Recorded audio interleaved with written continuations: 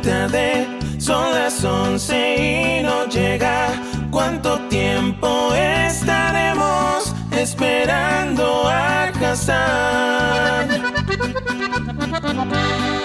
Ha pasado mucho tiempo y no sabemos qué es lo que él está haciendo, cuándo va a comenzar.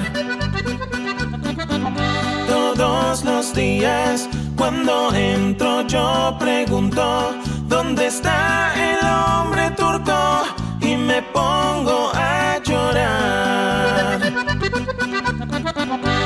Y de repente mis pantallas se refrescan, la canción está sonando, vamos ya a comenzar.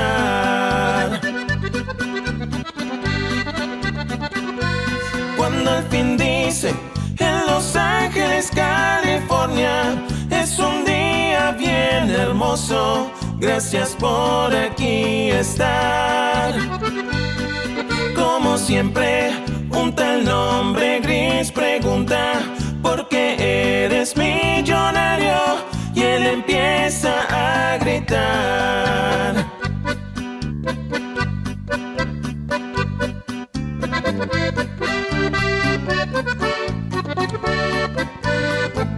What's going on, everybody?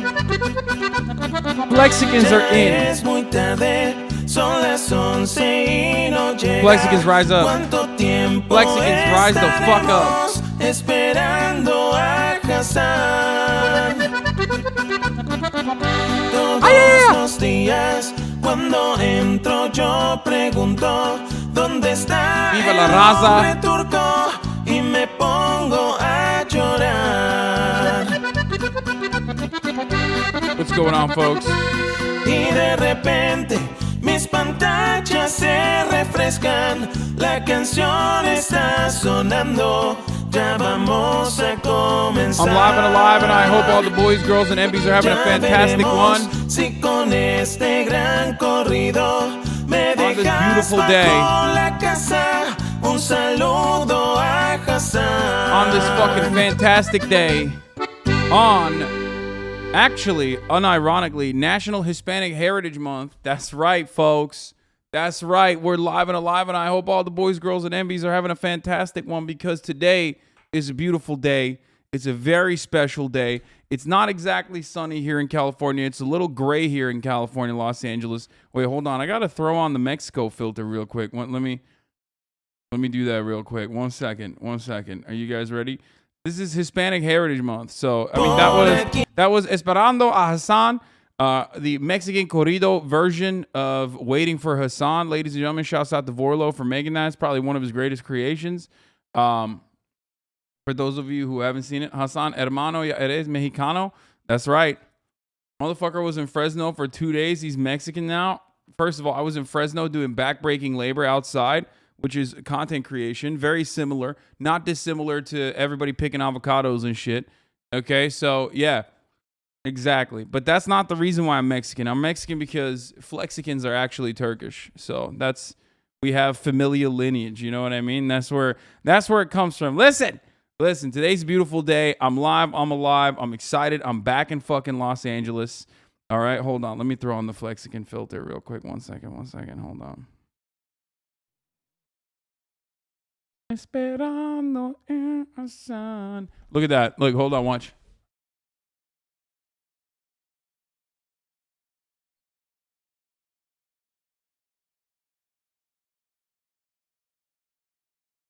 Now we know. Now you know, dude. Now you know we're I threw up the Mexico filter, you know?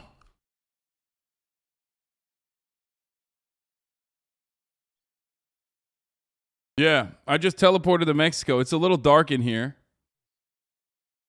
Yeah, I'm live and alive straight out of Mexico, baby. Nah, this sucks. The lighting's terrible like this.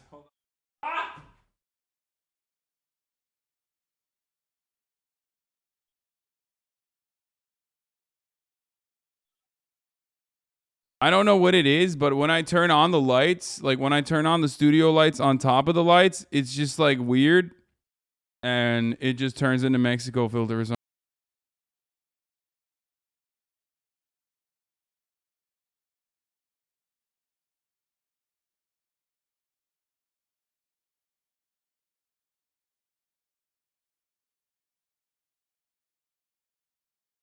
1 second, everybody. God damn it. Your hair looks so good like this. Nice hairstyle. Thank you. I just have a wet comb. I am muted. I know I'm muted. I had to fucking get the door real quick. Bro, I'm live and I'm fucking alive and I'm already... Audio didn't take a L. Don't worry. We're just going to run this back real quick, okay? I'll be back in 1 second. Es un día bien hermoso. Gracias por aquí estar. Como siempre, un tal nombre gris pregunta ¿por qué eres millonario? Y él empieza a gritar.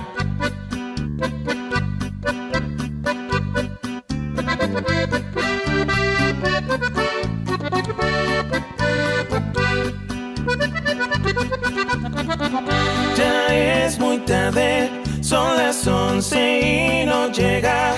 ¿Cuánto tiempo estaremos esperando a Hasan?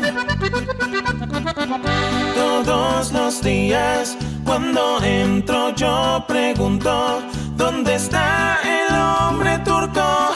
Y me pongo a llorar. Y de repente mis pantallas se refrescan.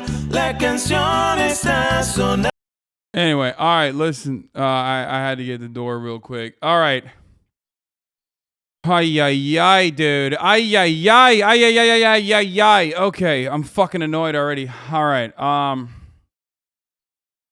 Let it finish us on. We already did it. Listen, man, it's Hispanic Heritage Month, but you know, don't go crazy now. Don't go crazy now. We already listened to it. You know what I'm surprised by? I'm surprised by the fucking reality that we don't even have. I'm surprised by the reality that we don't have a Turkish one. Like, we don't have a Turkish, not corrido, but like a arabesque. Arabesque Hasan, waiting for Hasan. Damn, the fucking Turkish chatters are unironically not as goated as like every other. We have a fucking Dutch waiting for Hasan, and there's not a Turkish one. We have a Japanese one, an Italian one, a German one, a fucking Dutch one, and we have a Mexican one. We don't have a Turkish waiting for Hasan, which is crazy. Like, what the fuck? Bro, the Turks are fucking slacking.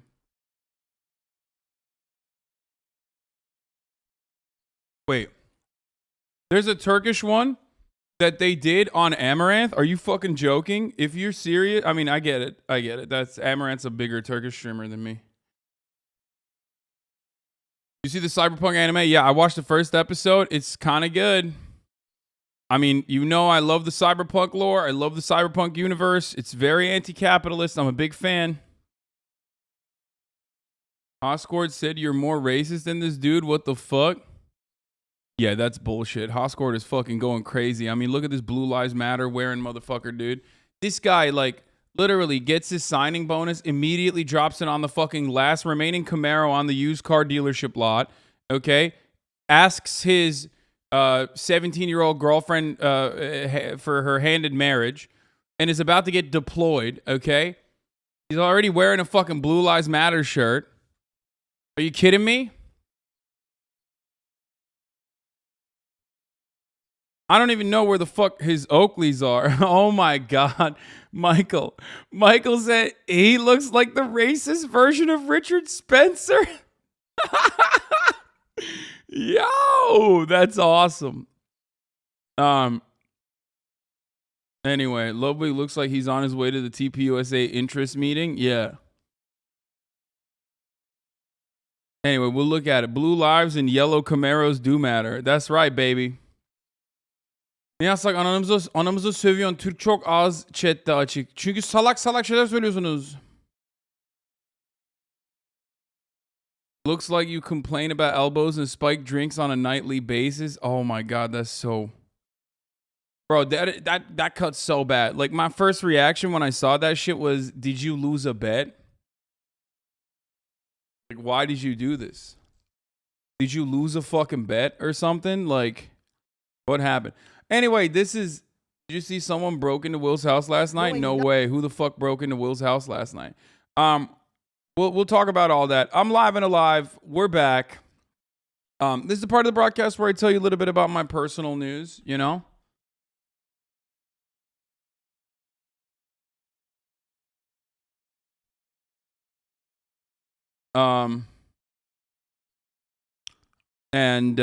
Let's see. Last night, I came back from LA. I was tired as fuck. I had a big meeting yesterday. Hopefully it'll be a positive one. We'll see.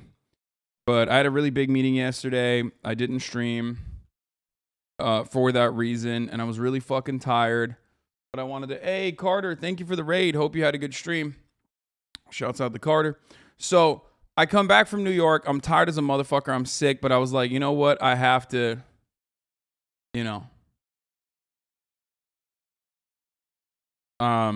it's my boy's birthday. We're gonna go there. I bought him some fuckboy shit, you know what I mean? Some fuckboy gear, basically. And this is it. He was streaming. He was live streaming. Nothing about chess to win. Why the fuck is Hasan here? I broke into his fucking house. He's coming through my deck. I literally climbed. I scaled. What is this? No, I scaled his house. I fucking scaled his house and I climbed it and I broke in. I'm not even kidding. Caroline knew I was coming, right? Because I told Caroline, like, I'm going to be there in a little bit, whatever. But she thought she could, like, sneak me in from the front.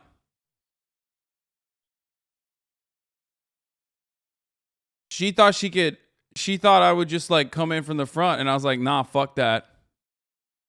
Wait, Caroline POV? Oh, she filmed it? Oh, what is this? How did you?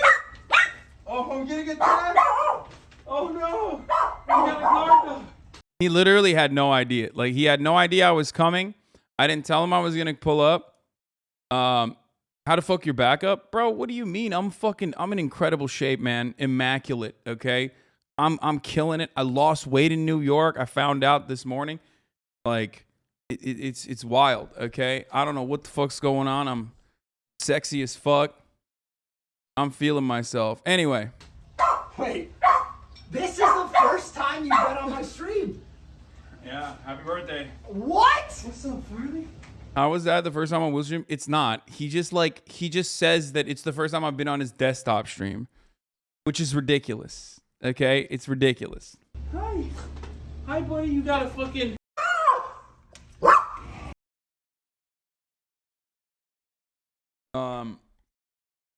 Was the weight loss muscle or fat? What do you think, bro? I've been putting on a fuckload of muscle. It's fat, baby. It's fat. The Jewish side of my family is uncomfortable with this. Yeah, bro. It's a fucking typical of a landlord, dude, into breaking into someone's house. Yeah. They can't keep getting away with this. What the fuck is this? New York NYPD cop can't be fired for not having vaccine. Judge rules. This is so dumb. How did Flagrant go? Did you already talk about it? Yeah, Flagrant went really well, dude. We vibed so fucking hard. It was crazy. World's going to shit and you're just chilling in New York. Enjoy your 400K vacation, I guess. Socialist, by the way. 99 Palace is back, dude. What happened? Is Doodoo Daft banned? Is that why 99 Palace is in here popping off?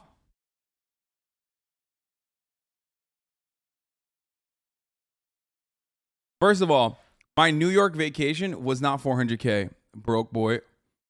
Okay? It was 500K. Get it right. Spent 500 racks, dude. $500,000 on a vacation in New York. And I did it specifically so I don't stream. I was like, I hate my fans. I love stealing their money. And I love going to New York on vacation where I don't do any work whatsoever. Fuck yeah. Dav is actually banned, dude. Why is Dav banned? What the fuck did she do? I mean, good riddance. Finally. Holy shit. Why the fuck did they even let her on this platform to begin with? Oh my God, bro. Oh my God. You know what I mean? Wait, she's unbanned already? What? Oh, that's such a bummer. Dude, fucking Twitch, dude. What are you doing? What are you doing?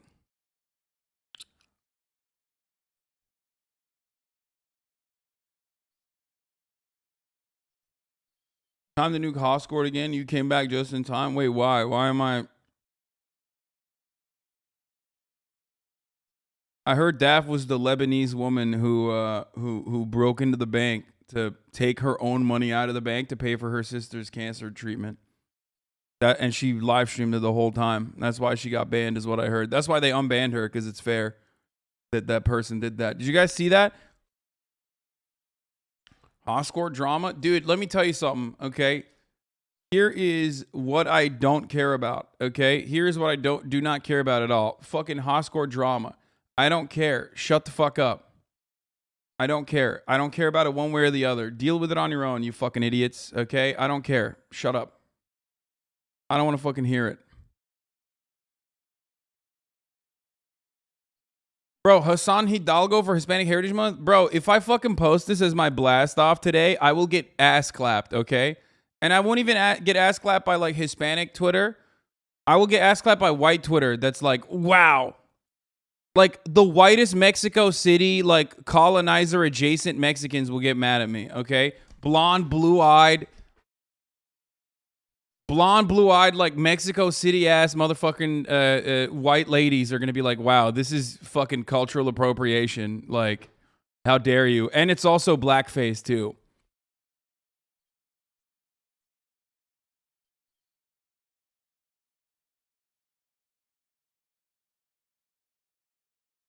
Anyway, I'm Mexican, bro. You got my permission to screen cap my message? Dude.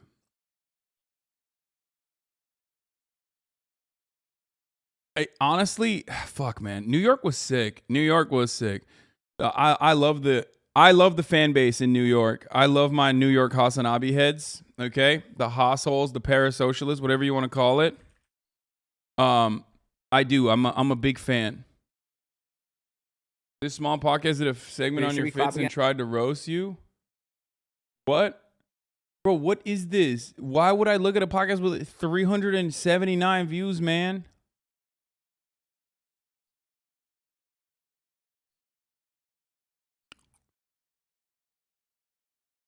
Eat, piss, and ass, and cum, and shit, and fuck. This is ableist and not woke moralistic socialism. 9/11.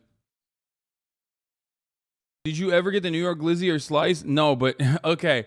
I have an announcement. I was very upset. With the chat yesterday when I fucking did my stream.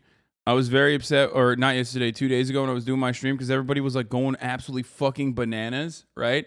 They were going crazy. And they were being really annoying because I had not streamed in a while. And everyone was like, bro, get a Aki style glizzy / bodega, get a bodega chopped cheese Aki style. Oh my God. Like, they were being fucking mad weird, and I was really annoyed. But guess what, dude? First of all, Ray killed it. She definitely salvaged the vibes a little bit because they were fucked up until that moment. Even though I was playing like doo-doo and I was really hungry. I hadn't eaten yet.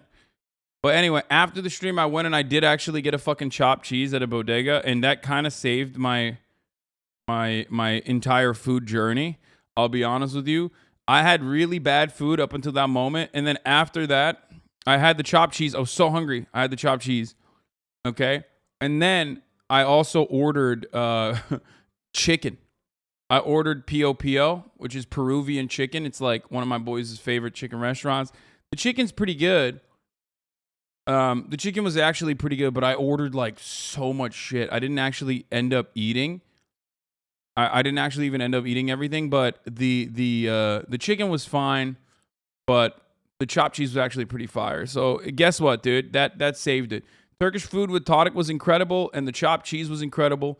But every other fucking thing I had, dude, I was trying to get a goddamn bacon, egg, and cheese, salt, pepper, ketchup, breakfast sandwich on a fucking roll. You know what I mean? Like classic.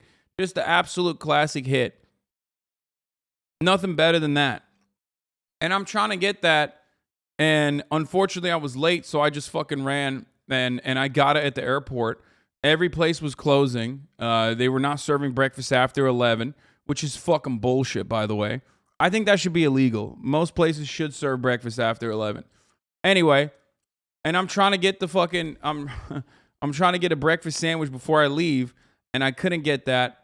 And instead, I ended up getting like a panini or whatever at the fucking JFK airport, and it was dog shit. I literally threw it out. Breakfast should stop at 2 p.m. Like, if it's too hard to do breakfast 24/7, it should stop at least at 2 p.m. Are you fucking kidding me? Like, what do you mean? And because breakfast stops at 11, they stop it at 10:30, actually. Like, what are you doing? Like, what do you mean? Oh, it's not even 11 yet. What the fuck?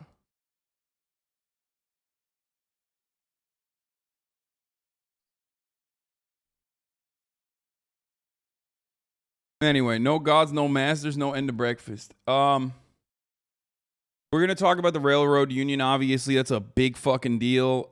We are gonna talk about all that sort of stuff.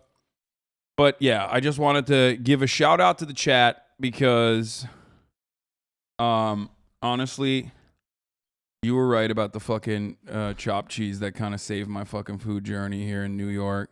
I'm glad to be back. I went to sleep early last night. I slept I watched a little bit of Cyberpunk. Wait, hold on. I watched some Cyberpunk. I went to sleep early. I woke up early. I worked out. I actually ended up losing weight. I don't know how the fuck that happened, but it did happen. I'm back, baby. I'm back. I'm ready to cover the fucking news. I've been downloading information into my brain non-fucking stop. Trying to make sure. Thank you, Themacius, for the fat playlist. Trying to ensure that I have good fucking content for you. Okay.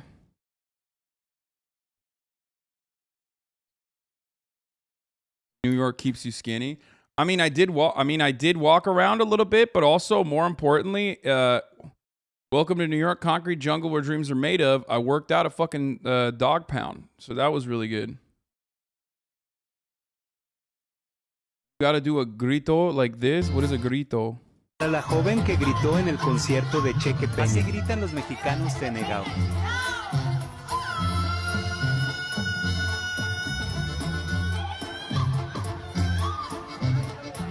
Oh, grito is a shout. I got that. I got that down. Ay! Not like that. I mean, Turkish people do that. Or not Turkish people, but it's like a MENA thing. That's not it. Ah! Like that? That's just racist. That's a MENA grito. Okay, fucking calm. You know what? Whatever, dude. Whatever. That's how I know how to do it. Okay? That's how I do it. That was so bad. Holy shit. Bro, you guys know. I haven't blasted off yet, but you guys fucking know. You guys know I got what is this? Our favorite moment from the Valor stream. Queen Lizzie represents. It's okay. Calm down. These guys are fucking silver and Just dig in and you want me to watch this? Why are you British? You're supposed to be helping me, I am trying to not help. yell. Calm down. Yeah, she fucking popped off. You're gonna get banned for racism. That's solid. I'm a mariachi singer, says Friendly Mexican. That's valid. Thank you.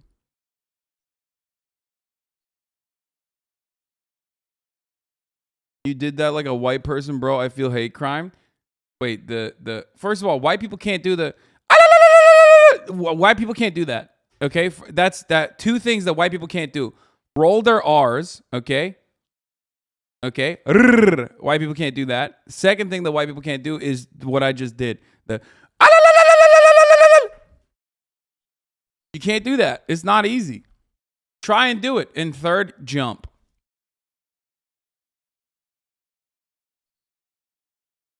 Cap, just did both. Ethnic white people can, yeah.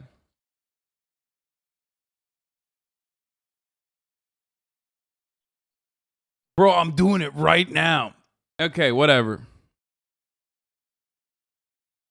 Yeah, the white people can only roll their R's when they're speaking Elvish, okay?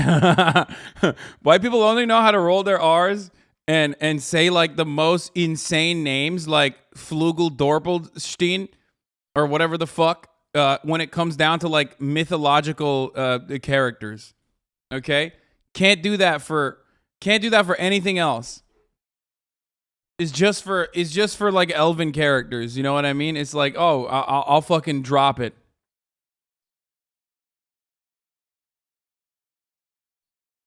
Or Warhammer names. Apparently, you're safe edgy. What the fuck does that mean? The safe edgy starter pack. Republicans are the real snowflakes. Me. Fuck Jeff Bezos. Oh shit, Penguinzo caught us stray here. Ethnic jokes about Italians, the French, and English. Will shit pants over ethnic jokes about precious brown people.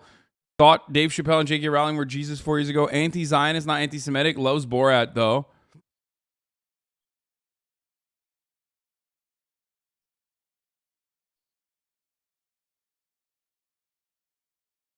Like what? He just said, this one is the funniest part. The anti-Zionist, not anti-Semitic is like the funniest part because homie's literally like, hey, you should be anti-Semitic. Like he's saying like it's way cooler. He said it's way cooler to be anti-Semitic. When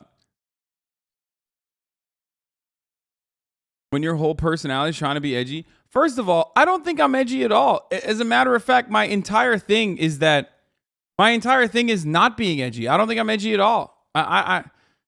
But people seem to have a reaction that is unfavorable to my otherwise non-edgy commentary, okay? I think I say normal shit. And I think that people turn around and make it into non-normal shit, okay? I'm using that for a blast off. I'm stealing that fucking meme, dude. Let's go. Let's blast off, folks. Let's do it.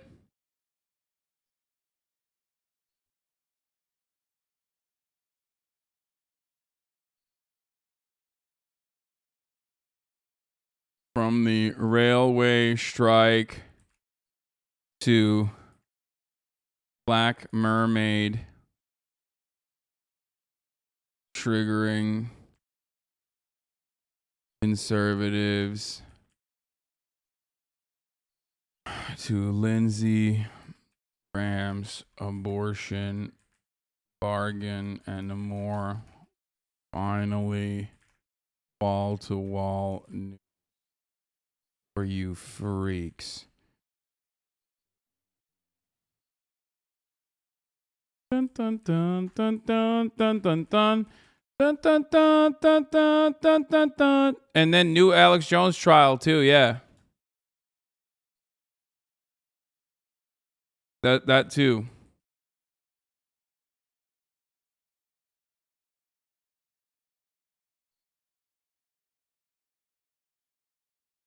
Say happy Independence Day to Mexico. A happy Independence Day to Mexico, of course. Use mine, I actually made one. Dude, I fucking love that, dude. I love that. Yeah, let's get started on this blast off meme. And this blast off meme is going to feature Hasanabi core. Okay.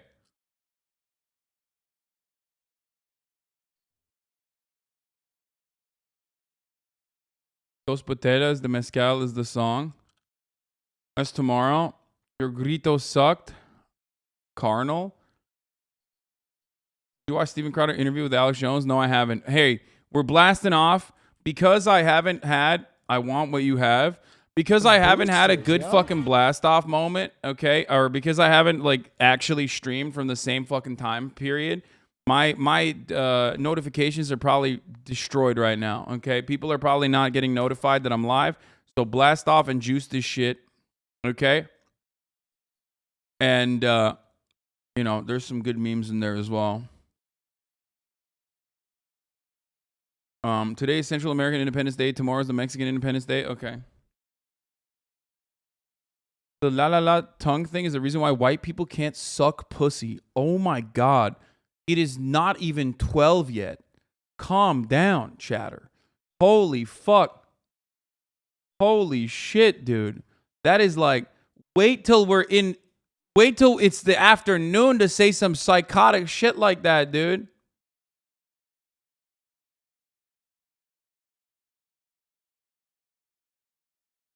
You went so crazy. You went so crazy with it, dude. That's wild. Why did you have to do that? There's a little bit of Ludwig slander in here too. Here we go. Let's blast off. I met you in Tribeca in New York City. Thank you for the pic. You were so sweet. Aw. You're welcome.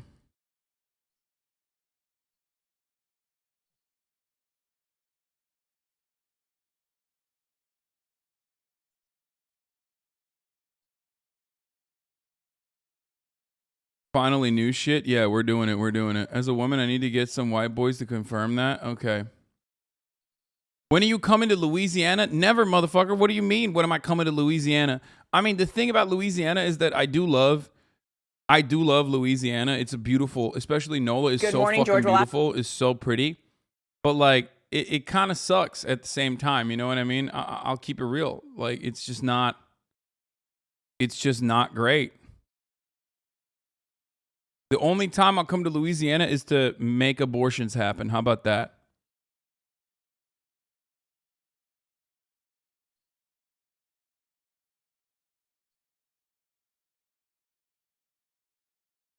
Come to Louisiana? What is this?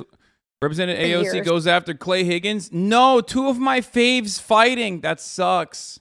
I missed AOC, unfortunately. She was not in New York while I was there, but Official Magnus, thank you for the 5 subs. Maybe we'll link up next time. You know, we'll figure it out. That I've sat on this committee, I have never seen members of Congress, Republican or Democrat, disrespect a witness in the way that I have seen them disrespect you today. I do not care what party they are in. I've never seen anything like that. And for the gentleman of Louisiana and the comfort that he felt in yelling at you like that, there's more than one way to get a point across. And frankly, men who treat women like that in public, I fear how they treat them in private. God damn, she's popping off. We can be better than this. We don't have to resort to yelling. In the 4 years. Is this you and Ludwig in a bunch of years? Some personal news. After years of joking about it, we're finally together. Here's to giving things a shot. More tomorrow. Man, I want what they have, okay? Yeah, whatever. Fuck you, dude, okay? Is this you and Ludwig in a few years? Will would literally fucking kill me. If I did a heterosexual gay marriage with Ludwig, Will would literally, like, he would stand up with a fucking M60 at the wedding. And, you know, when someone says, like, you know, speak out now, if anyone has anything to say, speak out now or forever hold your silence. Like, Will would get up, okay? Will would get up with an M60 and start spraying like John Rambo.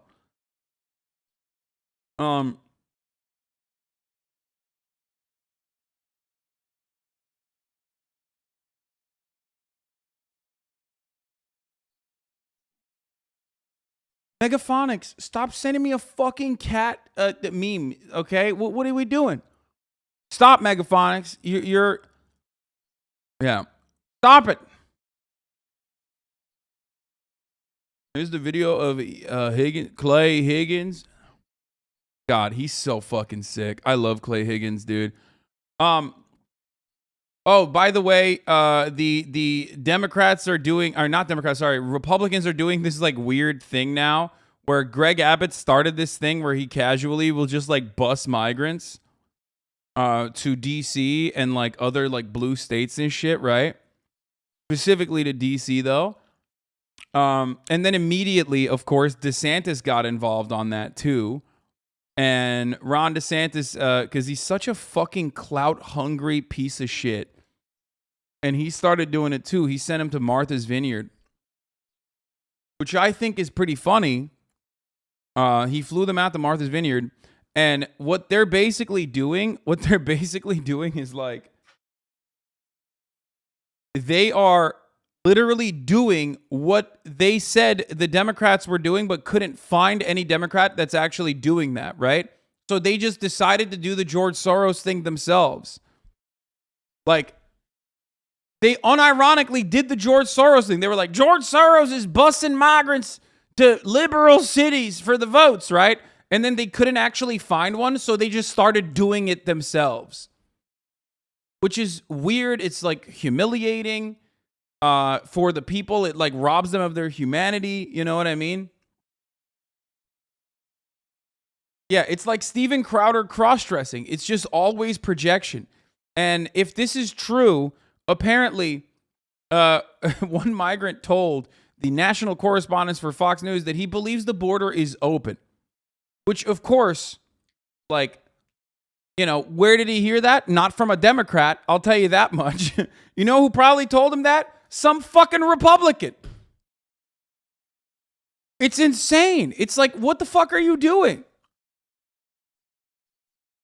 It's such a weird, it is such a weird thing that these guys are like, yeah, the border's open. They're telling Venezuelans the border's open and they're busing them into libtard cities. It's like, no, it turns out you're doing that.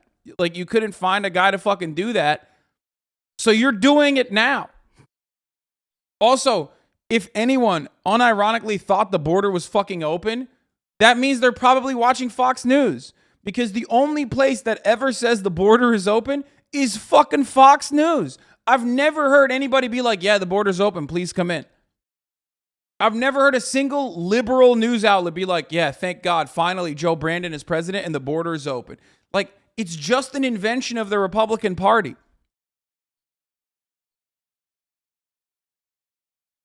Like, the most famous Kamala Harris moment is literally her being like, do not come. Kamala Harris being like, do not come. And then Trump being like, I'm going to come. Do not come.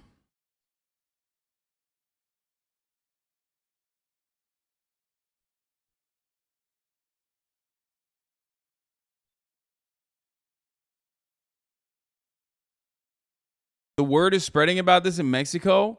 Well, I don't think. I talked to a sheriff on the border who told me the cartels are using this as a way to encourage migrants to cross the border. Bro, that's hilarious. I'm sorry, but that's fucking hilarious. I have to tweet about this.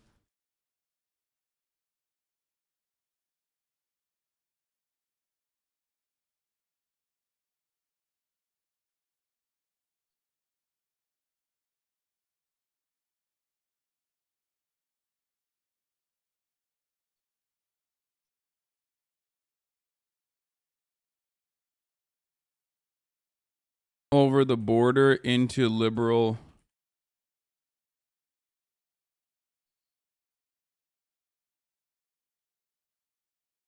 No one does disinformation like us to ourselves. No, it's just fucking insane.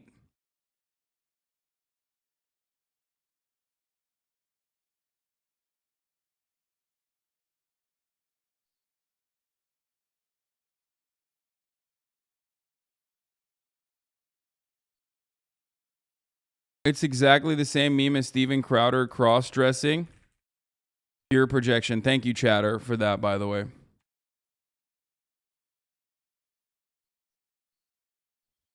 Dead Jutter, thank you for the 5. Get the subs.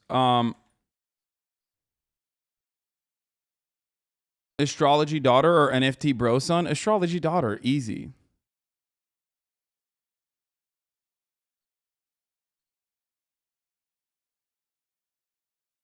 What is this? McDonald Google? Please, no, not again, Big Donald, not again. This will be my 27th abortion, Donald. No, no, what? You think this guy is a Hasanabi chatter, dude? Are you crazy?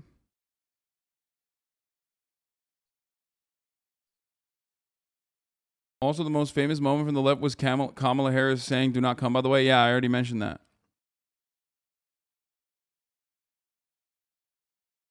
I met you in New York City and I asked for a photo. You picked up my 5-month-old child and you held it above me and kept saying, want this, and finally put him down after half an hour. At least you signed my shirt, though.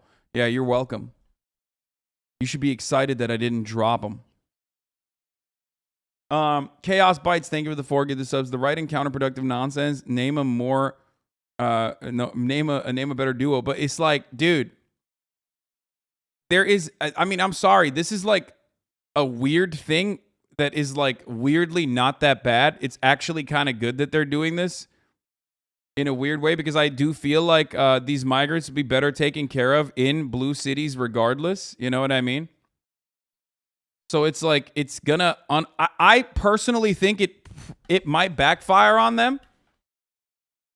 I'm not even kidding. Like, I literally, the people, like Martha's Vineyard is a terrible place to send them. And that's like specifically because they want to be pieces of shit, right? But if you're sending them to DC, or if you're sending them to like a big enough city, yeah, I think you can absolutely do that. Like you can. You absolutely can. And in a weird way, I do think that is, in a weird way, I do think that that's like a counterproductive for them, but it's actually overall good. Kind of. Like I haven't really been able to make my mind up on this. It's still dehumanizing because it's like they should be able to, go through. They should be able to basically go through the proper protocol wherever the fuck they are, right? Like, it's kind of silly. A lot of these migrants that go to Texas, like, they have immediate family in Texas. You know what I mean? But as migrants arrive, Martha's Vineyard residents and businesses lined up to help. Food, coffee, bedding, and warm clothes have been arriving at the island. Dude, it's backfiring. I'm telling you, why the fuck? They just literally thought like everyone's going to be just as racist as we are.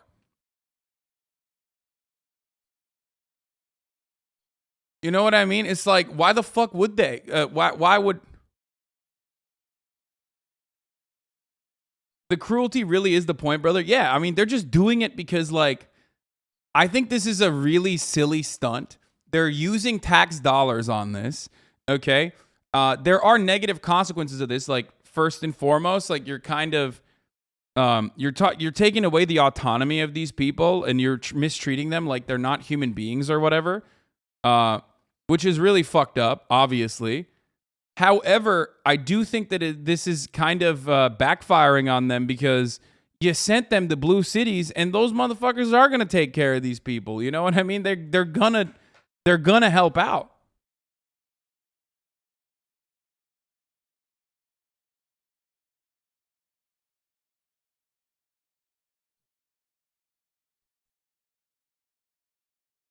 DeSantis sent them with a paper on where to go get a job, housing, etc., and gave them an address to a vacant lot. Literally evil.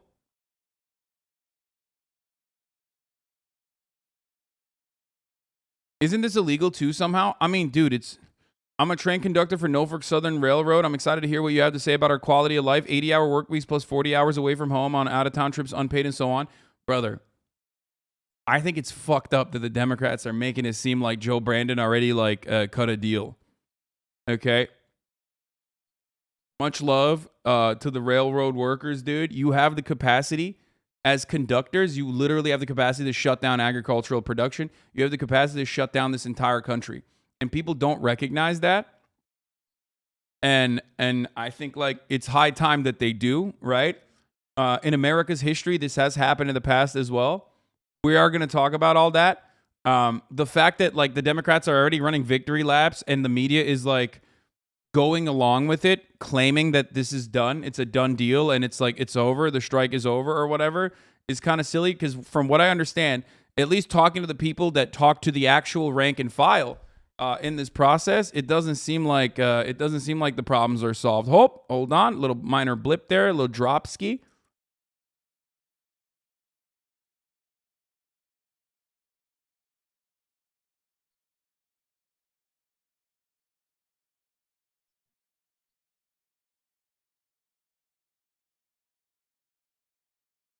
Will it backfire on DeSantis or hogs like this? Maybe. As a rank and file railroader, I can say you're 100% correct. Dude, that makes me so happy. Knowing that there are Hasanabi heads that fucking work day in, day out inside of trains is fucking excellent. Okay, inside of trains, inside of on the railroads, like that's so sick. Anyway, while the railroad bosses are like, you're gonna bring the entire economy to a halt because you're too vital, and then when the workers ask for decency, they're like, okay, you're not that vital. They can't have it both ways, and it's becoming obvious, dude. Anytime labor recognizes the power that it fucking has in united action, in collective action, in collective bargaining and work stoppages, dude, capital starts shitting its fucking pants, okay? So, yeah, Ben considers the workers getting a sick day to be a sweetheart deal, dude. What a fucking monstrous psychopath. Anyway.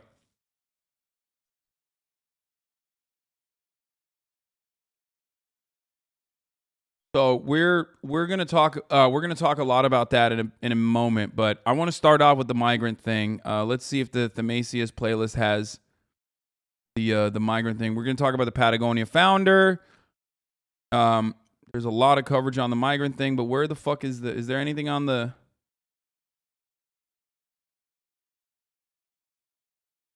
Oh, 50 migrants relocated to Martha's Vineyard.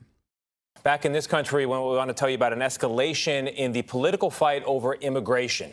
Dozens of apparent migrants landed by charter flight on a rocky island in the Atlantic, Martha's Vineyard, Massachusetts. This was yesterday afternoon. They arrived as part of what Governor Ron DeSantis calls a relocation program. Many did not know where they were going, and local officials on the island were not given any advance notice of the flight's arrival. Nick Giovanni of our Boston station WBZ is in Woods Hole, that's just across the water from Martha's Vineyard in Massachusetts. Nick, good morning. Absolute psychopathic shit. I mean, just 50 human beings. Remember, these are 50 human fucking beings. And you're functionally like kidnapping them and then trafficking them across state boundaries. And the only reason why you're allowed to do this is because no one sees migrants as human beings. Like, they just see them as like completely devoid of any sort of rights whatsoever. This kind of thing would never happen. You can't do this to anyone. Can you imagine someone's like, hey, actually, I saw that you shoplifted, right? A fucking sandwich. So now I'm going to put you on a plane to a different state.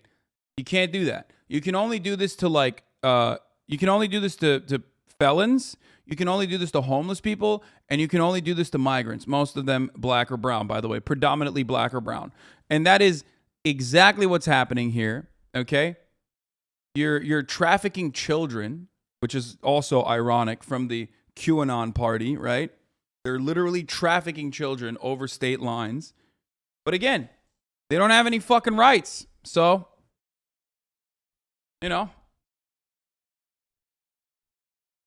go off, I guess. However, this can have a positive, like I said, this can have a positive impact.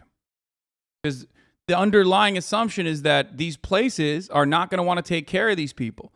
And that the voters themselves are going to be reactionary just like they are. But it turns out it's kind of backfiring a little bit. Tony, good morning to you. This is one of the ferry terminals here on Cape Cod that takes passengers to Martha's Vineyard, and it is there this morning where those migrants are waking up in at least 2 shelters that we know of following an island-wide response to their arrival. Volunteers on Martha's Vineyard found themselves scrambling to find shelter, food, water, and other services to accommodate the unforeseen arrival of 50 migrants, including the elderly and children, flown there as part of a relocation plan originated by Florida Governor Ron DeSantis. Martha's Vineyard Community Services had 50 people sort of literally walk up to their front door. Witnesses say the group wandered some 3 miles from the airport into Edgartown.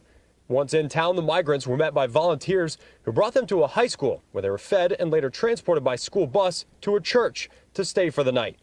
Authorities sent out urgent pleas on social media asking for volunteers to help with an urgent humanitarian situation. Barbara Rush worked into the night helping the families at St. Andrew's Episcopal Church. From what we found out by talking to the people, they're originally from Venezuela. They were flown here. We're not sure what what plane brought them here or how they got on a plane to here. Volunteers said they were told by some of the migrants they did not know where they were, but were told they would be given housing and jobs. A statement from a DeSantis spokesperson read in part, Massachusetts, New York, and California will better facilitate the care of these individuals who they have invited into our country by incentivizing illegal immigration through their designation as sanctuary states. Like, low-key, he's not wrong, though. In a weird way. What the fuck is this? Your Steam Deck is ready, but held only 2 days? Oh my God, I just got my fucking Steam Deck. Let's go. That was crazy. That's a crazy thing to fucking...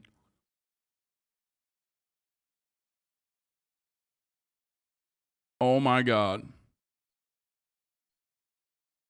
I've been waiting for this moment for a very long time, ladies and gentlemen. Hold on 1 second.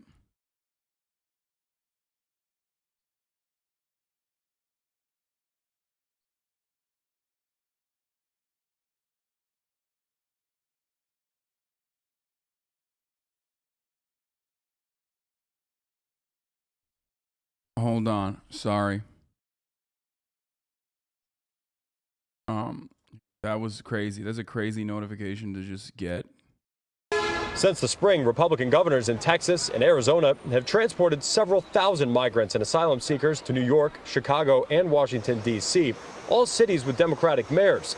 Yet, unlike those major cities, these arrivals aren't met with migrant resources and services like immigrations courts, where their asylum cases can be heard. Immigrants who were told that they would be greeted here with a place to stay and with jobs. Massachusetts State Representative Dylan Fernandez arrived on the island Wednesday and called the move by the DeSantis government to transport migrants there with seemingly no coordination, quote, evil. They're using children. Yeah, I mean they're using them as political pawns, right? Which is insane. Like they're using literal children. They are trafficking literal children to do like a gotcha, like a political gotcha. And Fox News was, of course, on site when they got off the bus because this was the entire point. Wait, what the fuck? I need to install something? I just got a Steam Deck. What the fuck would I have to install for the Steam Deck?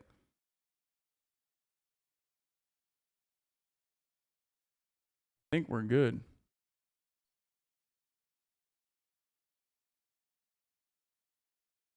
Anyway.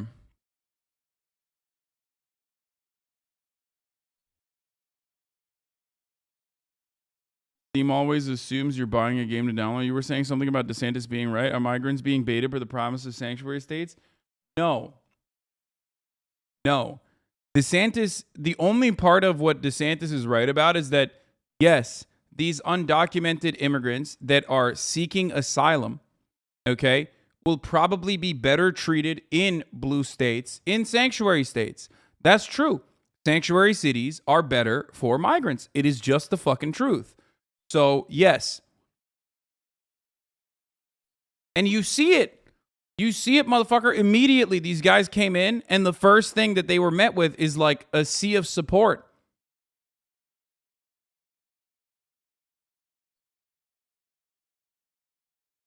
You know what I mean? Like, their execution is disgusting. Their execution is absolutely disgusting, okay? Just like when I execute the top of the hour ad break 20 minutes into the hour, like, it's disgusting. And then I forget to run it. I forget to run the ad break in the beginning, and then I run it 20 minutes in. You know, at the top of the hour, there's a 6-second ad break. If you no longer want to see those ads, all you need to do is subscribe, which you can do for $5 or for free, okay? Disgusting. Disgusting that I forgot. Okay? But it's less disgusting, especially if you subscribe or get gifted a sub. If you're lucky, thank you, Chaos Bites, for gifting 5 people a sub and allowing the opportunity for them to no longer see the ads. Here's the 1-minute ad break now. Twitch Prime is also free if you're not lucky enough to get gifted a sub. By connecting your Amazon Prime account to your Twitch account, you get 1 free Prime subscription a month. Here's the 1-minute ad break now. Okay?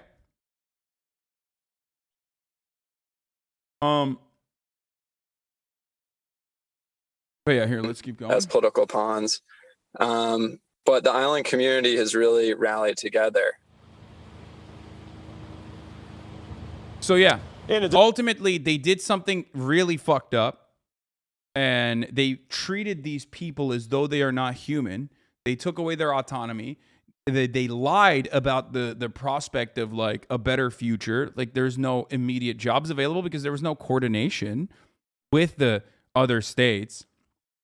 Like if this was a normal fucking country, okay, if the United States was a normal country and not just like, white supremacists and light white supremacists fucking constantly duking it out in this never-ending political theater as they like try to figure out better ways of fucking over the poor, you would have collaboration. You'd be like, all right, there is like, 10,000 migrants that we have here, and there are areas of need. We should be able to better serve these migrants.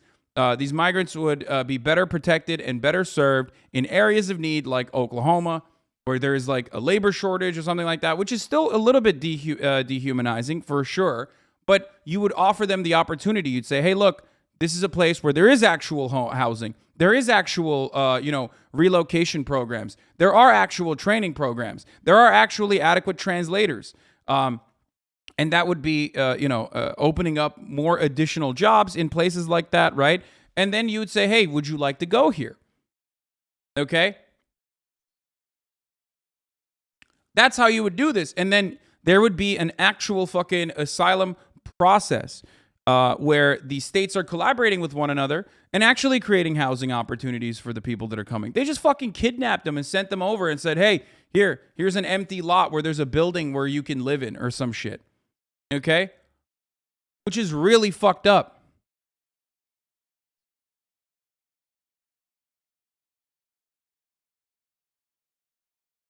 One of the migrants we spoke to last night said he spent 12 days waiting to cross the border. Then he spent 3 weeks being processed before they dropped him off at the airport. He said that he was only processed so fast because he was from Venezuela. There are thousands of people from Mexico who have been in the processing facility for months just because they're from Mexico. Yeah.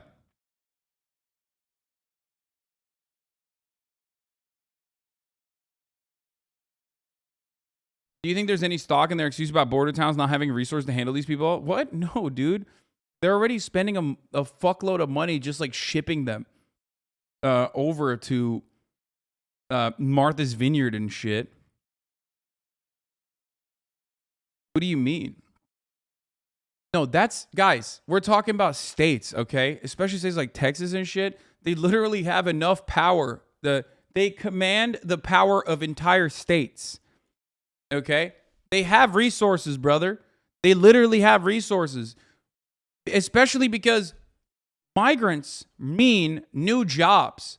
Both new jobs for the migrants to take on, but also new jobs that did not exist prior in both relocation, asylum seeking, legal paperwork, and also education programs. Like there are so many jobs. You need to build more housing.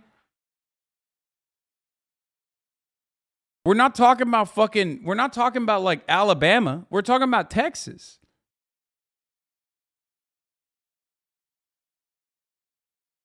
More tax revenue, more jobs for, Americans that currently don't have jobs. Like there's so much.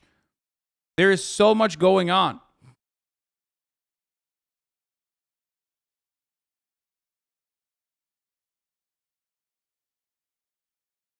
Sending them to a place like DC is worse because DC doesn't have the same pool of funds and resources that states can tap into. That's one of the areas that's like fucked up. Anyway, in addition to food and shelter, Texans scared of becoming California. Dude, that's so funny that you say that, especially because like Texas is an incredibly diverse state. Like people always think Texas is yee, but Texas has a long fucking history of like Texas was Mexico, man, just like California. What the fuck are you talking about? You know how many Mexican Texans, like Tex-Mex, you know how many fucking Mexicans already live in Texas? Texas has always been a state that's like hella Hispanic. The fuck? North Mexico to begin with.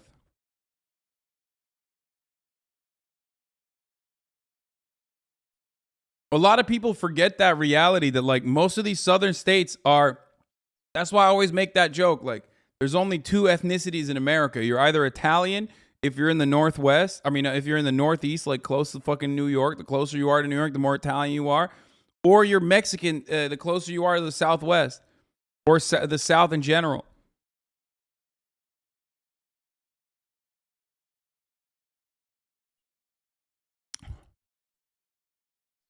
Same people also forget some of the most insane American neo-Nazis are in SoCal. Yeah. Yeah, where do you think the names come from? Like San Antonio, El Paso. What is that? Is that, you think that's American? I mean, this is literally an Anchorman reference at this point. You know what I mean? Like San Diego. What was it? A whale's pussy? Is that what was the joke?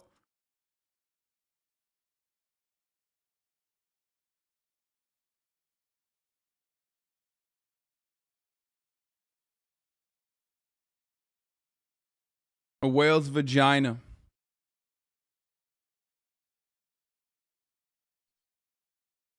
Anyway, yeah, Los Angeles. Anyway, so the strategy of busing undesirables north is not a new one. To embarrass northern liberals and humiliate black people, Southern White Citizens Council started their so-called reverse freedom rides, giving black people one-way tickets to northern cities with false promises, jobs, housing, and better lives. Yeah, this was a Klan tactic, by the way. The Kennedy White House received mail from the leaders in the targeted states, asking the federal government to intervene in the cruel, merciless hoax and their traffic in human lives and misery.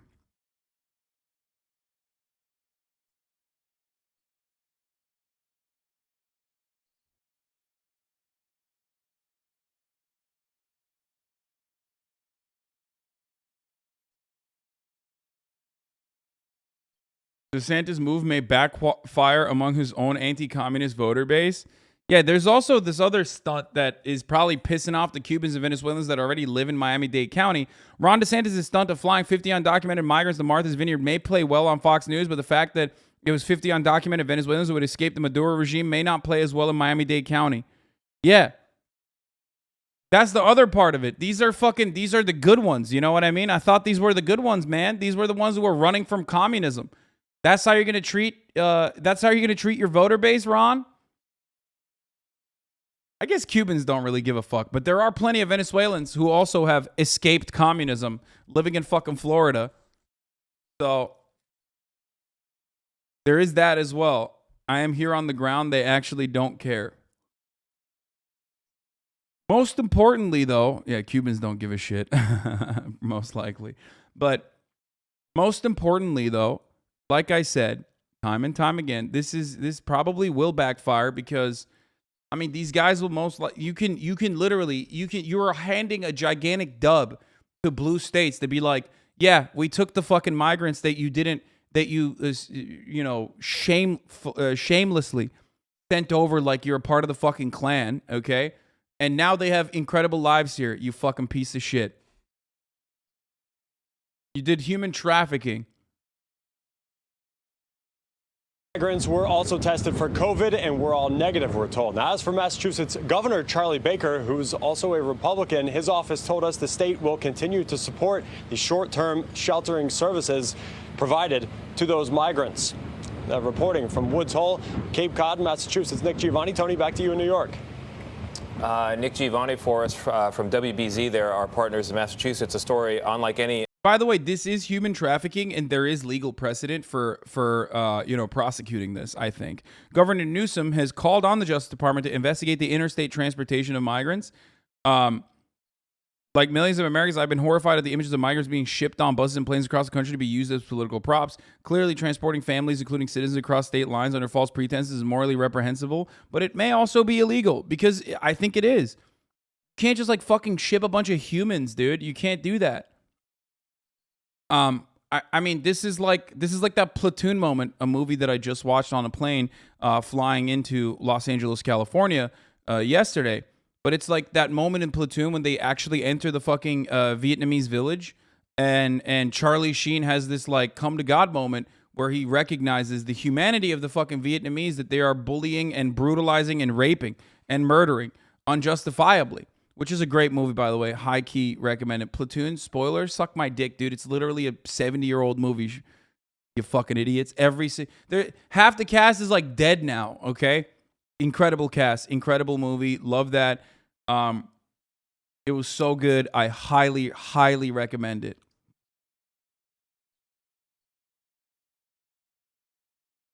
Also, it's about like legitimate history. So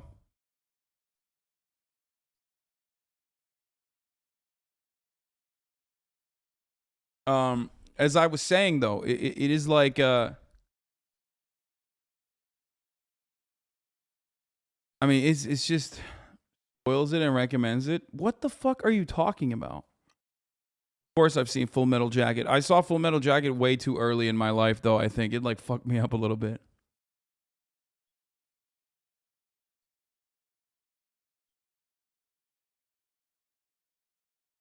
Yeah, spoiler alert, Vietnam whooped the American asses. So you will definitely see that in that movie.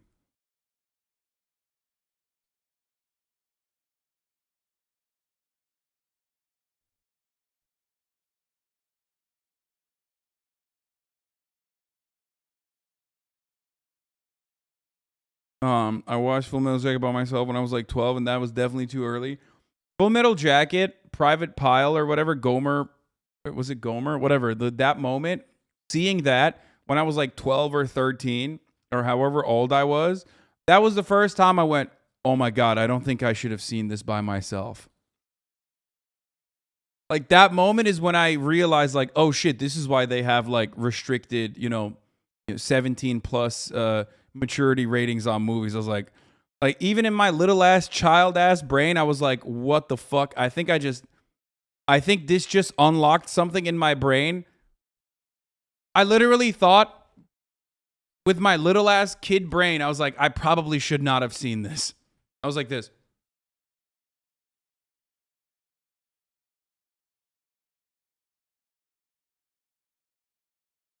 I got so fucked up by Full Metal Jacket at a young age that I joined the army. Haha, wait till you're older kids before watching that movie. Wait, what? You watched an incredibly anti-war movie and you joined the army? You got the wrong message, man. What the fuck? It's like, it's the same as Platoon. It's like inherently anti-imperialist works right there.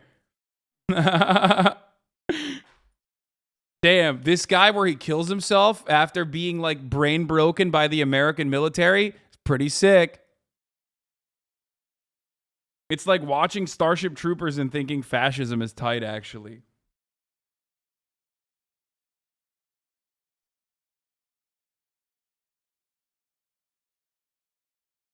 Yeah, don't watch Stanley Kubrick movies until you're like at least 14, 15, That's all I'm going to say.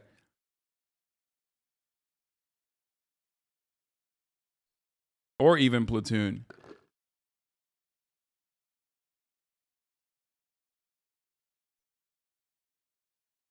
I have a Marine buddy whose favorite movies are Full Metal Jacket and Jarhead. Yeah, of course, dude. Because he's too stupid to understand. That's why he's a Marine. What do you mean? Like, yeah, that makes the most sense. Being a Marine and saying like Jarhead is my favorite movie is so funny because Jarhead directly shits on you.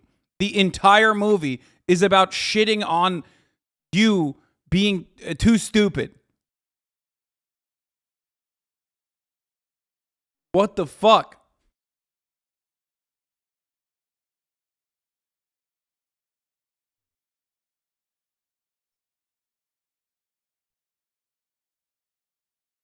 My brother was a huge film bro. Made me watch movies with him when I was like 10. That wasn't even the worst part. I found the part where they had a dead Viet Cong just hanging on, put them on camp was more traumatizing.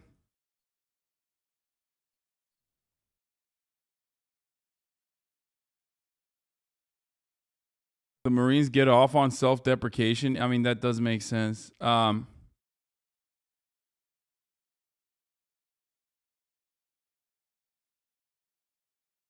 Anyway.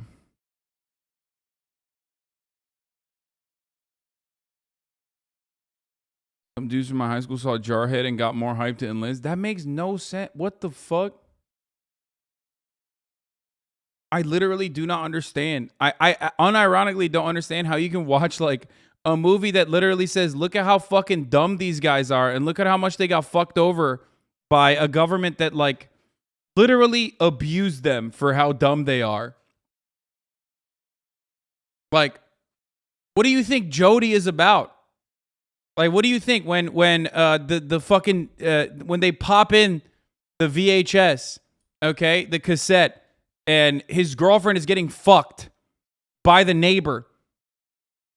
Okay, what do you think that moment was about? What do you were like, oh, that's pretty sick. Like, I do want to go overseas and fight in a war that is like completely unnecessary. That's not even a fucking real war to begin with, and have my wife get fucked, and then have everybody else in my platoon fucking fight for the tape so they can jerk off to it because they haven't seen pussy in like months. Jarhead was a great movie, though. It was great. Dudes jerk off Tyler Durden and Patrick Bateman for decades. How are you just realizing NA young minds are broke? Yeah.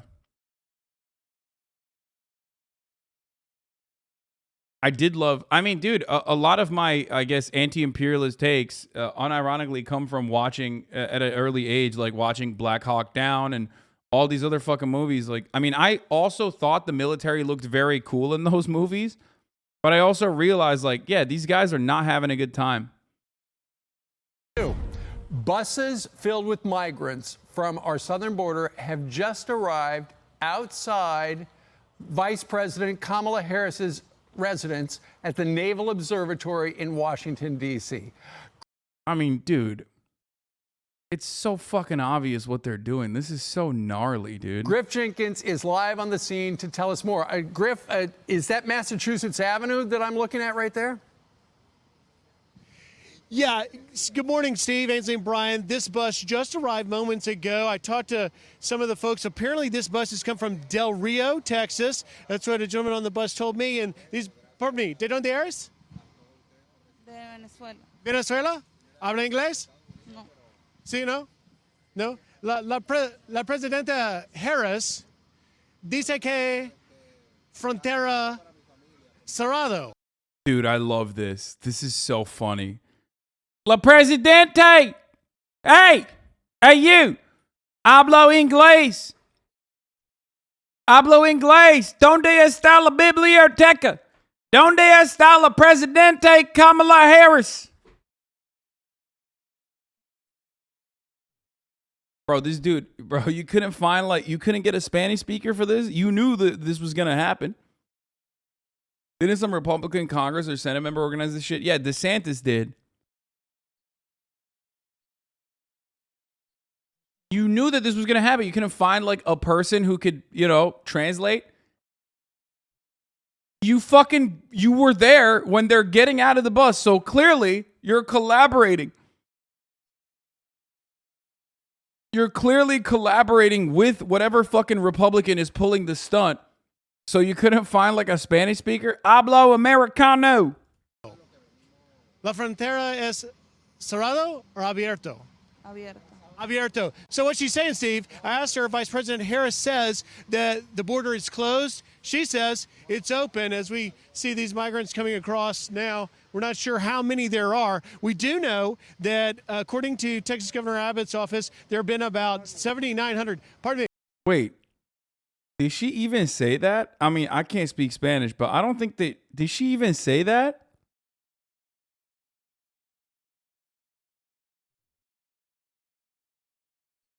Wait, the whole like the border is open meme comes from this guy unironically being too stupid to bring like an actual capable Spanish speaker with him?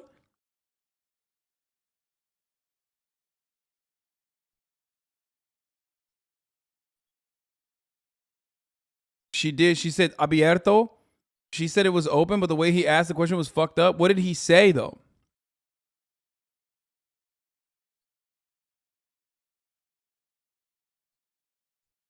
Him, border closed or open, her open. There is not enough context. He baited. Fox News viewers only speak American anyway. It doesn't matter. Hola, Harris abierto o cerrado? Do you speak English? ¿Habla inglés? No, amigo. ¿De dónde eres? Venezuela. Venezuela? Everybody from todos Venezuela? Sí, venimos prácticamente de Venezuela, país, un país. The thing is, don't we already have like a special treatment for Venezuelan migrants, by the way? Like, they might unironically think the border is open, whereas, Mexicans know that that's not the case. If you're from Guatemala, if you're from Mexico, if you're from any of these other countries that is not escaping communism, right? Then it's not open for you. But these are still asylum speakers, right? These are still asylum speakers. So technically, it is legal for them to be seeking asylum in the United States of America. It's additionally legal for Venezuelans to be seeking that because they're escaping communism. She said abierto, but she does not know what he was clearly asking. It was too ambiguous. País muy duro. En realidad, queríamos ya salir de allá. Tenemos días viajando. I feel like this is literally, once again, humanizing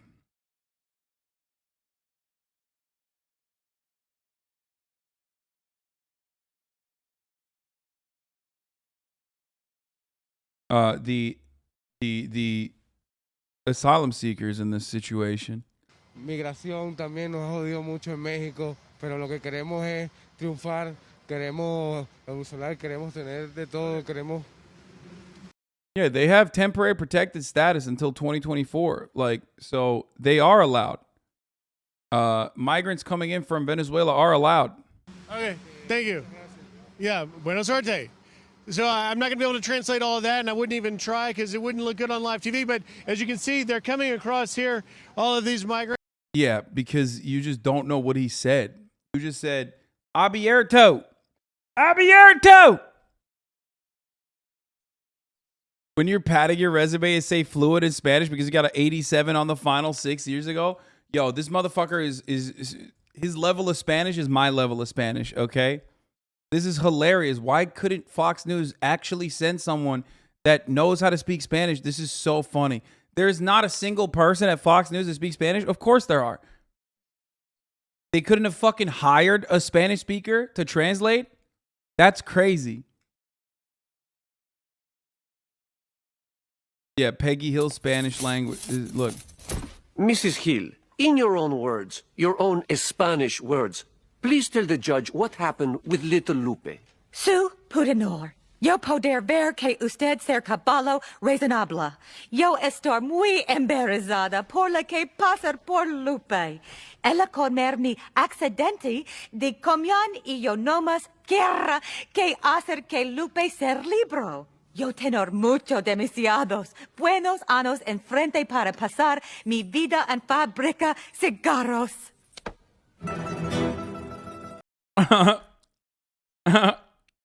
I mean, straight up. It appears to be at least 20 or so at this point. We have 2 buses. So what I was saying was, we know from Governor Abbott's office, there have been about 7,900 migrants on over 190 buses coming to D.C., more than 2,200 on more than 40 buses to New York, and of course, about 5 buses to Chicago with a little over 300 migrants. ¿De dónde eres? Buenos días. ¿Cómo está? ¿Dónde está la biblioteca? My friend, I see you're wearing an American hat. ¿Dónde está la Venezuela, my friend? Hello. ¿De dónde eres? No entiendo, no inglés. ¿Habla inglés? No. Okay. Hola.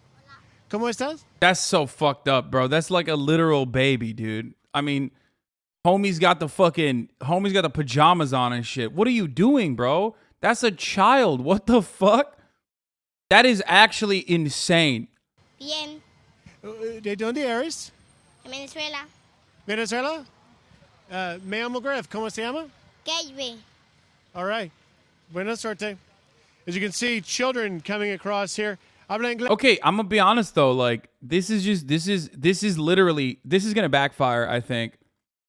Like, I think Republicans are running on the idea that like everyone else is gonna be just as racist as they are. Like, the people that put this together were like, oh yeah, people are gonna see this and be like really fucking racist about it. When in fact, it's like, it's turning into like a Channel 5 situation. Like, you're literally showcasing the humanity of these people that are trying to find a better, you're showcasing the humanity of people that are trying to make a better life for themselves.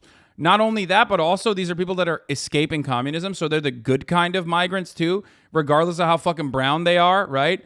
I just don't see, yeah, look at all these rapists and criminals coming off the bus is not going to fucking work. Exactly. Like, when you can very clearly see that they're just like normal people. And they are. They always are normal people.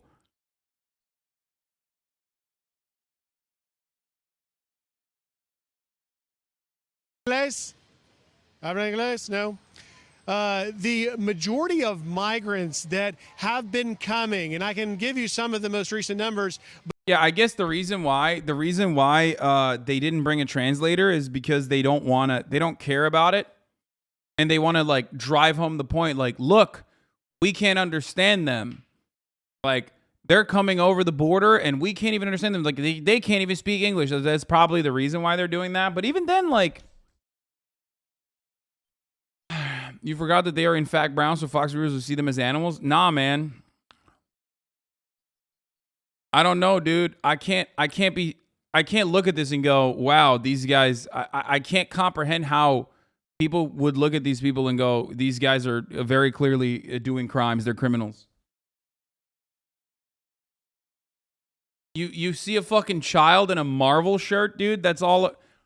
Like, the only difference between this kid and like any other average random kid is that he's a little bit more tan, dude. You crazy? You think Fox News grandparents don't have fucking grandchildren? He's got the Marvel pajamas on, dude. That's crazy.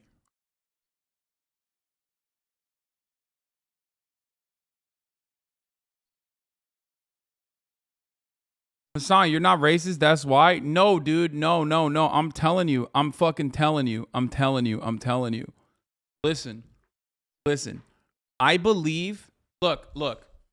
I believe in the humanity of everyone, regardless, okay? No matter how white supremacist people are, there is degrees to this shit, okay? There is degrees to this shit. Like, there are people who will look at this and go, yeah, fuck those, brown kids coming over the border and whatever. Yeah, those guys are like mega racist.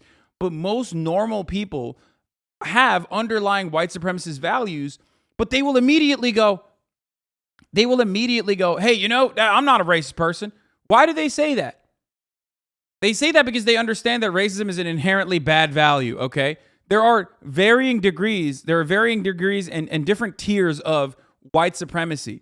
In an otherwise white supremacist upbringing, people pick up white supremacist values without even recognizing that they are white supremacists. But when you call it out as such, they immediately know, well, that's a bad thing. There is an association with racism as though it's a bad thing. Okay? So most normal Americans, when they fucking see shit like this, it's going to be like the abortion situation. They're not. This is unironically the exact opposite of propaganda, the exact opposite kind of propaganda that Trump tries to do all the time, which is every single migrant is actually a rapist murderer, right? Trump very deliberately, and Republicans who are racist, like Tucker Carlson, very deliberately will run black crime and migrant crimes every fucking night to paint the entirety of migrants that are coming over the border as like people who are trying to do crimes in America. It wasn't even a voice crack. I just swallowed my own spit on accident.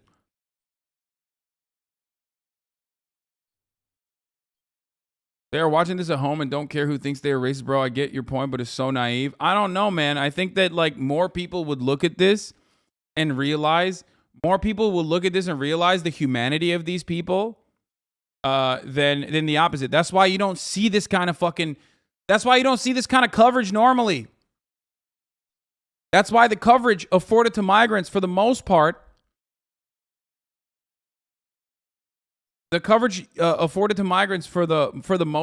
is literally around like how murdering they are.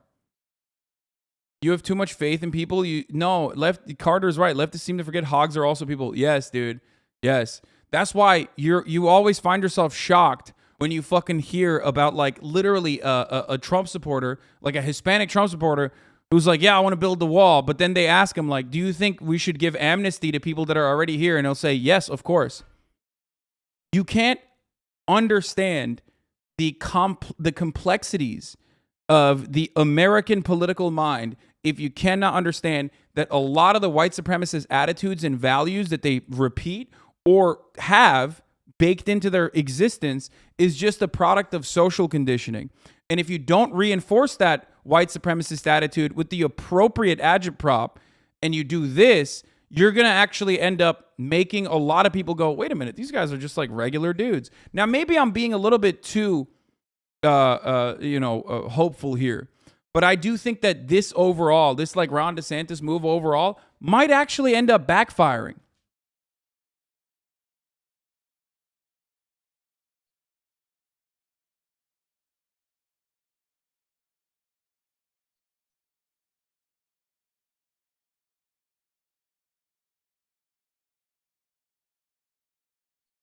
You get it? I grew up surrounded by actual fucking Nazis in North Idaho. It's super hard for those people to escape. I got insanely lucky with my family having diversity and also moving to a big city in my teenage years. A lot of studies have shown that even a very small view of the sameness cuts through sameness very effectively. This did not show what Fox News wanted it to show. Yeah. You libbing shit up? What? No, I'm not. I'm not libbing it up at all. New York got you libbed up.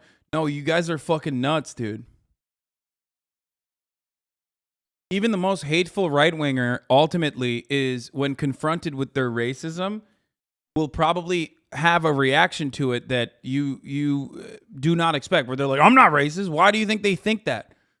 A lot of fucking racist right-wingers unironically think that they're not racist.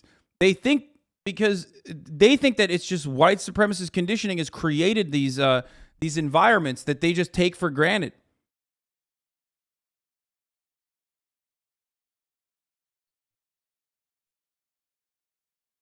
Not gonna lie, but you kind of foster all these ultra leftoids in your chat. Kudos on educating them, though.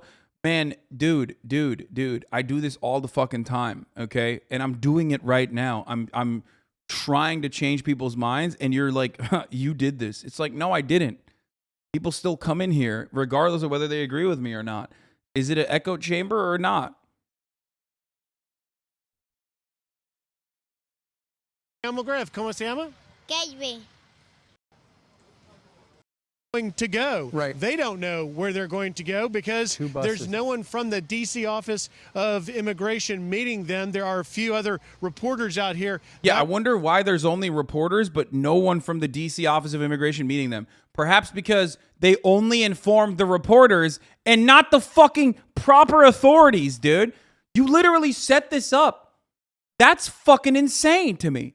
Like, that is insane. It's like, oh, no one from the immigration office is meeting them. I don't know. Maybe because you dropped these fucking people like they're bags, okay? Instead of real fucking full-fledged humans.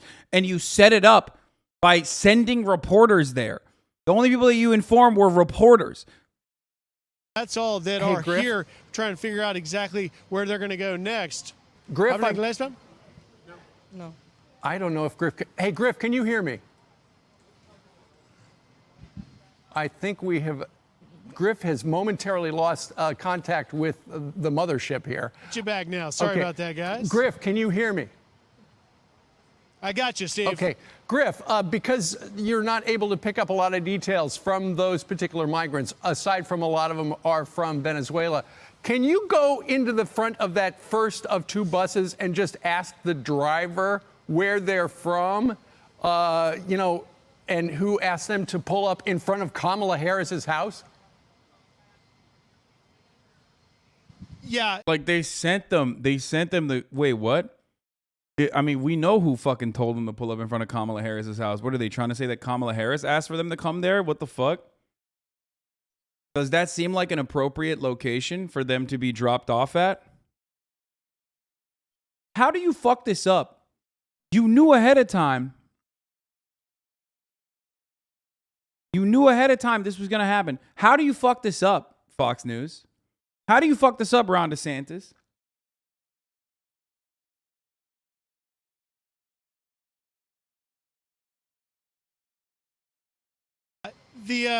let's go over here for a second, Barnum. We'll see. And so we're just confirming with you, you're coming from Del Rio, Texas? Yeah, well said. I'm a black liberal who went to college in an extremely red state, Arizona, and what you explained sounds a lot more like more of the kids I went to school with. I had a lot of conservative friends there, and nothing highlights your point more than West Coast conservatives. They are trippy as fuck. You're right. Most weren't even aware of the white supremacy shit they were conditioned into, lol. Yeah, bro, it's like when you talk to a normie about Black Mermaid, and they immediately are like, well, that's kind of weird. Aren't mermaids supposed to be white? And it's like, bro, that's a mythical creature. How did you arrive at that? You can literally, and even if you know that normie person is unironically has never, like, they're not as racist as the average person at all. They're like fucking, you know, they're not at all, but they immediately, that's like their first reaction. Where did they arrive at that? Okay. How did they arrive at that? They arrived at that through social conditioning. Okay. It's a mermaid. They're not real. They're not real. Not real. How did you arrive at that? Why do you think Jesus is white? It's the same fucking conditioning, dude. It's the same take. Mermaids were always portrayed white, though. Yeah, mermaids are, they're not real, though, you know? They're actually gray and black and brown, as a matter of fact. Do you know why? Because they're fucking sea lions and manatees, dumbass. That's what the original depiction was in mythology. It was the sirens that sailors who were horny as fuck mistook for human beings and women because they were so fucking horny and had scurvy and their brains were fucking broken. So they would literally sail the boat into the fucking shallow waters because they saw manatees and shit that were standing on the rocks and thought, oh my God, that's a woman. Can't wait to fuck that manatee pussy.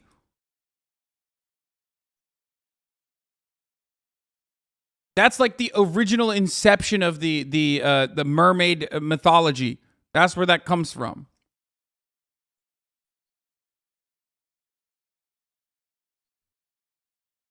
But again, it's made up.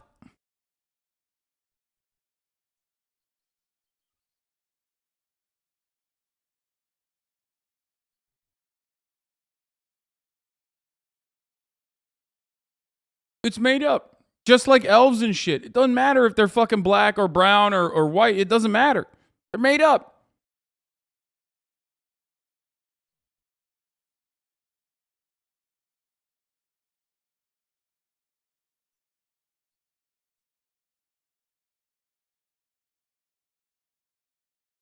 Anyway.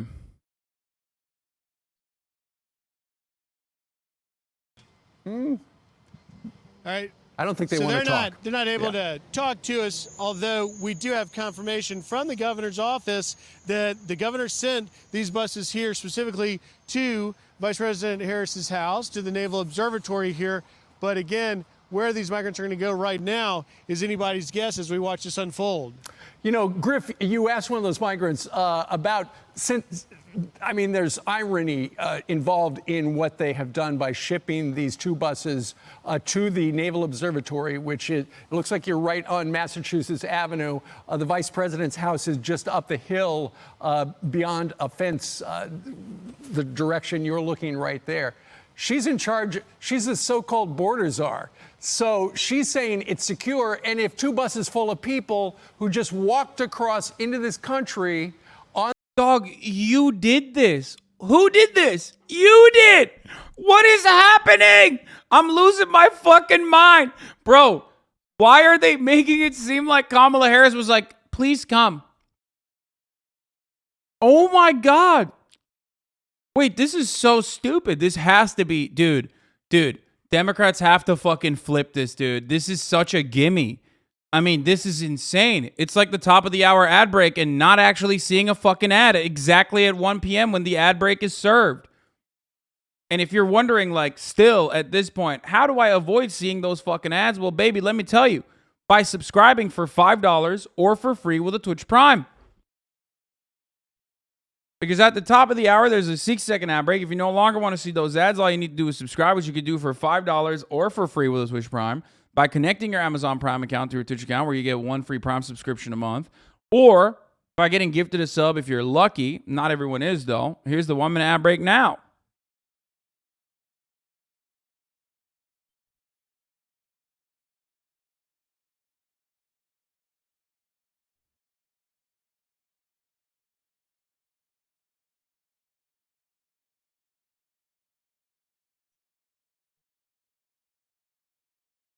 Bro, you're anti-Arab for real? Oh, fuck. I missed it. What the fuck? What was that dumbass saying? Arab bitch X. He said, oh, fuck. I can't even see the log. I can't pull people's logs up anymore. This sucks. He said I'm anti-Arab for real?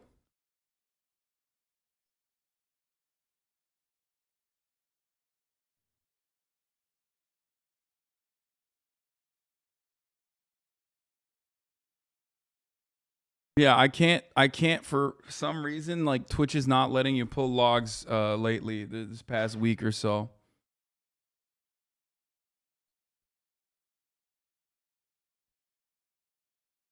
Anyway, on their own, if she thinks that's secure, all she's got to do is look out the window to see, you know, this is the consequence of their open border policy. Well, that's said, bro, you're anti-Arab for real? Like, you really were on streamers' asses that went to Saudi for charity, by the way, and said, oh, Saudi kills Yemen. Like, they do, but it got nothing to do with the charity. Like, also extremely ironic coming from a Turk. Wait, brother. They're literally doing it for whitewashing. What do you mean? It's called, there's a term for it. It's called sports washing. Also, what do you think? What are people in Yemen? Are they not Arab? Like, the fuck kind of take is that? What happened, bro? Did you just find out about this? Like, what do you think people from Yemen, what ethnicity are they? Motherfuckers like, only the Saudis are Arab. That's cool. That's cool, man. Thank you.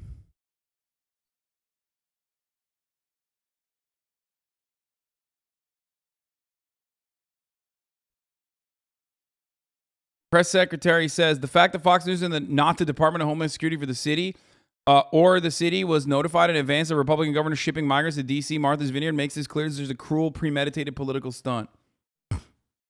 Oh, does it suck to have migrants show up in your community uninvited and without preparation? That's crazy. Bro, that's so fucking insane. You are so cucked. You are so cucked.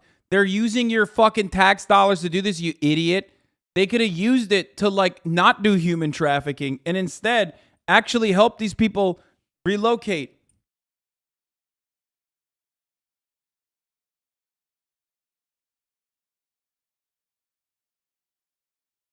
What the fuck? Yo, people are so cucked. They're so That's exactly dumb. right, Steve. And Governor Abbott's office tells us that they have chosen to drop the migrants off here outside of Vice President Harris's Naval Observatory home, specifically because of her comments on Meet the Press on Sunday, telling Chuck Todd that the border was secure, and it's obviously not. We'll take you up here just a little bit and see. Eventually, you would think at least the Secret Service or someone from Vice President Harris's office will come out to meet them. But right now, we'll just leave you with this live look, guys. There you go. 2 buses, a lot of migrants from Venezuela. Subscribe to the Fox News. 2 buses, a lot of migrants from Venezuela. Nice, dude. Oh, my fucking Lord. Anyway, like we said, it's kind of backfiring on them. Hopefully it continues to backfire on them. We're going to get into the railroad strike in a second, but before we do, yeah, we confirm 50 migrants were flown to Martha's Vineyard and are being helped at a church. The men, women, and kids said they didn't know where they were, and Florida Governor Ron DeSantis told Fox he sent them as part of his relocation program for illegal immigrants. Where they landed, they just started walking until they found town offices. Governor DeSantis has promised to send migrants to progressive states. He told Fox News states like Massachusetts, New York, and California will better facilitate the care of these individuals, which he's not wrong about. Like, that part is actually unironically not wrong. I do think that these states will most likely facilitate better care for these people, but the way that he's doing this relocation is literally fucking unjustifiable, cruel, inhumane, treating them not like they're human beings, but instead fucking, baggage. There's some conflicting information. We were told the migrants are telling translators on the Vineyard they are from Venezuela and flew in from Texas, but DeSantis claimed to Fox News that this was his program. Got a statement for Governor Baker's office. The Baker-Polito administration is in touch with local officials regarding the arrival of migrants of Martha's Vineyard.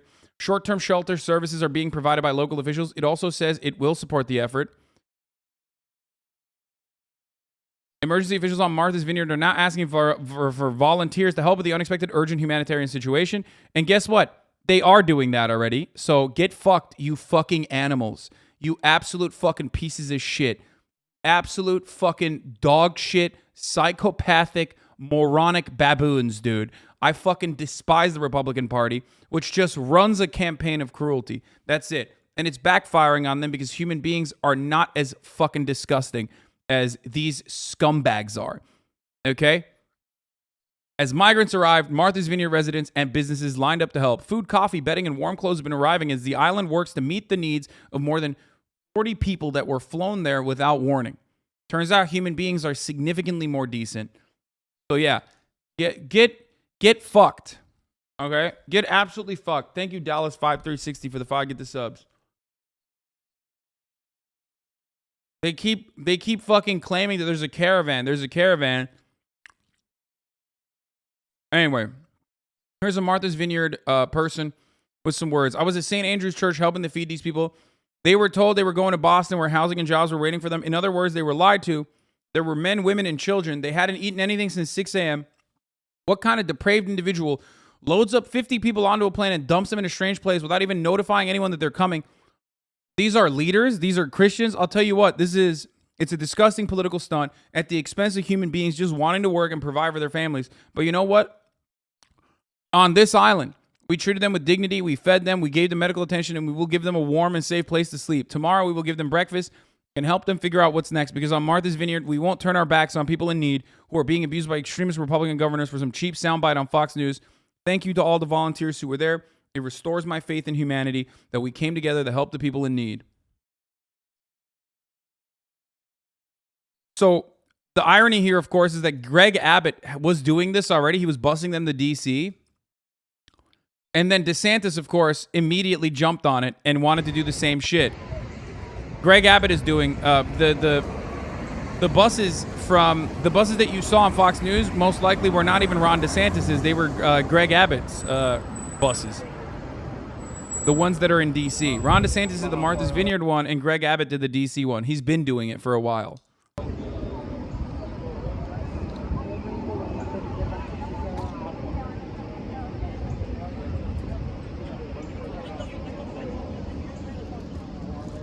So here's what the Ron DeSantis claim is now. He's trying to flip this as people are fucking yelling. Florida truckers. Yes, if you have folks that are inclined to think Florida's a good place, our message to them is we are.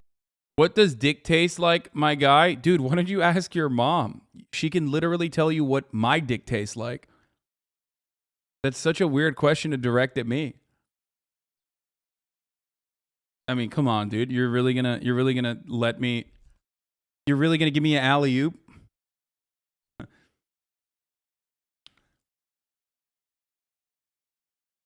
That's so silly. You just came in here and you were like, yeah, my mom is freshly fucked, and I want everyone to know in the chat. I'm gonna signal to everyone.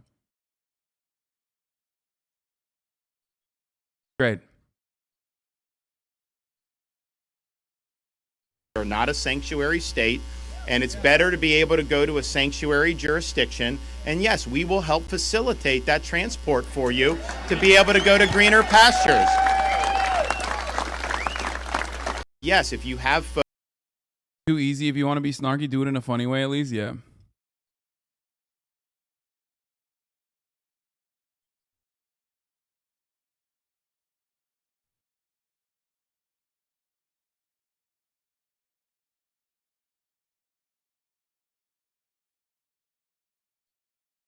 Democratic states are greener pastures? Yeah, literally. He's saying Florida is not a green pasture, which is true. It's not. It is a human rights abuse to just make anyone live in Florida, let alone migrants that are coming in. Okay. I think anyone And now they're saying the word is spreading about this in Mexico. I talked to a sheriff on the border who told me the cartels are using this as a way to encourage migrants to cross the border. Numbers are surging at the border, and while I don't think anyone would argue it's Texas's responsibility alone to house or provide care for every migrant, the state only started sending buses to Democrat-led cities earlier this year. So I wonder, what did Texas do previously? You know, Texas for years has focused on the enforcement, on the law enforcement on the border. And the way that Texas DPS has always put it, and the governors, including Abbott, has put it in the past, is they focus on filling in the gaps of security where Border Patrol can't because of surges at different points in time that we've all covered. Now, what has changed now, Anna, and this is the interesting and fascinating part of this, what has changed is the cost. Who's paying for this? The transportation. Because back to the story that I was sharing with you just moments ago, where migrants are taken by Border Patrol to respite centers, and from there they go to places across the country. In the past, before April, before Governor Abbott started offering these free buses to migrants, what would happen is these migrants would pay for the bus tickets themselves. Their family members across the country would send them money to the border and pay for these bus tickets or plane tickets. So it was coming from the pockets of the migrants or from their family members. What's different now is that the taxpayer is now paying for it. It's being politicized. That's what's different. That's what we're seeing here across the border. And if I may add, if I can just have a little more time here, Anna, because the word is spreading about this in Mexico. I talked to a sheriff on the border who told me that the cartels are using this as a way to encourage migrants to cross the border. I just talked to an organization, a nonprofit, a respite center. The irony here is that like busing migrants away from Mexico and all these other fucking southern states and sending them to like places like Massachusetts is unironically going to hurt the bottom line of agricultural producers and also like chicken factories and shit. Because the reality is, those places unironically do create this like, they rely on migrant labor.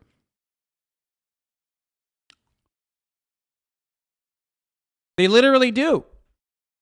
So you're fucking up your own bag, my man. You are.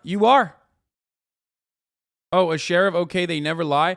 I mean, the idiocy of this, sheriffs, the folks who talk to cartels every day, like what? Like, The idiocy of this is tenfold, okay? But it's just like the absolute fucking worst possible outcome for so many people. And it unironically, I think, is good for the migrants themselves. If they're getting a fucking free ticket to a blue state, a sanctuary city, yeah, great. I hope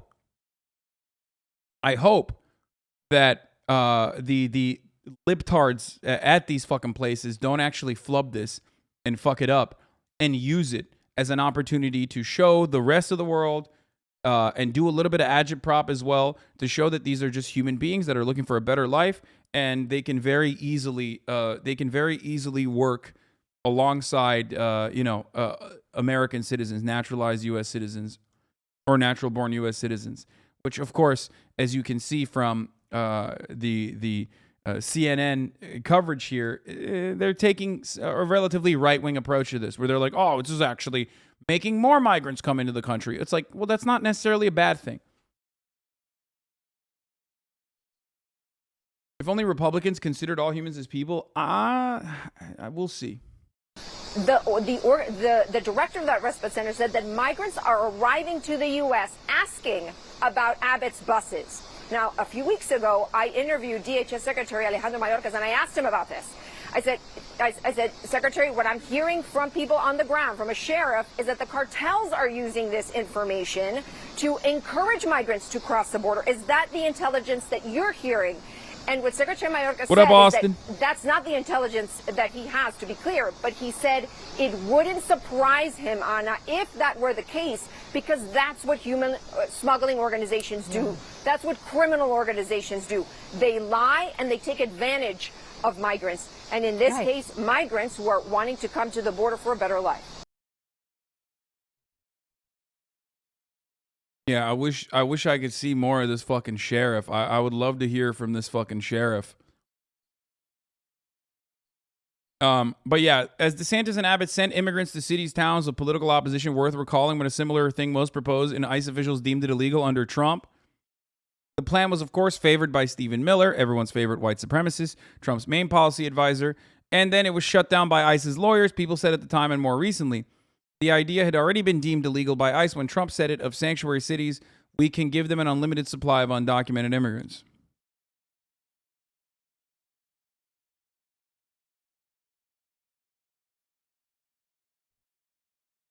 Gotta love how there's always a surge or a caravan like 4 to 6 weeks before an election. CNN loves this shit and pushes it every time. Remember their a caravan graphics from 2018? The news ended one day after the election. Yeah, but this time there was no fucking caravan at all, so they just made the own caravan. I mean, last time they made their own caravan as well, but at least there was like actually a surge in migrants that were escaping horrifying conditions back home, trying to come into the United States. But this time they're like, yeah, we couldn't fucking whip one up in time, so we're just making our own. That's great.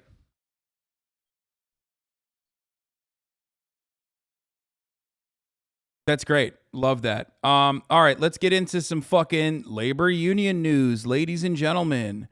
Here it is. The U.S. railway companies and unions have reached a tentative agreement. Well, after round-the-clock talks, the president just announcing a short while ago that the railway companies and the unions have reached a tentative deal that could prevent what would likely have been an economically and politically disastrous strike. Now, talks, I'm told, lasted 20 hours. The president himself calling in around 9 p.m. last night to stress that any shutdown would have been catastrophic for the economy. The president, in a statement this morning, is hailing the tentative agreement as an important win for our economy and the American people. Now, talks had stalled over workers' demands for improved conditions, including scheduling sick time, but the president says that the deal reached is a win for thousands of workers, saying they will get better pay, improved working conditions, and peace of mind around their health care costs, describing that as all hard-earned. But the president is also describing this as a victory for the railway companies, who will be able, he says, to retain and recruit more workers. George. Okay, Mary, and the president had a lot at stake politically as well. George, the president had a lot at stake. He was walking a very tight rope here. Look, Biden prides himself as being a champion of labor. He often describes himself in speeches as being the most pro-union president ever. And we know he does like that nickname, Amtrak Joe, for his love of the train. Now, this is coming for months and months and months, by the way. Here's a much earlier news source about this railroad talks that were slated to be had a long-ass time ago. From all the way back in June and July, they were talking about this. And I remember, if I recall correctly, didn't Biden actually break this down by weaponizing the DPS before?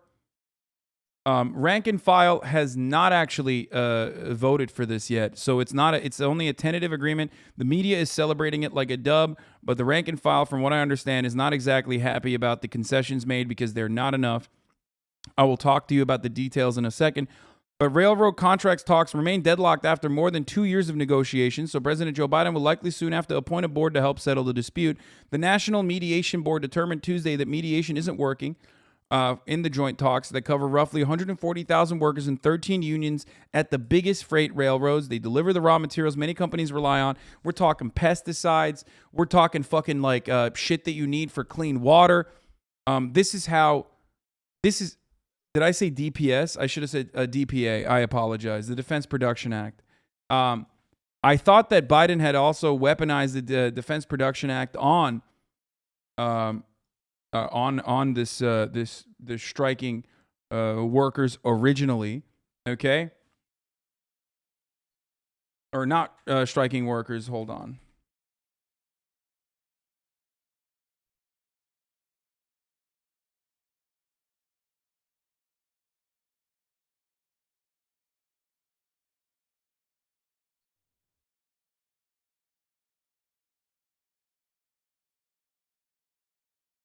But this was a couple months ago. I think he did it at the ports. No, he did it at the ports, but the railroad one kind of went under the radar. The federal law that governs the contract that talks says arbitration is the next step, but both sides have to accept that the unions have said that they won't.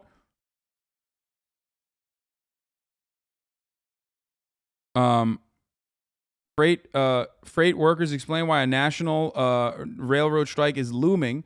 This was back in September. Oh no, this is from yesterday. Sorry.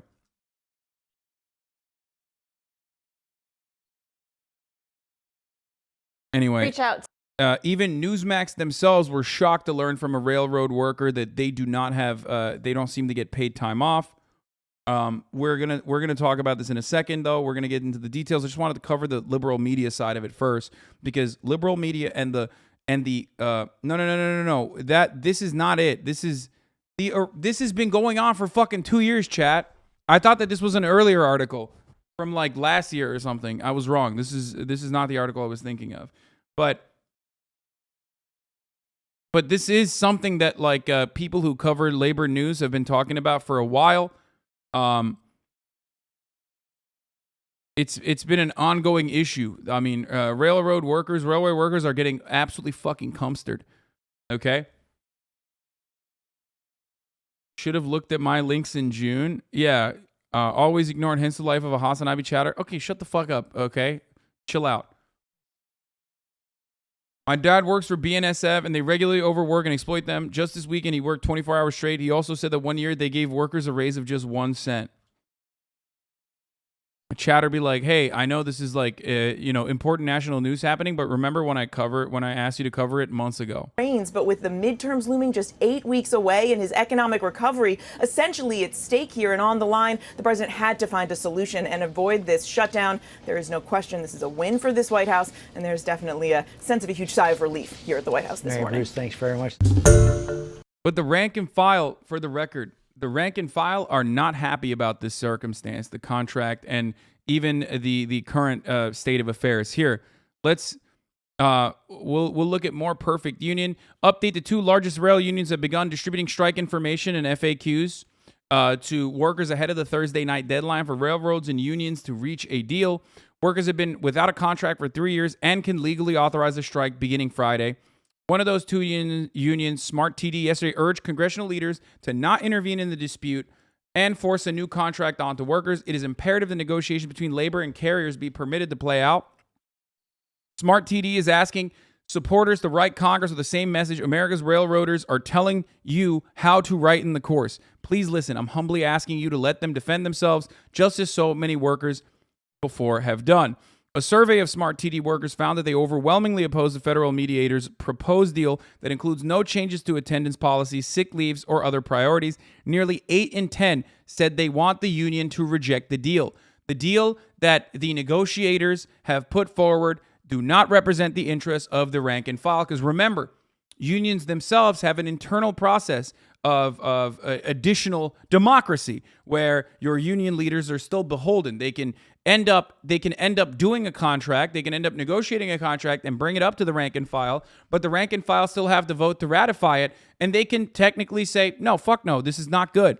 And if they don't actually, like the deal itself, then they could technically turn around and engage in the strike. There is a tentative deal that was reached this morning. This is from yesterday, but I want to hear more from the rail workers using their own words. Okay, using their own words right now on what pushed them to the brink. Okay, because it's important to recognize this, and you're not going to get this kind of coverage. You're not going to get this kind of perspective on mainstream media that literally have brushed this aside for as long as they did, and then exclusively brought this up as a big dub for the Biden White House as soon as there was a tentative deal. Impact of a railroad strike across the industry, it would be like asking what would be the results if a nuclear bomb went off in New York. Obviously, it would be utter chaos and catastrophe.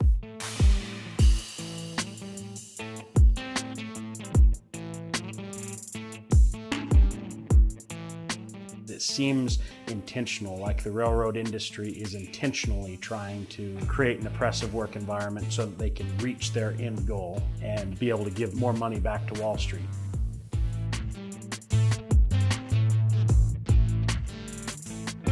These workers have worked now for the last 3 years throughout a pandemic, putting themselves and their families at risk. Without a raise, they have not received any pay increase during that time. At the same time, they've seen their numbers dwindle dramatically. They've also seen the highest profits in the history of railroading over that same stretch of time. They want more with less, And that comes down to people, resources, locomotives, maintenance, everything.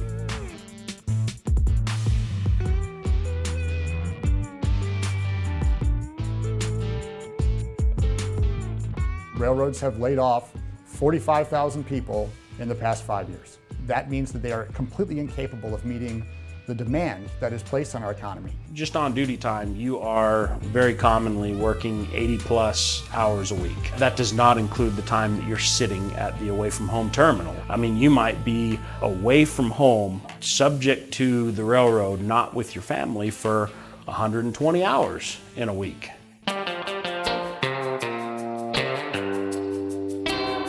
On these long runs like we Mods, if people bring up random irrelevant shit, you don't have to give them like a fucking, I will perma them. Like if they're long-term community members or whatever, while we're covering this shit, if people are bringing up their own personal drama in the chat or whatever, like it's something that I despise more than anything else. Just ban them permanently. I don't want you in the fucking community if that's your main takeaway is literally like, oh, this mod banned this person, that person, like. That is so incredibly fucking selfish. The thousands of people that are here that are here to learn about what the fuck's going on in the news or whatever. Just, you know, take them out back and fucking clap them. I don't give a fuck if you've been in here for 14 months, 15 months, 7 months, 10 months. You're a fucking loser if you think that that is what we should be stopping and talking about right now. Like that a personal chatter was banned and was personally offended or some dumb shit. I ban motherfuckers for way less, and I will continue to do so. Okay.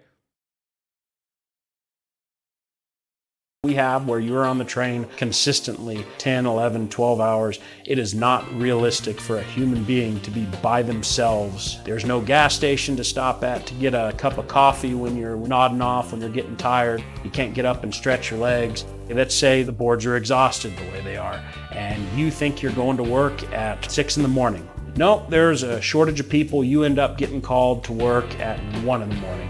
When you're tired, you haven't gotten any sleep, you've tossed and turned, and then they expect you to be on a train for 12 hours by yourself.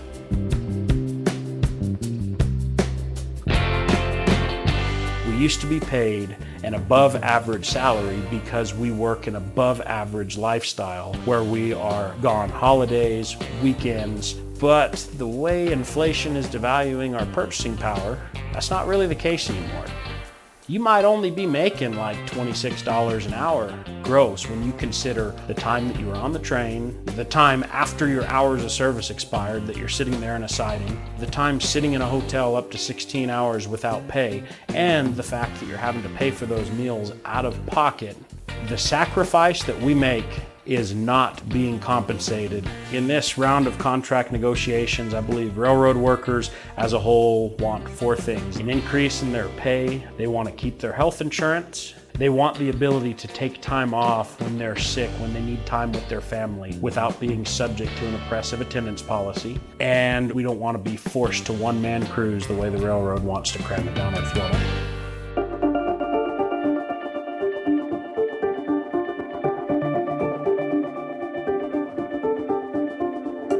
They will hear the arguments from both the railroads and the unions about what their asks are and what they think is important. They will evaluate the underlying economic circumstances, the state of the industry, and they'll come up with what they believe is a reasonable resolution to this contract dispute, and they will have their recommendation.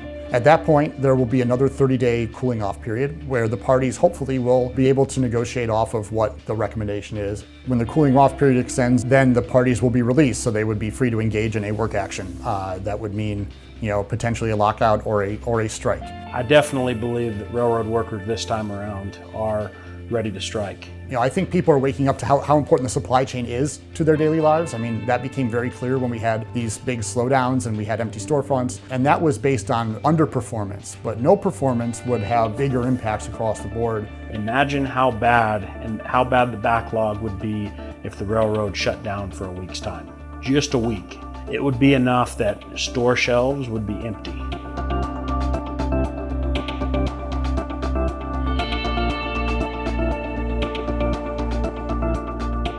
These people do not even care whether there's a railroad industry in 10 years. I care. I have wanted to be an engineer my entire life. I mean, even as a kindergarten, I remember I wanted to be an engineer. I want there to be a freight railroad 10 years, 20 years, 50 years, 100 years from now. It seems like essentially these Wall Street cronies are intentionally destroying the industry to absorb as much profit as they can out of it until they've picked it dry and all the blood's gone, and then they can just let it fall. If we want to actually start fixing the supply chain, if we want to have real solutions to how do we fix our supply chain and make sure that we're more competitive and that we are meeting the needs of our economic system, we need to give these workers the contract they deserve, because that's the only way we're going to be able to rebuild this system and make it more effective and make it more efficient, more productive for our country.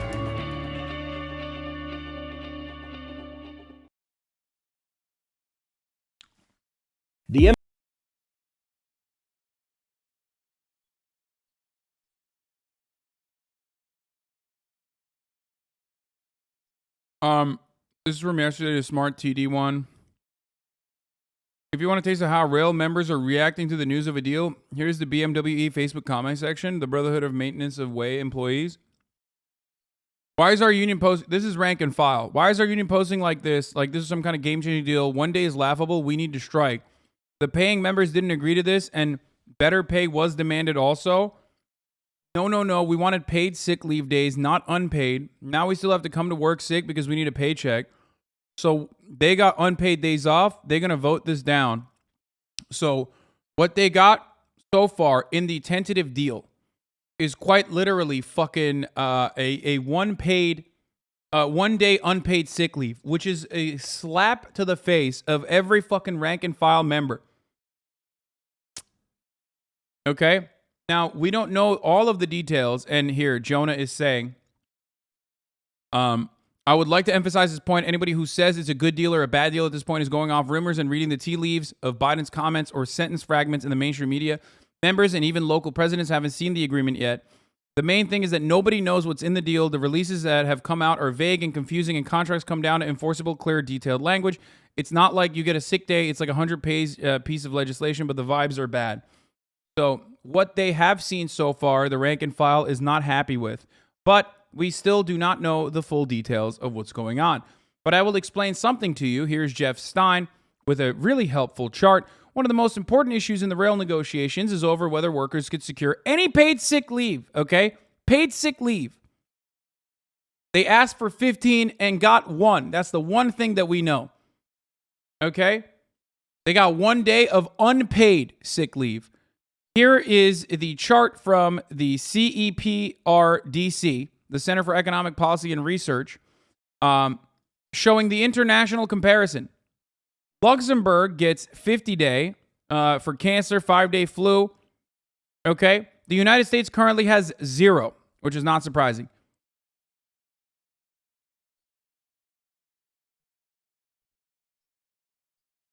Norway's at 50, 50, 50, 5 at the minimum for just the flu. These are paid sick leave days, by the way. Belgium, 5 days. Sweden, 3.2. Denmark, 5 days. Netherlands, 3.5. No, not cancer 5 days. No, the cancer one. New Zealand is cancer 5 days.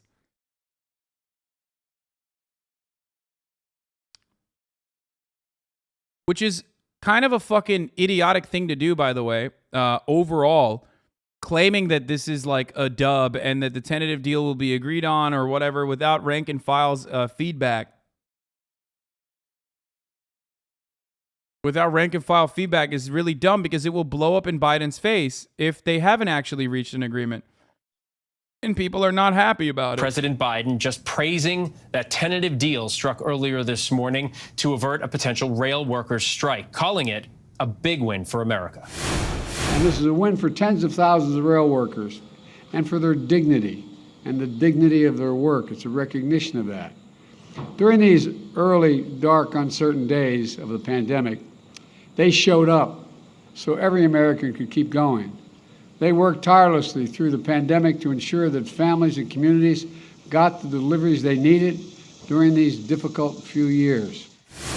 ABC News transportation producer Sam Sweeney joins me now again just after that speech. Sam, before we get into the details, your thoughts. The speech was quick. It was to the point, sort of a political victory. A sigh of relief again for the Democrats. They were worried about this. They've been working several weeks on it. And last night, they worked late into the night, into the early morning, 20 consecutive hours to get the deal done. And the president's certainly happy about this 2 months before the midterms. And Sam, what were workers fighting for here? They wanted a pay raise, and they got that, 24%. They're also going to get $1,000 a year bonuses. But one of the most important parts that they were hung up on was unpaid sick time. They wanted to be able to go to the doctors, take their kids to the doctors without being penalized. They were often working on a point system, and if they got too many points, they faced termination. And you have to remember, these trained conductors and engineers are often assigned to a trip last minute. They last several days, and it can take them all across the country. So it is tough for the railroad company to come up with schedules, but also really take care of their employees. But they seem to have found a deal. This strike would have been the first in decades, as you say, crisis averted for so many Americans. How would this strike, though, have impacted the economy? What was at stake here? $2 billion a day. Our shelves. Not even fucking just $2 billion a day, baby. No medicine. No agricultural production.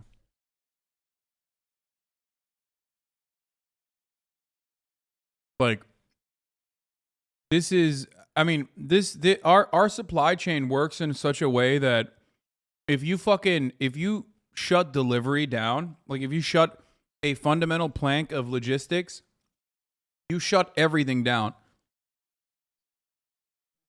Fucking fall apart. Remember during the Long Beach port saga, I talked about an opportunity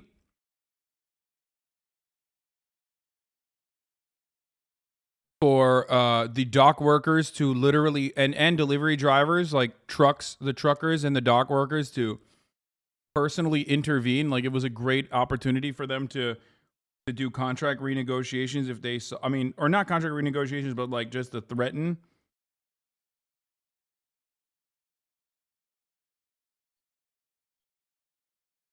Yeah, you need chemicals for oil refinement. You need fertilizer shipments. All of that stuff happens through the railways. In the grocery stores would have been empty. It would have been hard for farmers to get their feed, to also get their wheat back out. It would have been chemicals for water purification. Difficult for the ports to get their product in and out of ports. And of course, it would have put more pressure on the trucking across the country, which were already in short supply of truck drivers. They would have needed an additional 460,000 trucks a day to move the equivalent amount of freight that these trains move, roughly 30% of all freight in the United States. All right, crisis averted indeed, at least tentatively. Sam Sweeney, thank you so much. Thank you. Hi, everyone. George Stephanopoulos here. Thanks for checking out the ABC News YouTube channel.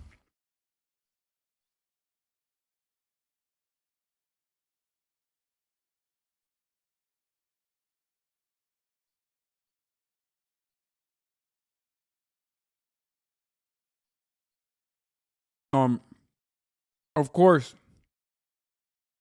while all of this was happening, Ben Shabibo had a fucking hot take.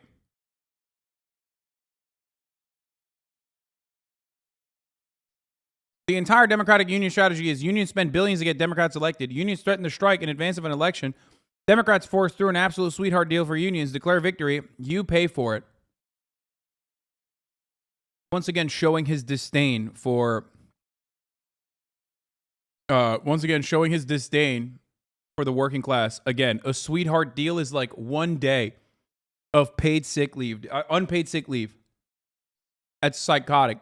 Biden calling into a late night meeting to ball out railroad executives for intransigence on sick leave and scheduling after Bernie blocked the GOP bill to force a crap deal on workers. We keep hearing about how this pro-working class GOP that will emerge any day now.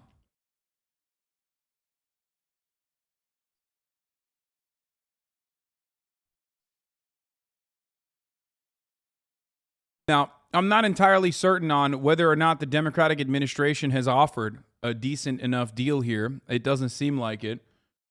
We don't know all of the... I can't find the article I read before now, but supposedly at least some part of the need for medical leave paid or unpaid is how much COVID is still affecting rail workers. Yeah, I already covered this. I already showed the chart comparison.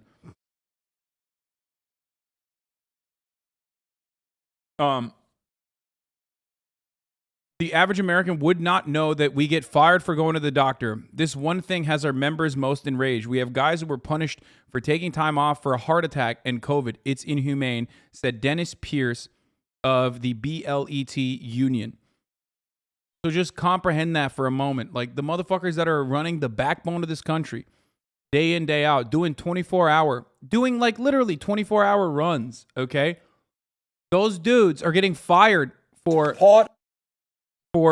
not getting any sick leave whatsoever. Is part of the contract negotiations. Here's Bernie Sanders talking about the rail workers are asking for 15 paid sick days. This is not a radical idea. We are the only major country on earth that does not guarantee paid sick days. In Germany, workers are entitled to 84 weeks of paid sick leave at 70% of their salary. In Norway, workers are entitled to 1 year of paid sick leave at 100% of their salary. In the UK, workers are entitled to up to 28 weeks of paid sick leave. The rail workers in the United States are not asking for 1 year of paid sick leave. They're not asking for 6 months of paid sick leave. They are asking for 15 days. 15 days. Now, the rail industry has said, as I understand it, that they just cannot afford to do that. Just don't have the money. They say it would cost too much money to provide their workers with any paid sick days. Just can't afford to do it. Well, let's see. They made over $20 billion in profits last year. They provide their CEOs with huge compensation packages. And here's something else that everyone should know who's getting involved in this issue.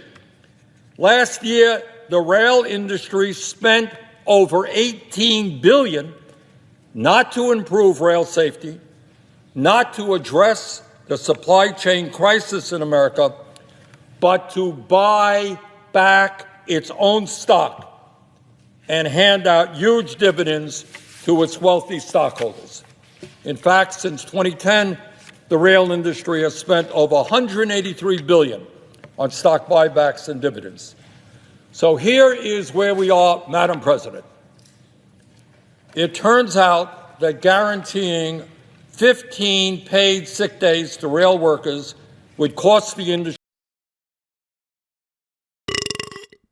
To play devil's advocate, aren't unions inherently anti-free market by forcing employers to pay above equilibrium, though through collective leverage? The profit is the obligation of private companies. There's a paradox. Not only do I want to nationalize this, and I want to throw you in jail for even trying to play devil's advocate in this circumstance. What the fuck do you mean the free market, dude? It's such an idiotic fucking take.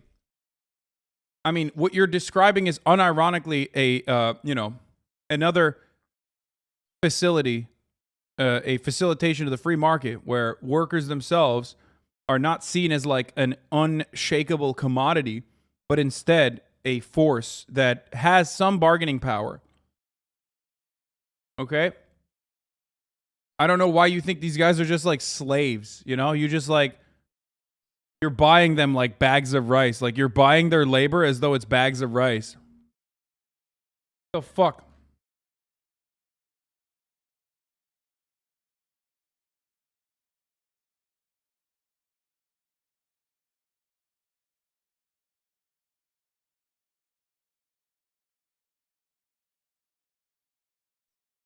Econ textbooks have fucking broken people's brains, dude. I swear to God. They literally just think like these aren't people like your dad, your uncle, your family members, but they're just robots. It's also additionally silly when we were talking about the railways, like the railroads, which is a fundamental plank of like our infrastructure, It is incredibly important for our national security. It's incredibly important for commerce to run, which is precisely why the government has to interfere.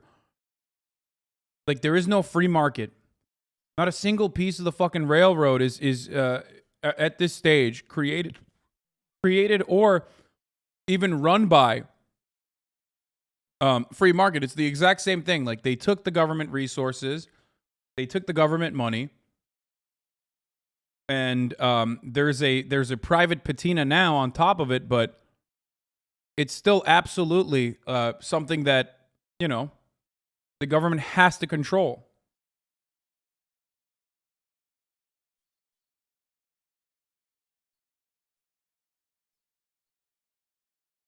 Industry a grand total of $688 million a year. That is less than 3.5% of their annual profits. Now, it seems to me... Wait, hold on, sorry. It turns out that guaranteeing 15 paid sick days to rail workers would cost the industry a grand total of $688 million a year. That is less than 3.5% of their annual profits. Now, it seems to me that if 4 major rail carriers can afford to spend over $18 billion a year on stock buybacks and dividends, please. Oh my God. That kind of shows that really, holy fuck. That unironically shows how inhumane these fucking scumlords are.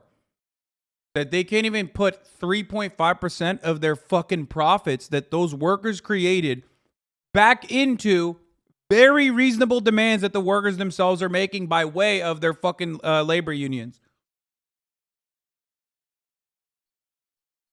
That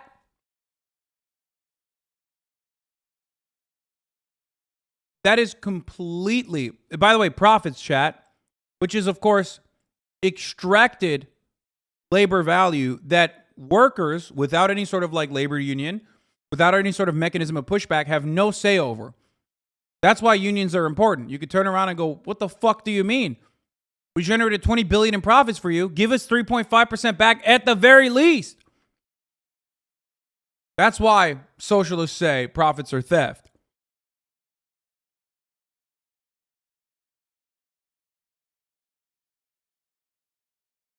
Oh my Lord. Please don't tell me they cannot afford to guarantee 15 paid sick days to their workers and allow these workers to have a reasonable quality of life, which they don't enjoy today.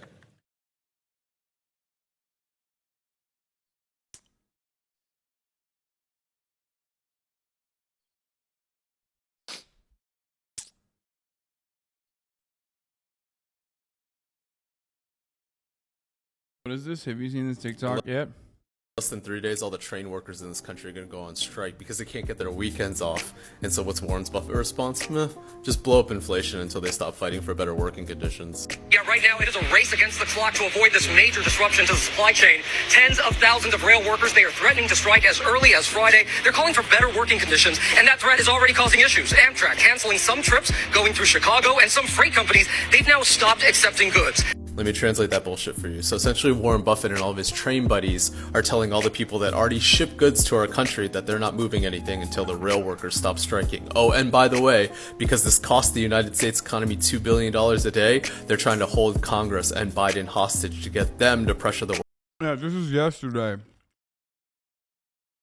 They literally want to do a capital freeze, which is like when capital owners, which obviously have a significantly easier time of demonstrating class solidarity, decided to pump up inflation as hard as possible when this mediation was going on, so it would look like the workers themselves are contributing to their own demise, basically. I really feel like people are not appreciating that Warren Buffett and his friends are shutting down the supply chain to force Congress to mandate 125,000 railroad workers to go to work with no weekends. Yeah. So think about that. Capital owners also have this fucking part of the bargain as well.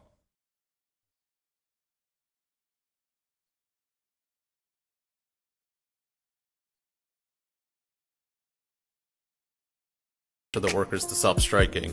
The Engineers Union and the Smart Transportation Division tell me the measure is unnecessary, calling it corporate extortion. Quote, the railroads are using shippers, consumers, and the supply chain as pawns in an effort to get unions to cave into their demands. Congress must not cave into what can only be described as corporate terrorism. Just to simplify, we get shit in grocery stores either by train or truck, and trains make up 40% of everything on the shelves. The train companies know that they're an essential part of the American economy, so they just hold Congress hostage to squash these union strikes. But they're the owners try to starve the U.S. economy by $2 billion a day just to save themselves $700 million a year. So next time someone says the workers are too powerful, ask why the capital owners aren't too powerful in comparison. Yeah. Like, they can shut the fucking faucet too. They have that capacity as well. And they showed that. By the way, when they shut the faucet up, the workers themselves are suffering as well. How? Well, they're suffering because if there's no supply chain, if the supply chain breaks down, all of a sudden goods are insanely expensive. When goods are insanely expensive, people's quality of life is diminishing because they can't even get fucking food for their children, right? I say supply chain.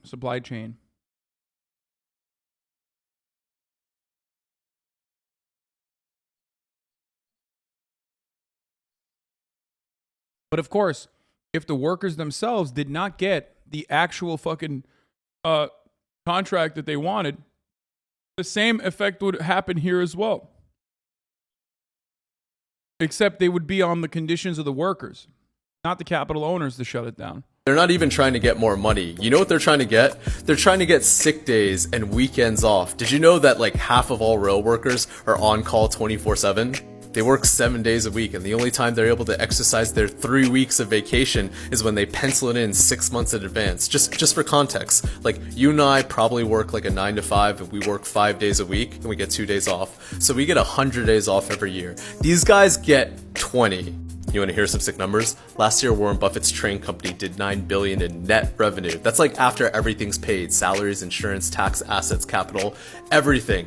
They did $9 billion in revenue. They could have given each one of their workers a $125K raise and still made $4 billion. But nah, they're fighting over their weekends right now. No, I take that back. They're not fighting for their weekends. They're fighting to go see their kids after they're done working. In less than 3 days, all the train workers in this country are going to go on strike because... Yep. Straight up.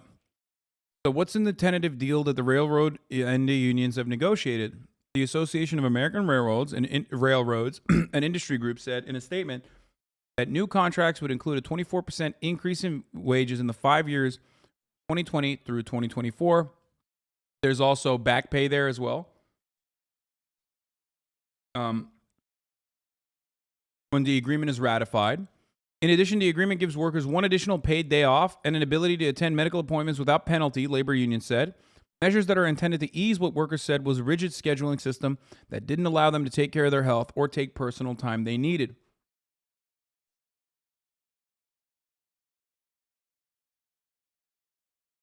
The Brotherhood of Locomotive Engineers and Trainmen and the Transportation Division of the International Association of Sheet Metal, Air, Rail, and Transportation Workers said the deal would also freeze workers' monthly healthcare contributions, ensuring those costs would not increase during the next round of contract negotiations. Yeah, they're not sure if it's just being part of this community, but are labor actions becoming more popular and common? It's a bit of both. I think you see more of it because I cover it religiously, but I also do think that it is becoming more commonplace for workers to actually strike and ask for an additional chunk of the profits. Now, the reason for why that's happening is because, more importantly than anything else, I think that the the main reason is because at the top of the hour, there's a 6-second ad break. And I think, people are sick and tired of seeing those ads, and they no longer want to see it, right? So they are getting together and they're saying, okay, we'll subscribe for $5. If we don't have $5, okay, I'll just use someone else's Amazon account and connect it to my Twitch account, and I'll get 1 free Prime subscription a month. And I'll use it on my favorite streamer who has the best debates. Or some people are saying, I'll just sit and wait. Maybe I'll get lucky and I'll get gifted a sub.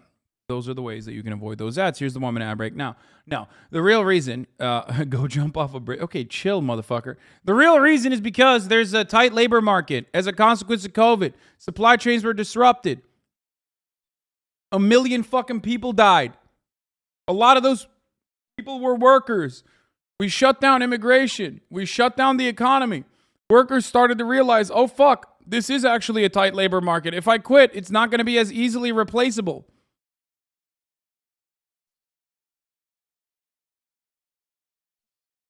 Thank you, Obama Beats Greek Kebab, for the 5 gifted subs. Light Switch Liquor, thank you for the 5 gifted subs as well.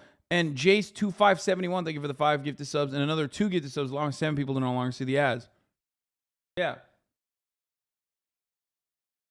Similar to what happened after the Spanish flu of 1918, it helped to kickstart decades of labor militancy. Yeah. One of the things that capital fears the most, is a tight labor market that actually reflects the normal economic conditions within a tight labor market, where labor has a better bargaining position. Why do you think people want inflation to fucking rip dicks? Why do you think people actually also personally want workers to, be poorer overall, so they have less of a negotiation, less of a interest in negotiating with their bosses? Okay?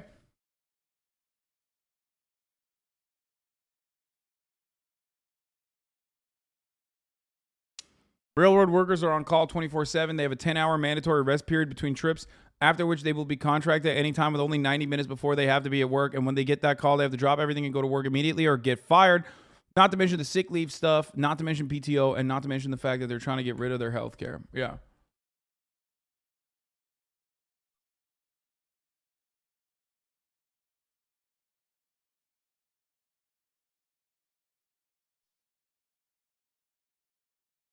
Neoliberals always claim that shitty wages and working conditions are fair because of the market mechanisms, and when workers through unions apply whatever little pressure they have on capitalists, literally a market mechanism, they still shit on them. Yeah, they want the nanny state. They want the nanny state to fucking straight up immediately come in and use whatever weapons, whatever tools they have to suppress any kind of labor action.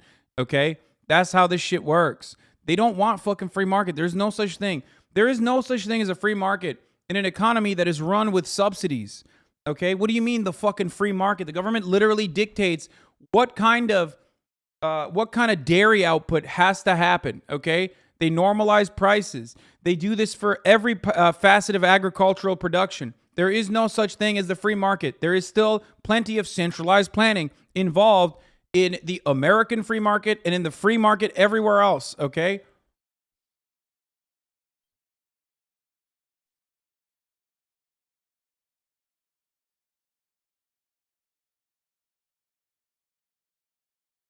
Speech from Teamsters leader Sean O'Brien. UPS is our largest collective bargaining agreement in the entire nation. It's the largest collective bargaining agreement for any union in the United States. And this agreement is truly important. It's important because it sets the tone for all other industries and negotiations. Employers watch what happens at the UPS agreement. They watch because they want to gauge whether the Teamsters union is strong and whether the Teamsters union is willing to fight. And the message that I got today, for all these scumbag CEOs, for all these corruptible politicians, and these white-collar crime syndicates, you fuck with us, we fuck with you. It's a full contest. UPS is our largest collective bargaining agreement in the...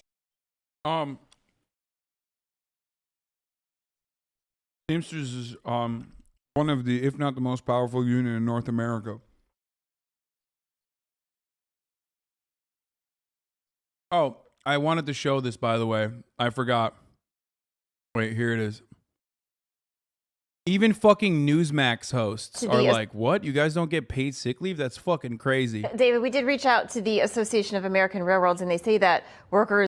By the way, I love this, okay? Straight up, I'll say it. This guy's got a fucking Blue Lives Matter Punisher flag, and he's wearing the most fucking communist shirt that you could ever see. That is how unions work. That's why I was trying to tell you, it's not about left. It's not about right. It's about what's right. It's about justice. It's about the appropriate mechanism of pushback. Okay? Labor unions do not have to all be fucking... Labor unions do not have to always be fulfilled by people who are running around and defending or trying to take away people's guns and like defending trans rights or whatever. It's just it is completely removed from our binary understanding of American politics. And this is something that a lot of you should recognize. Okay? It doesn't fucking matter. You don't have to be a Democrat to be a union member. You don't have to be a Republican to be a union member. There's no such thing. It is just a mechanism of pushback. It is just fair. Okay? Get sick days and paid time off. But what I want to talk to you about is, what does this mean for Americans if you do go on strike? Well, whoever told you we get sick days is manipulating the data. We get paid time off that we earned the previous year before. Before the new policy came about, we were allowed to take 5 days off and 2 weekend days off a month. Now we could take virtually 1 day unpaid off a month.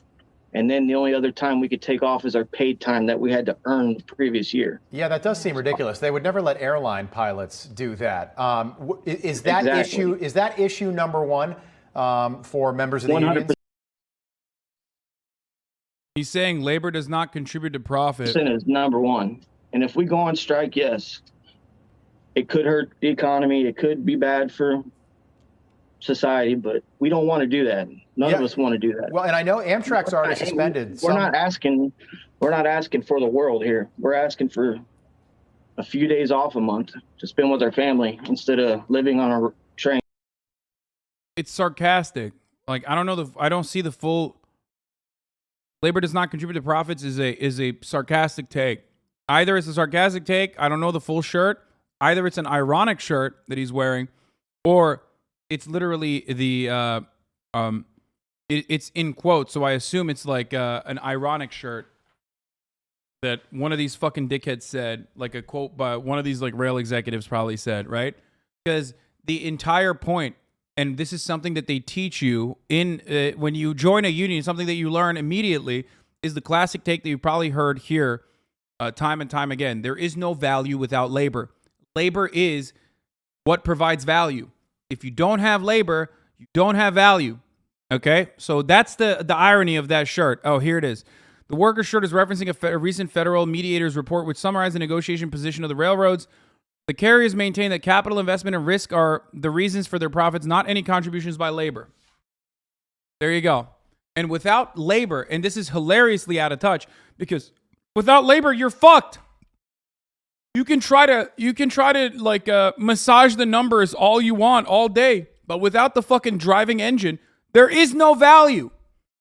There is no profits whatsoever. There is no value whatsoever. Okay? Because labor is the only thing that creates value. Even if you fucking automated every part of this, even if you automated every part of this process, there's still labor that has to oversee the automation. Okay? That's how it works. Without a human being touching the buttons, which is labor, you are not going to be able to run the fucking trains.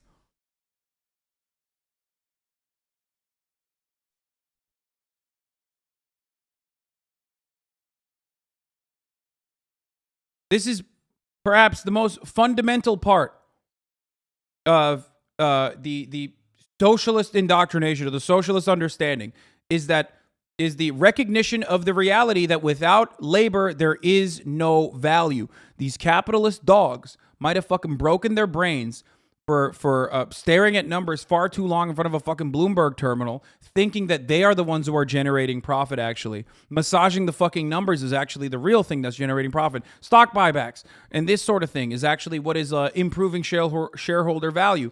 Okay, well, you have no shareholder value without labor.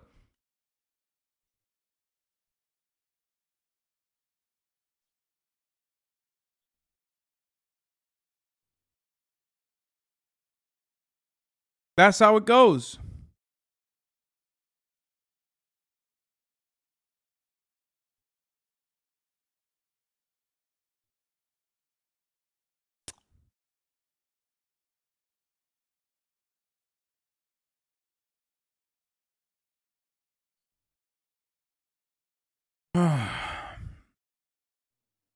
That's why he's wearing that shirt, for those of you who were wondering.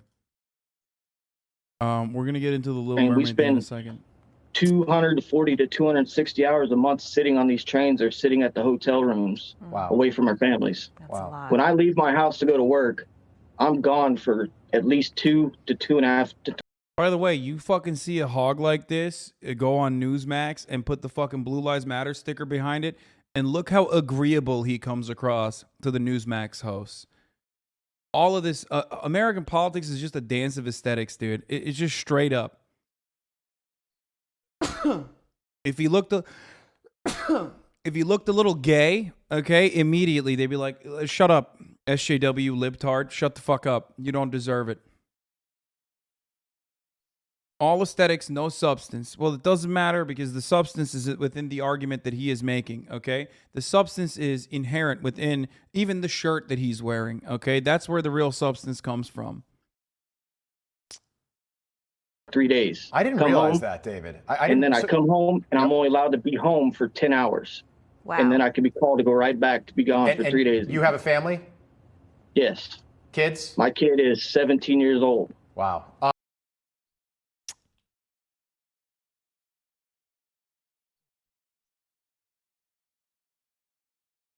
A lot of people are wondering why the railroad is facing a strike. It's not money, folks. That's been ironed out already. It's quality of life issues. About 50% of railroaders are on call 24/7 unless they're on personal time or already at work. We don't have a schedule. There isn't one. We are on call. After 16 years, I get 3 weeks vacation and 9 personal days a year. That's it. About 30 days. And the railroad wants that to be scheduled. How do you schedule a funeral in October if it's only in February? Schedule for a wedding that hasn't been announced. Schedule to take your spouse to the doctor. Most people get 2 days a week off. With 52 weeks, that's 104 plus days plus 2 weeks. So that equals 118 days off over the year. I get 30 for the year. The railroad is trying its best to make us look like the bad guys here, but we're not. We just want to see our family and live a little. That's fucked up, man. How dare they? This guy says, how many days do the veterans still in uniform get off and have to be scheduled? Wait, what? They do get more than 30. It's about money? Wait, they do though. Also, fuck yourself, dude. God damn it, I fucking hate these people so much. Fucking Ukraine flag in the bio, ass neoliberal shithead, dude. Holy fuck.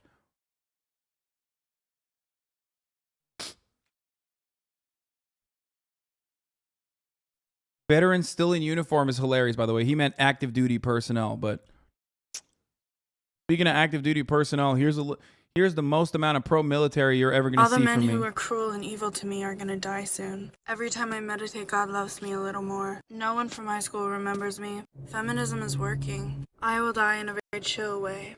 All the men who are cruel and evil to me are going to die. This is a psyop. Resist, brothers. FT Brad making e-girls. I love Raytheon. Yeah, me too. It's crazy. I'm beginning to look at Raytheon in a much more favorable way.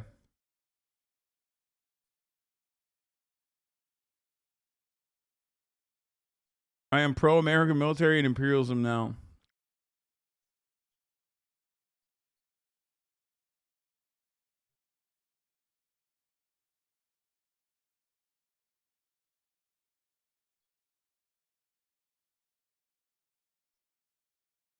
The Democrats want to pass this bill to empower Democrat operatives, people that they've hired, people that they've put in their administrations. They want to make sure those Democrat operatives are there to be able to undermine the next Republican president of the United States. That should not be a federal law. And as a business owner, I'm telling you, it's so important to be able to fire people in your company that aren't doing a good job. And it should be no different for any president. The executive branch must be able to have people working there that can be terminated. Everyone knows the movie Pirates of the Caribbean, and on the Black Pearl, it's the second one, it has pirates on the ship that become part of the ship walls. Effectively, that's what HR 302 is doing. Dude, that's awesome. Yeah, it's just like that. You're right. Thank you. Marjorie Taylor Greene is, in many ways, the perfect representation of, like, it's a manifestation of, like, the most idiotic American that is, like, a politics understander. But now she's in Congress. I love that. Preventing a Patronage System Act will make employees in the executive branch just that, part of the building walls, making it impossible to get rid of them. So for this reason, I oppose this bill, and I urge my colleagues to vote against it, and I yield back the balance of my time.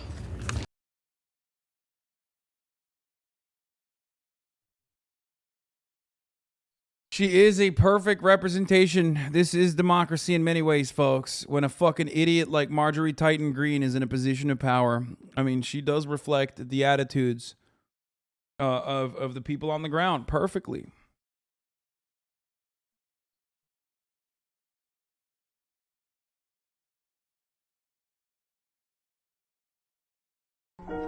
Oh, someone said Americans will. Oh, dude, I didn't want to do this to you guys. Trigger warning. This is the absolute worst thing you will ever see. Okay. This is like the what is it called? The Israeli Cry and Shoot, but the American version. It's an old movie. I had never seen this. It took me probably around like 5 to 6 minutes to watch this 1 minute and 30-second video because I had to pause and throw up numerous times throughout this entire process. I'm telling you right now, this was a TV show or a movie. It's an award-winning TV show from 2017. I'm telling you right now, this is going to give you brain disease. It's just try to laugh at how fucking bad it is, okay? It's literally like a sketch. Like, it's sketch comedy. There's only two ways to interpret this. Like, it's either immediately going to captivate you and capture your brain, and you're going to have permanent brain disease, permanent brain damage, or you're going to laugh at it because it's like the most laughable, hilarious fucking sketch you've ever seen. Okay? I said it already. I'm edging you too much. No, this is so bad. No, don't do that. Don't do that, kid. Don't do it. Oh, damn it. Don't go tonight. Stay here one more time. Remind me of the time. And let's fall in love. Gotta be kidding me one again. More time. Need you now by my side. Tears me up. Dude, it's like, oh man, look what you made me do. It's like, bitch, what the fuck do you mean? What do you mean, look what you made me do? Like, what are you doing? And like, after watching Platoon, this blows my mind further because it's like, this is the exact opposite of that movie where it's literally trying to justify the cruelty that these people are engaging in. And it's built like a Darman bit, dude. Oh man, three generations I just killed. Oh no, it's so fucked up. It's like, bro, you didn't have to pull the trigger. You didn't have to go there, you know? No, it's not a fucking joke. When you turn me down, I see her. Begging, please, she's waving.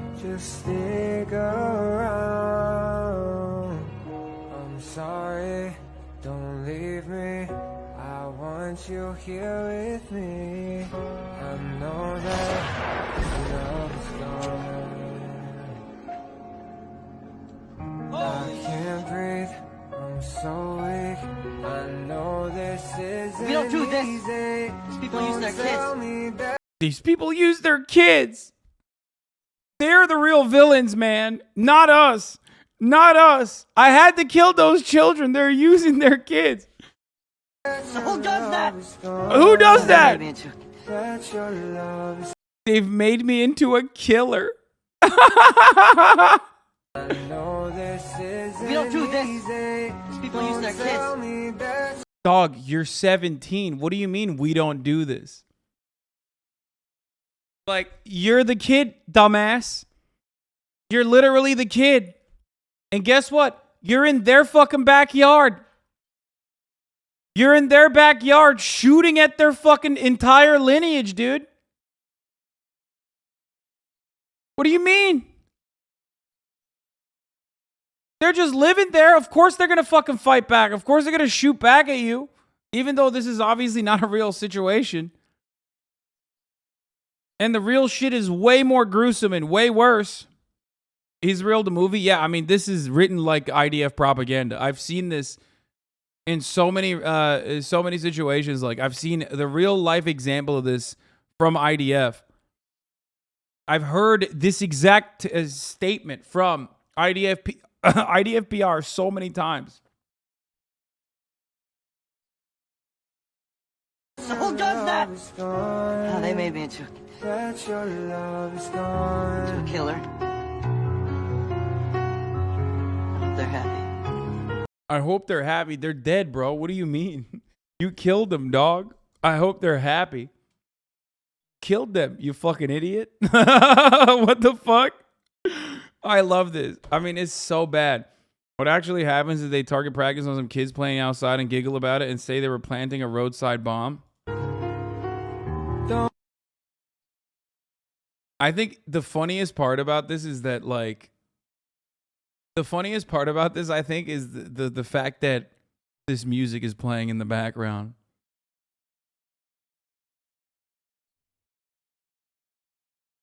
Look up how many soldiers died in Iraq and Afghanistan versus committed suicide. The number is like 10K to 120K. Yeah. Dude, this is such, like, awful. Oh, no. Hope this happens to him. Stop. Stop. Dude, the amount of times I fucking spanked my monkey to this, you have no idea, okay?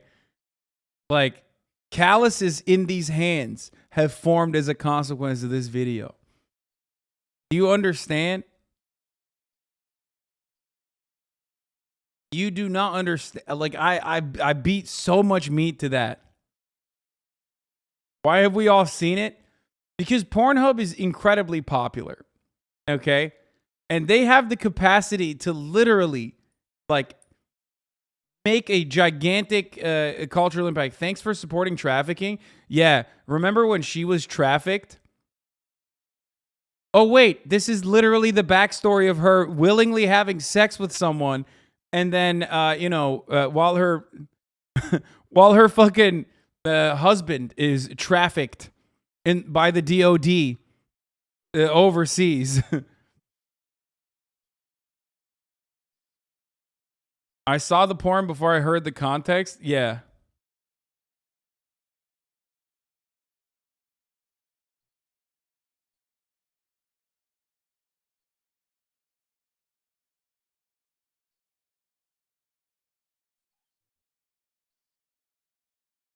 The inspiration for the Jarhead bit? No, the backstory is that this girl fucked some dude, I think. What the fuck? I've never seen it for real.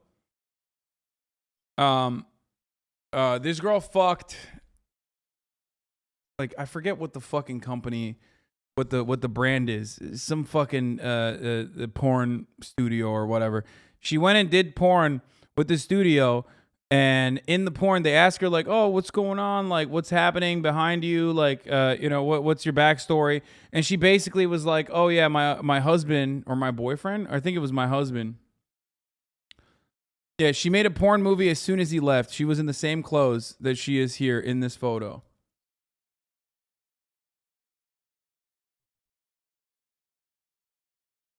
We were opening the GDP Pandora's box. Did they do trafficking? The studio, they got jail time for trafficking? Oh, shit. My bad. I didn't know that. I mean, yeah, they're fucking bullshit. That's bullshit. If they're engaging in predatory practices, that's really fucked up. I don't think this was one of those instances, though, but because she did continue to do it. Not to disappoint you, but the guy on the pig is her brother or something. It was debunked. Oh, you're ruining this for me right now. You're ruining it so hard.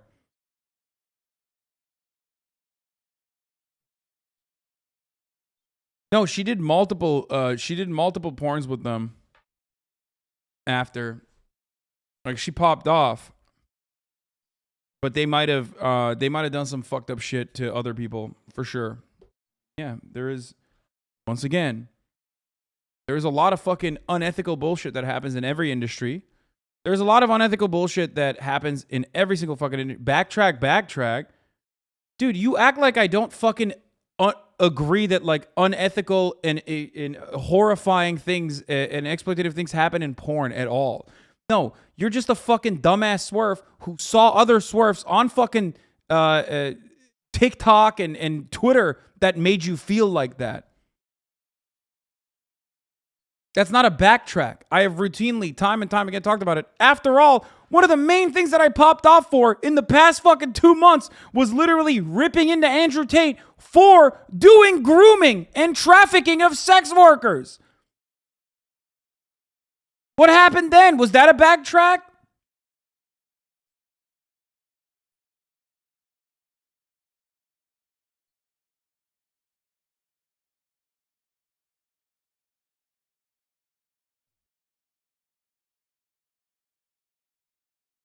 That did just happen? No. Like, if I learn new information, I'm not going to fucking sit there and defend it. Backtrack to that guy is learning and changing from exposure to new information. Yeah, exactly. I should, what I should do instead is be like, nah, they're actually fucking sick and defend them. Is that what you want?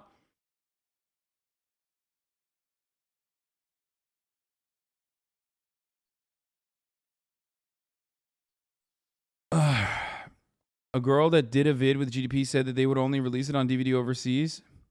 And it was all over Pornhub in no time. Yeah.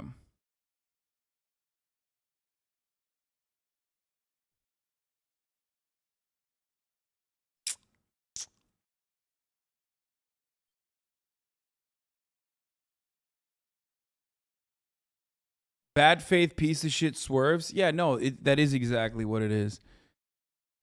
They literally are like, no, their position is this, okay? Their position is this. Their position is like that they don't support any of the porn because trafficking happens in porn. So if you ever are caught defending any sort of like porn or whatsoever, defending any sort of sex worker whatsoever, that means you're automatically bad because all porn is inherently exploitative and all porn is rape and, they will fucking ram it down your throat nonstop. Yeah, of course there's predatory and exploitative. Of course, there are predatory and exploitative fucking practices in every industry and in porn as well. Of course, there is sex trafficking that happens in porn as well. So there's sex trafficking and rape and other coercive practices that these companies engage in. And that's really fucked up.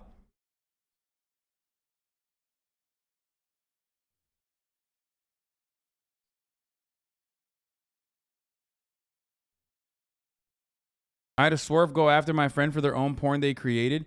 Yes, dude. Yes, they do it all the time. Remember when the swerves fucking yelled at my friend who's a fucking stripper and like denied her of her own autonomy? Ironically, those are the same people posting on Elmer's Glue tip mode, but they're horny to do gotchas to these people instead. Yeah.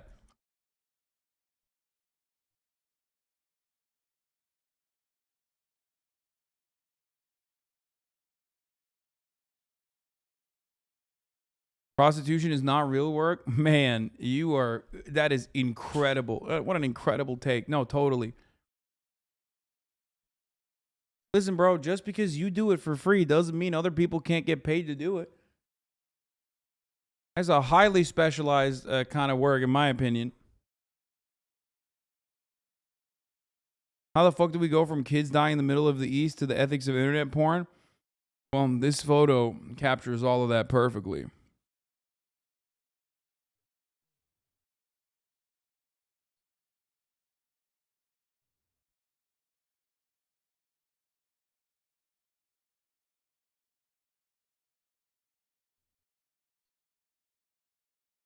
Yeah, just because nobody wants to see you get fucked doesn't mean that, you know, it's not real work, okay?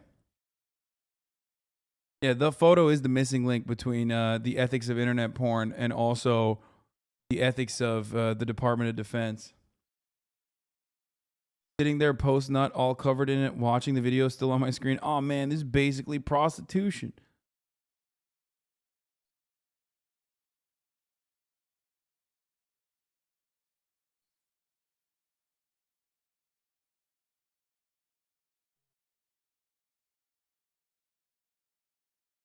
Women can choose porn because they have already achieved equality in society, so porn isn't exploitative. I'm Hasanabi, a brain genius. That's really cool. Instead of doing that, why didn't you ask me what my actual position is? Something that I've talked about a lot, which is that all work is inherently exploitative under capitalism. If you abolish capitalism, why do you think sex work would be automatically abolished as well? Are there plenty of people who are incredibly vulnerable, who are groomed into this, who are trafficked into this? Absolutely. Okay?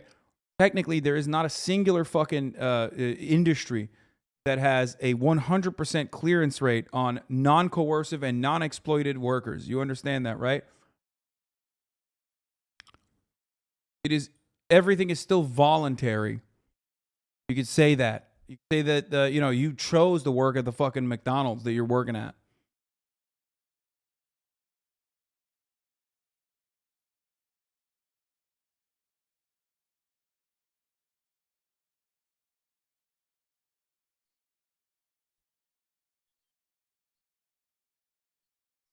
Anyway, when people choose to get blown up in Iraq, it's true. Yeah, no, there's a lot of predatory practices within the Department of Defense's recruitment strategies. However, let's be real. Porn, ultimately, the output of porn, usually, okay, unless you're like a brain-broken Zoomer who can't stop jerking off or some shit, porn overall provides a service and is overall a good in the world. The Department of Defense, not as much, okay? Police force, not as much.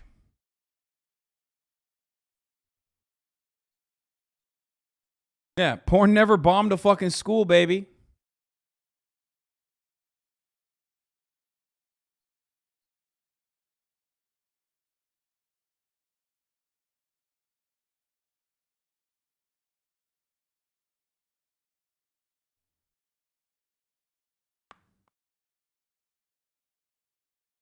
Neolib swears will call for people making porn to be executed for being in a predatory industry, but turn around and say Boeing did nothing wrong when they destroyed evidence that their manufacturing defect was crashing 737s and instead let people continue to die by the hundreds.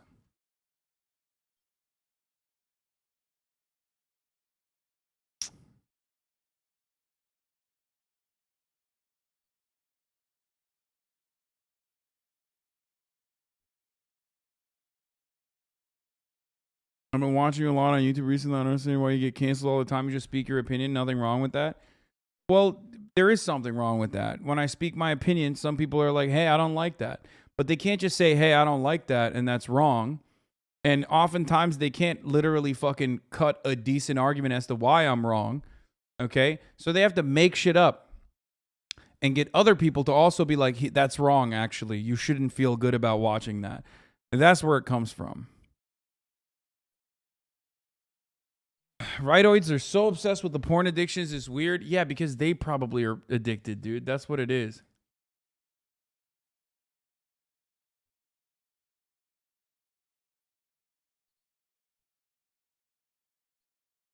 All right. How porn is well, destroying folks, Candace society with Owens, the she Candace requires Owens no podcast. introduction. Let's Of course, take she's a a New look. York Times best-selling author, founder of Blexit. She's host of the brand new show, Candace Owens, named after her, obviously, on Daily Wire Plus. First of all, Candace, congratulations on the show. It is soaring up the charts.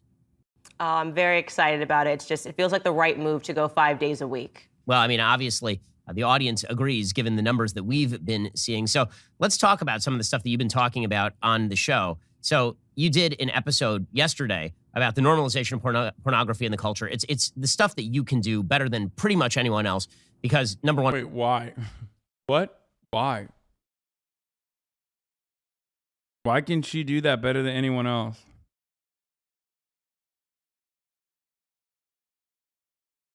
If I talk about the normalization of pornography in the culture, I'm a sexist. If you talk about the normalization of pornography of the culture, then you're a feminist. So it's good. You can say these things. So what exactly were you talking about on the show yesterday? Well, I will say, Ben, I did take a page. Wait, that's kind of cool that he openly admitted that. I wanted to fucking dunk on Candace Owens so hard, but I was unable to yesterday when I saw the fucking Black Mermaid take that she had. So I'm just going to say it in this stream instead because I didn't want to fucking quote tweet it and say it. Candace Owens complaining about a Black Mermaid is additionally hilarious considering that, you know, they literally were like, we need a Black Tommy Lauren. Like, you would not have a job. What the fuck are you talking about? If it wasn't for the worst kind of energy on diverse representation being weaponized by Republicans. The only thing you offer that is like a little bit more unique is the fact that you will weaponize and use as a shield that you're black and a woman. That's it. At least, like, you know, the Black Mermaid is funny. I mean, not funny, is cool and will, I don't know, open up to some degree children, like black kids that see themselves in the content that they're consuming. You know what I mean? Like, there's an overall good thing there. You know what I mean? They're providing some level of value. You are not providing anything. Oh my God! Shut the fuck up! Fuck you, chat! Fuck! Streamer said the wrong word! Fuck!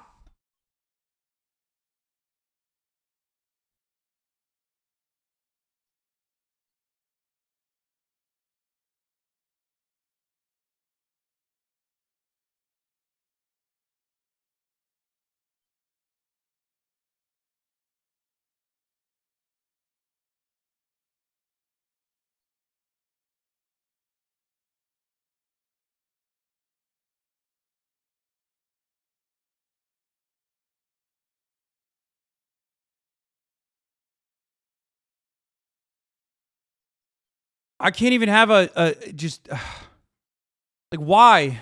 Why are you like this, dude? Why?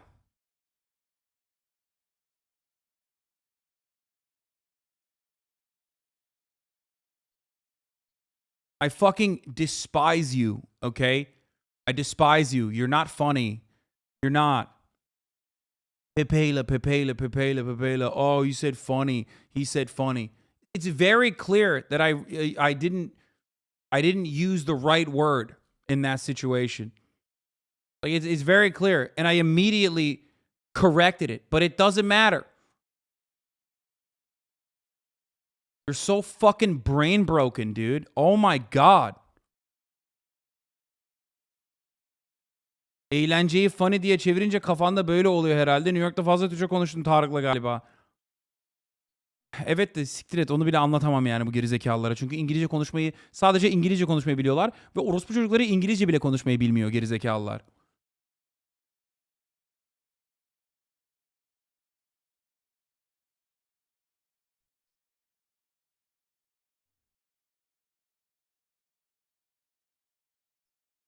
Fucking dumb motherfuckers, dude. I think the haters are just getting to you right now. Try to ignore them.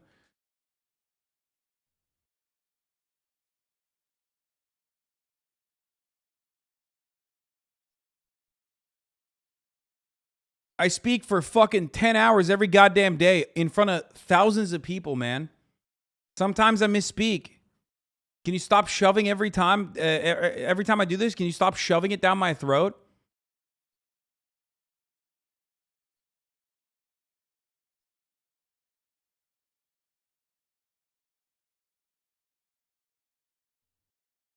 It's just so fucking frustrating. I can't wait for the 700 fucking clips now of me freaking the fuck out, circulating the internet too. And not only that, but like me misspeaking, cut right before. To be like, oh, you said Black Mermaid. Like, shut the fuck up.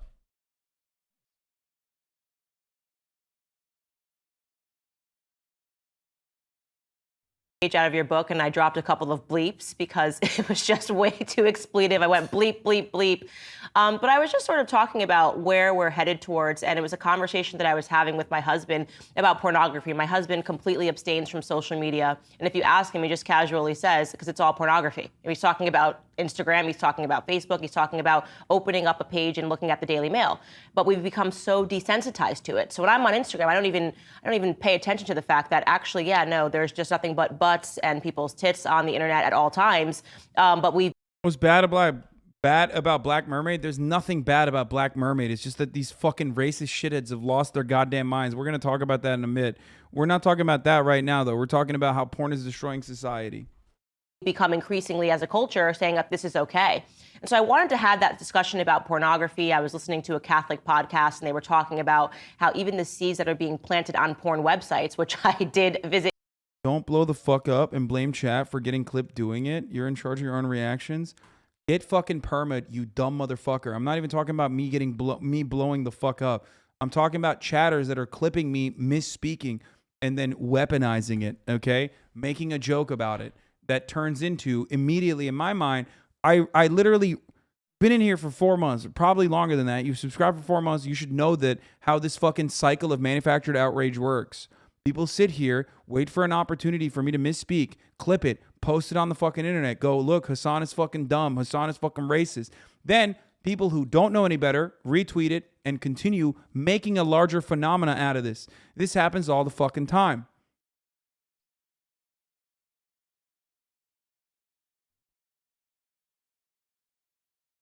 There are thousands of people who sit in here and wait to fucking, clip shit out of context. Oh, poor Hasan. But I'm in an incredible position, okay? I love my life. I love my community. I'm in a great fucking position completely. That is not reason alone for you to try and fuck that up, okay? What the fuck is wrong with you? Just because your life is fucking dog shit, why are you so desperate to make others others' lives just as awful?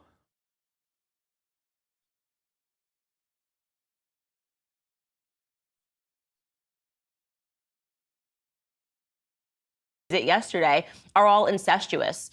And of course, it brought me to the conversation about Kim Kardashian, who has been in the news recently for something which is so abhorrent, if true, and it looks like it is true, that she actually orchestrated her own sex tape. Her mother sat there and watched the sex tapes, and it was a complete PR move. And they released the tape that they thought was the best out of 3 that they had her shoot, according to the man in the film, Ray J. I mean, that's an unbelievable story. And of course, it gets completely ignored by the mainstream media for being disgusting. Instead, if it's paid attention to at all, it's sort of in the subculture of the internet, because you're not allowed to report that Kim Kardashian has obviously exploited her body for money. I mean, the way that she became famous was these sex tapes. Now it turns out, according to Ray J, that Mommy Kardashian was actually watching the tapes and helping to select which one she apparently looked best in. And it's not as though Kim Kardashian has cooled it recently. I mean, she recently appeared on the cover of Interview magazine wearing nothing on her bottom. I mean, this sort of stuff, you're right, has been completely normalized throughout the culture. This is a long process. I wrote a book in, I think, 2004 called Porn Generation about how pornography was being absolutely mainstreamed, how people who had been porn stars were now being made into mainstream cultural figures. Now they're being made into mainstream cultural political figures. But it takes people like you to say this sort of stuff. Right. I think it's really important. And what I always want to do with my show is further those cultural conversations, because I think in the past, conservatives have sort of looked at culture and said, well, it's not important. Let's have a more intellectual discussion. But as you know, your late mentor, Andrew Breitbart, said politics is downstream from culture. So a lot of times we're looking around and we're saying, how are we even having this debate about whether or not, Andrew Breitbart, famous for Breitbart, which at the time when Ben Shapiro was working there, had a tag called Black Crime. Once again, Breitbart had a tag on their website called Black Crime up until like 2017, as a matter of fact. Just pointing that out there for everybody who wants to understand what Breitbart is all about. They had a tag on their website called Black Crime. So you could click on the Black Crime tab and look at all the crime black people were committing. There's nothing more you need to say about the Breitbart saga than that. Okay?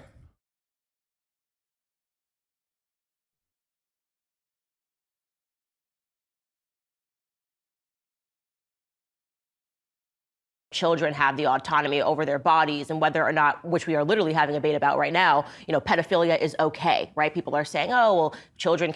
No one is saying that. The only people that are saying that are pedophiles. Okay? Which, you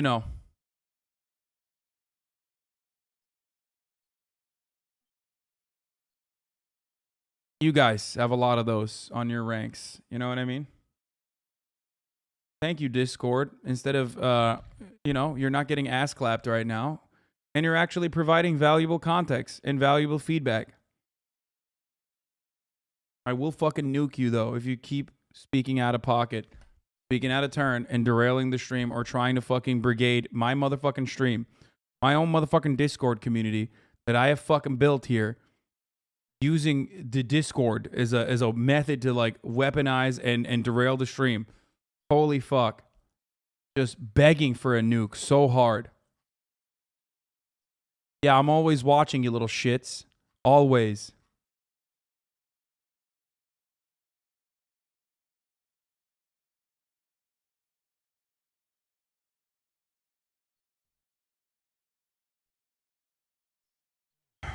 Anyway.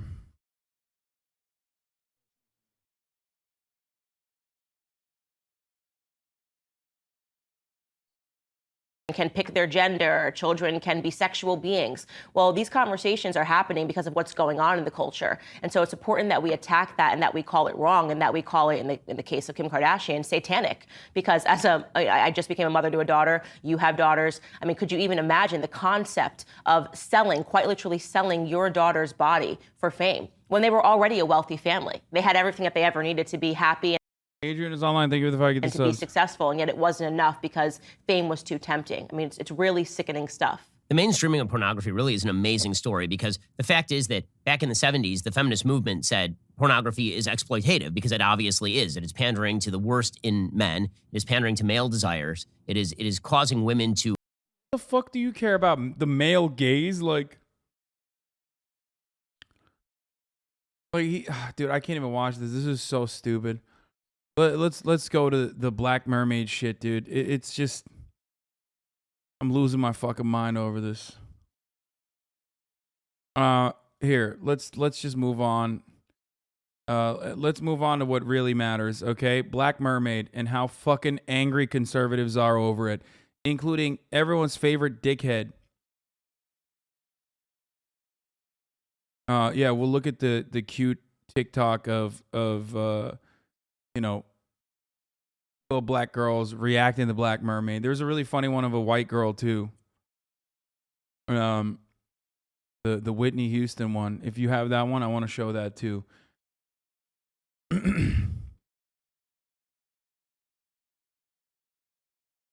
Anyway.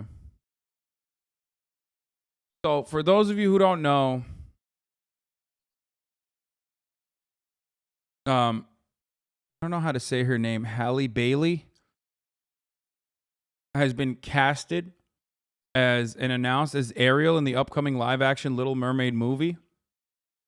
And people are fucking absolutely livid about it. They are not being normal, but when are they normal, really? But they are extra fucking insane about it, including Matt Walsh. All right, Max Winter says, a black actor playing the Little Mermaid really is a case of white erasure. All forms of art, including fairy tales, are meant... White erasure. White erasure.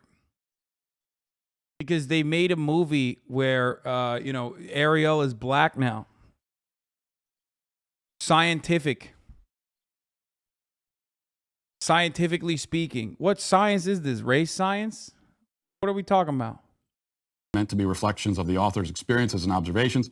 Hans Christian Andersen probably based The Little Mermaid based on experiences he went through in his home country of Denmark. So it makes sense that most of his characters would be white, since that's the world and the people he was surrounded by.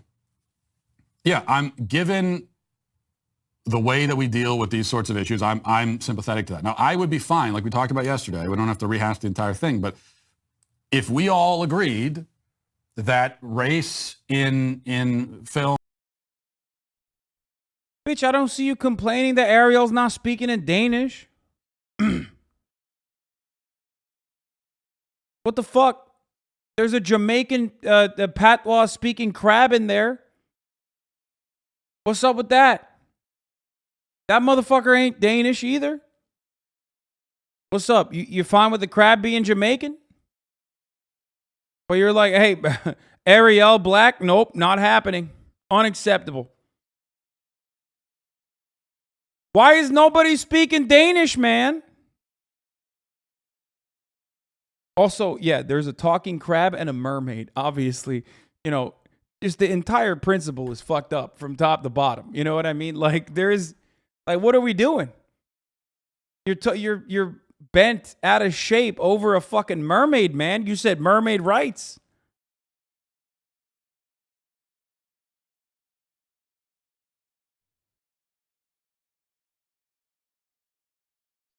So you really have no problem with the Little Mermaid being black? Come on. Don't do this. Don't do this right now. It's not a good time to try and like fucking make some memes and like try to piss me off. I know that you're trying to do that. Stop.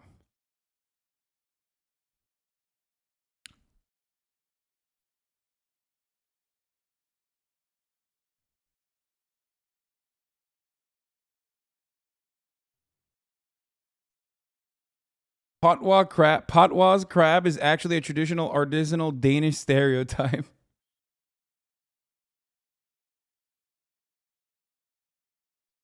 Films and TV shows, especially fictional stories, don't matter. And we're going to take a kind of colorblind casting approach. And, you know, it doesn't matter as long as the actor is good. If we could all agree on that, then I'd be on board. And as I said, I'm pretty sure everyone agrees on that. Like, literally no one is like, no. The underlying assumption there is only white actors and actresses are good. That's why he's saying that. Like, that is literally what happened in this circumstance. You know what I mean? Except you're just pissed. That's basically what it was for many years, what it was back in the 90s. But what I cannot... Yeah, what it was back in the 90s, you know.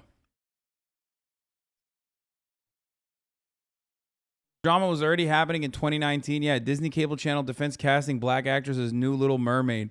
And people lost their shit back in 2019 as well. You want to know why it's still happening? Because motherfuckers are racist, okay? I'm sorry. Why? Why do I have to do this song and dance all the time when it's just true? Okay, if you do this, for example, if you do this, like, this is the level of racism, dude. Credits to our memer, artificial intelligence scientist, 10 gazillion IQ. He fixed the Little Mermaid and turned the woke actor. Woke, by the way. Classic substitute for black. It's so funny. Like, they're just openly saying it. Oh, it's political. It became political. Why? Because there's a black person. Woke actor. Why is she woke? What if she's problematic, bro? You don't know that. Anyway, woke actor into a ginger white girl. He says he can fix the movie when it comes out with 4X A6000 in 24 hours. It's over for woke cells. Yeah. Note for Twitter, this is purely for educational purposes. Please do not misinterpret this in a racist way. I love that. Yeah, don't. Why did you do this? If it's not, you said fix, bro. You used the word fix. You said you're fixing the whole movie like it was broken. Oh, man. I'm just amazed by high IQ friend who works with artificial intelligence and the stuff he can make and wanted to show people his field of study. What is he studying? His field of study is white supremacy? Like, what the fuck? Listen, we're not racist. We're just turning the black main character into a white character.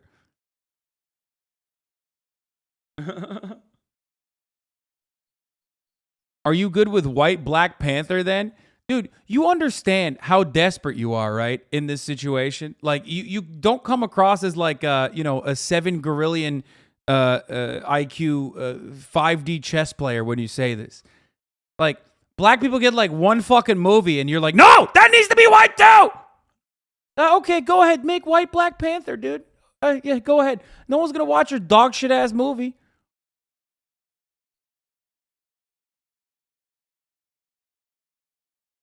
It's just like, it's fucking nuts. I know, I just wanted to see what you say. Man, shut the fuck up. You just think that like you're trapping me in some logical, you know, in a logical attack. I just did a logic bomb on you. There is a difference between casting a black actor in a traditionally white role versus casting a white actor in a traditionally black role. Because they used to do the fucking casting of white people in traditionally black roles all the time. It's literally called blackface. Okay? And obviously,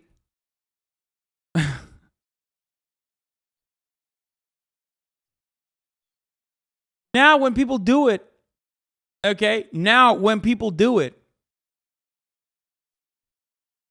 it's usually at the intersection of like low effort content, so it's like hard to defend on its own metrics of success. You know what I mean? Half the time they just do it because they're like, oh, this will get a lot of people outraged, and then people will go and watch it because our other people are outraged or whatever. It oftentimes doesn't stand on its own merits. Yes. Thank you for the word, chatters. I was trying to figure that out. Okay. Oh.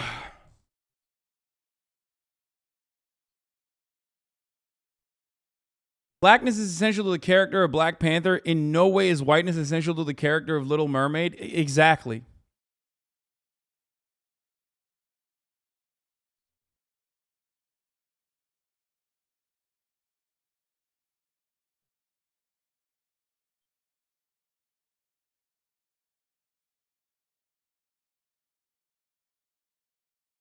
Like, nothing changes in The Little Mermaid when you have the Little Mermaid be black. It's not white Little Mermaid. You know what I mean? It's just Little Mermaid, man. It's a made-up character. Same with fucking elves and shit. Part of the experience of Black Panther is you know, the history of black people.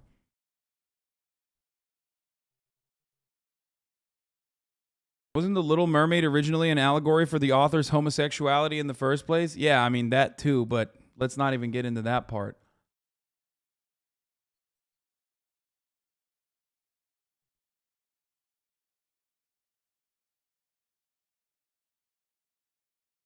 Just make the crap Tom Hiddleston and we balance it out for the racists, I guess. You want to pull a Joe Biden vice presidency pick on the Barack Obama flick, dude? Is that what you're saying? Give him something. Give the racists something. You know what I mean? They'll be like, all right, at least the VP is like a racist guy.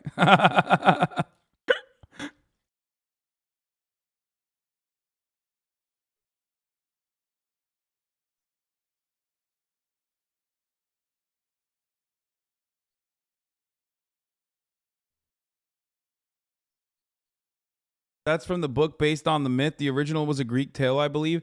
I mean, the OG mermaids come from, I thought, Homer's Odyssey, right? Maybe I'm wrong, but like, it's the sirens. They're the fucking manatees that horny, as I talked about earlier this morning.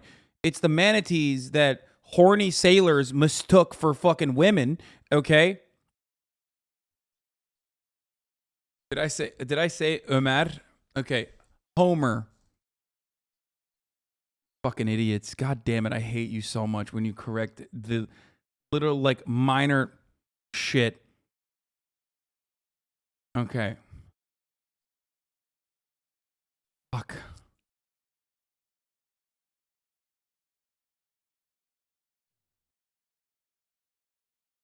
Sirens weren't fish women, they were bird women. Yes, I'm a giant fucking nerd. Anyway, listen. Mermaids and sirens are different. Sorry, mermaids, not sirens, would captivate people, right? And then sailors who were horny as fuck and mistook manatees for mermaids, and then would like sail the ship directly into the rocks and die. Right, was it sirens that did that? I thought it was the fucking manatees. That's harpies, no? Wasn't it manatees? Anyway, it doesn't matter. It's fucking made up!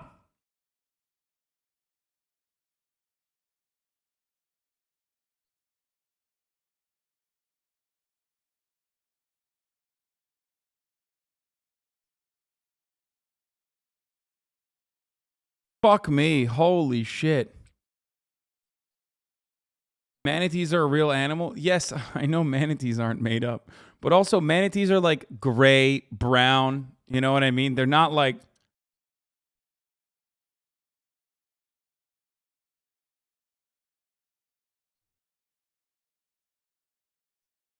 You know, whenever we talk about cultural appropriation, there's always some weird bitch talking about some, well, don't wear blonde hair, don't wear blue contacts, don't wear straight hair. You know who made y'all think that shit was cultural? Hitler, you Nazi ass bitch. You know how whenever we...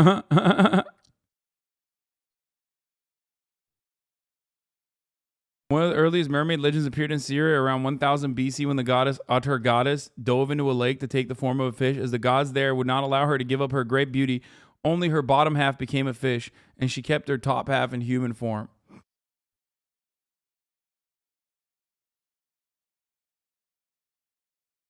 I'm so sick of woke culture. Now they done turned Little Mermaid black. What the hell you gain out of making Little Mermaid black?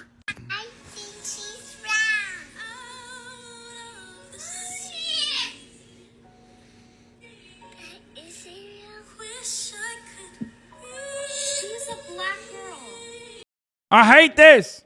I hate seeing little black children happy. It makes me angry. Every time I see a little black girl happy, I'm thinking about a little white girl not happy. Except, guess what? They don't give a fuck either because they're little kids.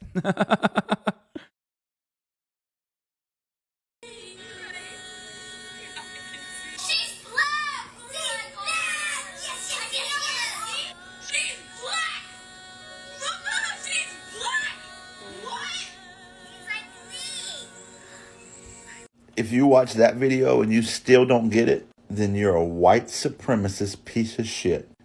This guy was, you know, he definitely subverted my expectations, okay? The juxtaposition of this dude popping off like that, holy fuck. You ain't shit and ain't never gonna be shit.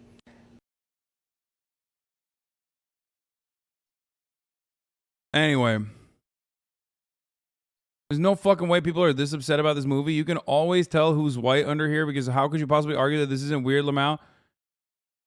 Yeah, that's that is a... I don't fucking know, man. I don't know what to say about this story other than the fact that, like, you know, mermaids aren't real, okay? Calm the fuck down. Not abide by is the double standard thing where we say, well, the casting, the race in casting matters only for certain races and not for others. No, we're not. I wonder if, like, I don't know, centuries of slavery and the cultural implications of, like, justifying that white supremacist attitude have anything to do with, like, minor corrective behaviors have to do with that. That's why it's not a one-to-one comparison.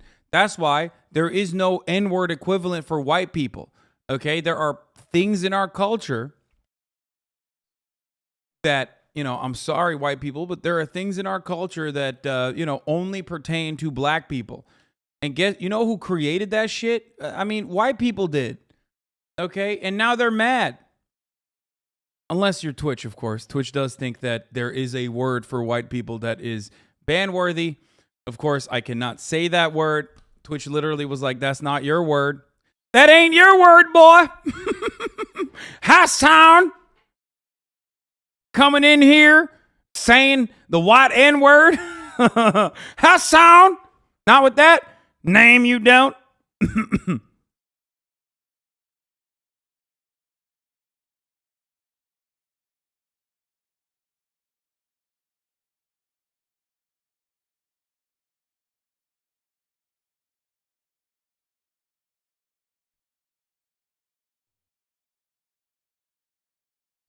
Holy fuck. Anyway, there's like a million gorillion fucking examples for the record. There is a million gorillion examples of like white people playing non-white roles all the fucking time. But you motherfuckers ain't popping off on that shit. Okay? I wonder why. I wonder why you don't give a fuck. Here, I want to show you. You're right. Here. This is a long ass fucking TikTok video. Okay, here it is. Here. But you're right. I mean, the video keeps going too, but this is just enough, I think, to drive the point home. I mean, just imagine. Imagine if they cast Angelina Jolie as Afro-Latina woman Marian Pearl. I gotta pee while this Or if plays they real cast quick. white actor Jack Palance as Cuban Fidel Castro. Or if they got the white actor Ben Affleck to play the Mexican-American man Antonio J. Mendez. Or if they got the white actress Elizabeth Taylor to play the Egyptian Cleopatra. Or a white actor like Jim Sturgis playing Asian American Jeffrey Ma. Or if they got white actor Sean Connery to play Moroccan Malay Ahmed Erasuni. Or if they put little white Shirley Temple in blackface as a slave child. Or they cast white actor Joseph Fiennes to play black man Michael Jackson. Or even if they got white actor Johnny Depp to play a Native American man. Or white Welsh actress Catherine Zeta-Jones to play Griselda Blanco. Or could you even imagine them putting white actress Katharine Hepburn in yellowface to play a Chinese farmer? I mean, we couldn't imagine white actress Jennifer Connelly playing a Salvadorian Alicia Nash, right? Or white actor John Wayne playing the Mongolian Genghis Khan? Or white actor Christian Bale playing the Egyptian Hebrew Moses? Or perhaps Marlon Brando as Emiliano Zapata? I mean, no one could ever imagine white actor Fred Astaire in blackface playing Billy Robinson, right? Or Juliette Binoche playing a Chilean Maria Segovia. Or white actress Scarlett Johansson playing Major Motoko Kusanagi in Ghost in the Shell. Or even imagine, if you will, white actor Jake Gyllenhaal playing the Prince of Persia. Or even Jaime Lannister cast as the Egyptian god Horus. America's sweetheart Emma Stone playing Alison Ing. British actor and hardest name to pronounce ever, Benedict Cumberbatch playing Khan. I mean, no one would ever cast a white actor to play Goku, right? I mean, there are cases like Mina Savari, who played Brandy Broski, who was based on an African-American woman, but This is a bad argument because those are bad and Ariel being black is not. Listen. A lot of these are literally real life black characters or brown characters, okay?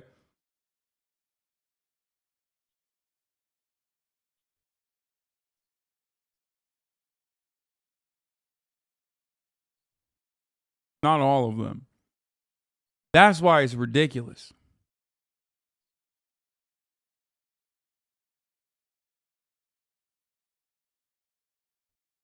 That's the main difference. For those of you, I have a lot of disdain for Disney adults. But I'm going to really enjoy this moment. Little Mermaid is not real. Okay? I'm sorry to report that Little Mermaid is not a real person. Little Mermaid being white or black plays no difference in the character development of Little Mermaid. That's right. Atlantis, also not real. Talking crab, literally not real. That's fake. That's not real, man. It wasn't even live action. It was drawn.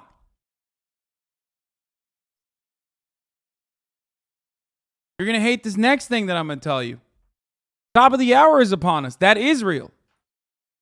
And if you no longer want to see those ads, a very real thing you can do is subscribe for $5 or for free with Twitch Prime. By connecting your Amazon Prime account to your Twitch account, you get one free Prime subscription a month.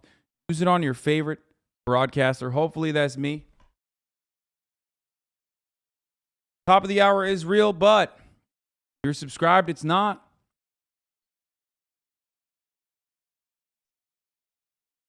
If you subscribe, you could think maybe it's not real.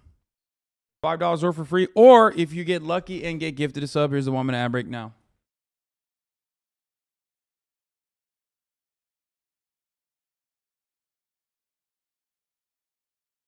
At least they put her in cornrows, right? Or Kevin Spacey's part in Pay It Forward that's based on a black man named Reuben St. Clair. Nora from Warm Bodies, who's described in the book as half Ethiopian. Oscar-winning Sir Anthony.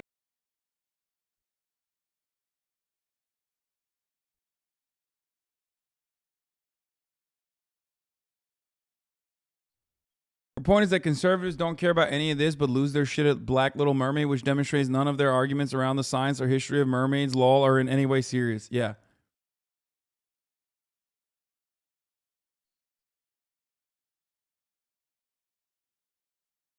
So,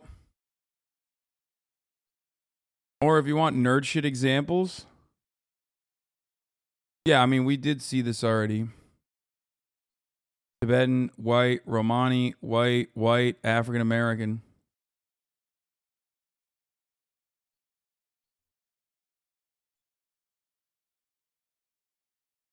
Wait till the right finds out Little Mermaid was written by a queer guy. Yeah. Oh.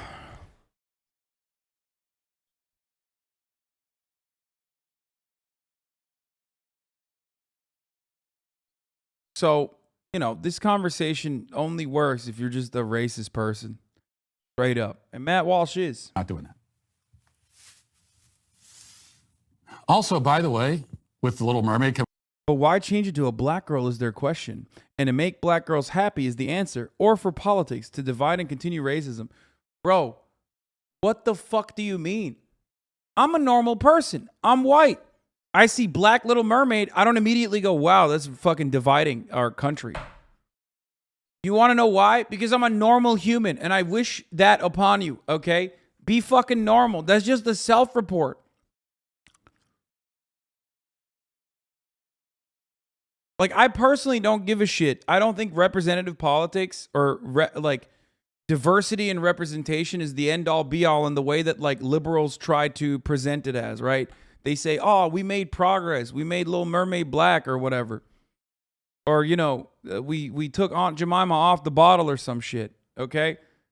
That's not like, that's not genuine progress for the millions of black people that are born into underserved communities that have been deliberately kept down by our white supremacist systems, right?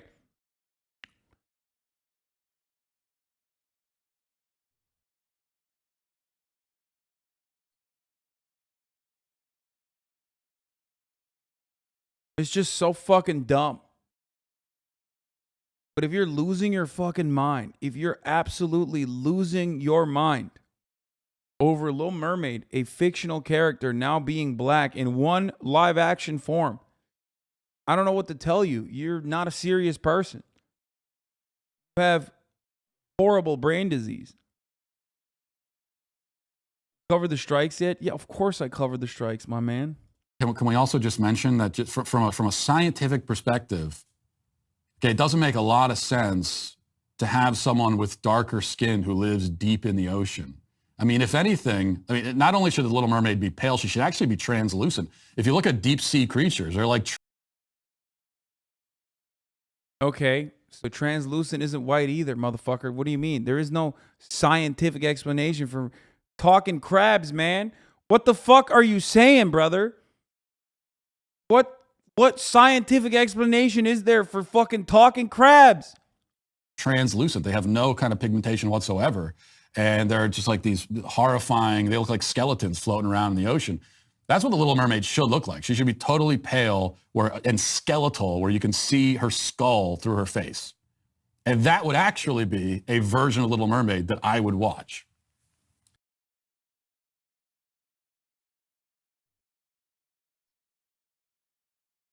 He's like, he said scientific explanation for a half woman, half fish, dude. That's crazy.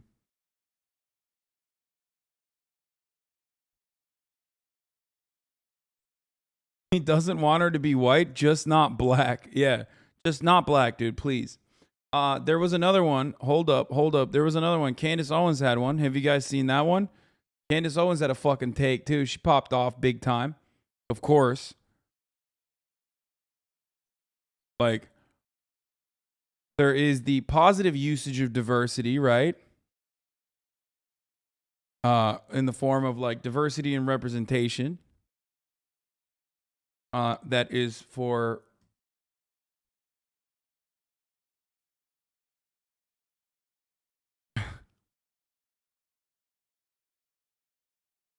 that is used to show little girls that someone that looks like them is also, in a Disney movie as the main character or whatever.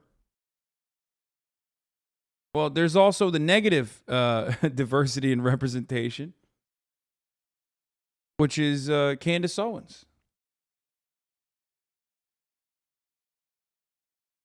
The entire point of Candace Owens' existence as a conservative mouthpiece. Okay, Hasan racist clipped. What is this? Thanks, man. This is going to be a really good clip. Thank you. Titled Hasan racist question mark.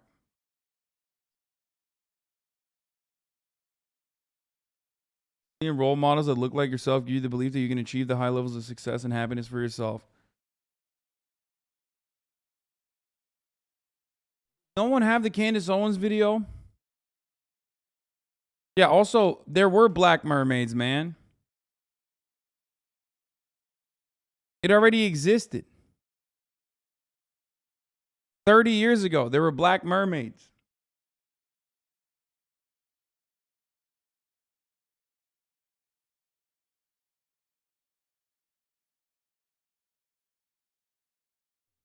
I'm not hearing them say shit on a Middle Eastern man be white in the Bible. Character was whitewashed in all the movies. Yeah, I mean, stop posting fucking dumbass. What do you think of the new Little Mermaid movie? It makes me chuckle. As you know, nothing can be as it was. It all must. Bro. What do you think of the new Little Mermaid movie? I actually was just informed about this. It makes me. Man, I just heard about it and I'm so mad.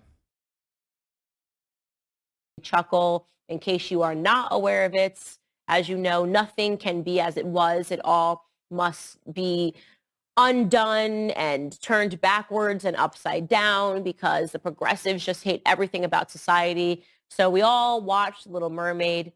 And if you're like me, you probably thought, well, yay, finally the redheads get something, right? You know, they're the true minority that nobody talks about. The redheads. So we had Ariel, who had beautiful long red hair. And it was actually. But she has red hair too. Wait, Black Ariel also has red hair. One of my favorite movies. I was a big Disney child, Disney baby. Of course, nothing can be left as it is, and they are now producing a mermaid movie in which Ariel is black. Now, are there black people with red hair? Sure, yes. It's not common for black people to have. It's not common for white people either. Red hair. You literally just said they're an underrepresented minority, which is not even true. They are represented pretty adequately in media, I would say. People love redheads. Is in fact a Nordic trait, if you will, Irish, really, if you want to talk about specificities. But they're going to make her black because I'm going to be honest. You want to know what's actually the most uncommon? Not black people with red hair. What's the most uncommon is a half person, half fish figure. As a matter of fact, it's so uncommon. It does not exist in the real world. That's really uncommon, Candace. It's crazy, man. It's fucking nuts. Doesn't even exist in the real world. Think about it. Conservatives literally turn into the most bat-chested consumers when they think some media has slighted them if it's not racist enough.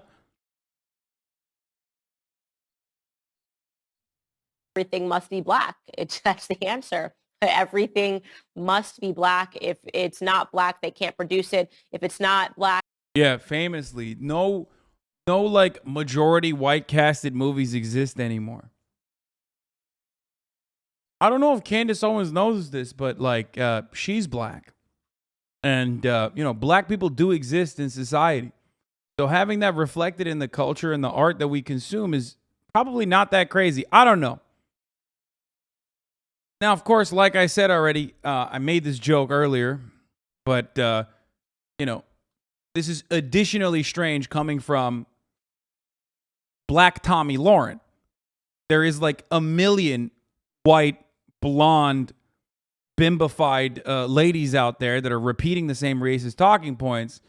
So conservatives are like, we need, a black woman to say the same shit so that she could constantly and consistently shield herself from the accusations of racism. We needed a black person to say the white supremacist stuff. So without that kind of diversity and representation, Candace would not have a job. She'd probably still be, making anti-Trump websites or whatever the fuck she was doing before she realized that the pro-Trump grift is actually significantly better for her.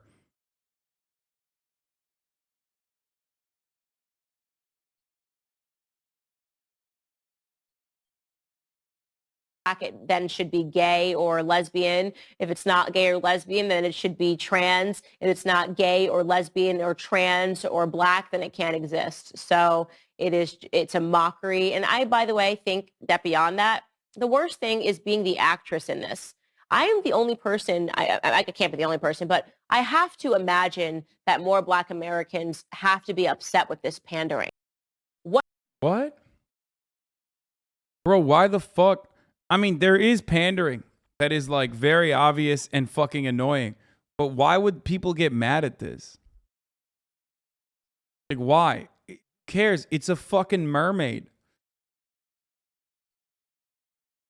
Like, no, there is pandering when like Walmart, which is funding, a new tank for the fucking local police force, turns around and goes, "Oh, Black Lives Matter. We love black people. Come on." Like, that's pandering, right? But like when Disney's like, yeah, we're going to make Little Mermaid black. Like, that's not pandering. This is a casting decision that they made.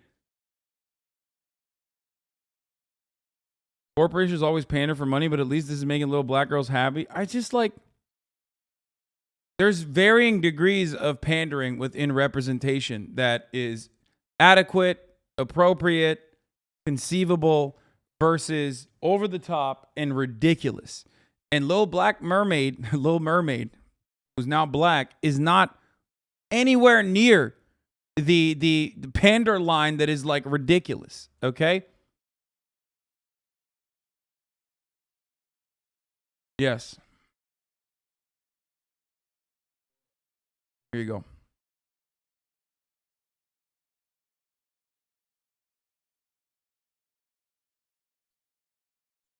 Matt Walsh's take was we should have a white Black Panther. First of all, I already said it. Go ahead, make the racist ass white Black Panther movie, man. Do it. Yeah, there already is one, okay? It's called Birth of a Nation. And it was quite impactful, okay? They did that already. It was watched in the White House. I don't know if you know that.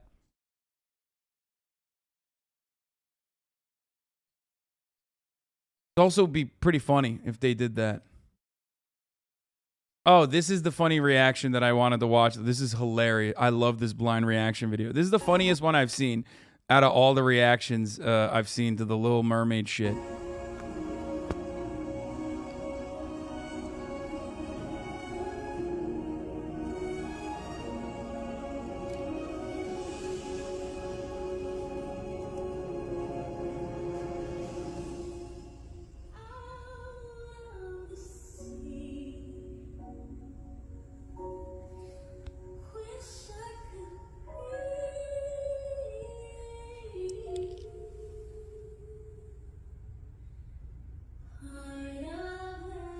She's so funny.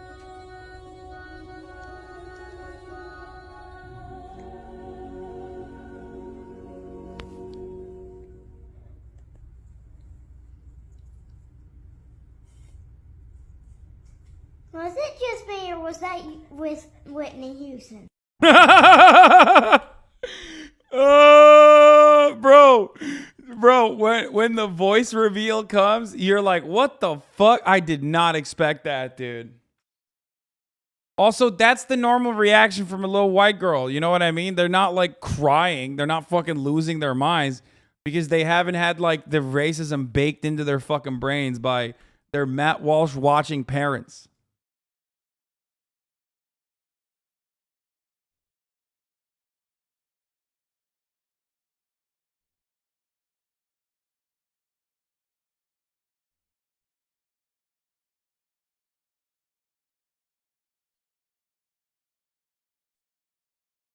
Kids don't give a shit unless their shit-stained parents make it so. Exactly.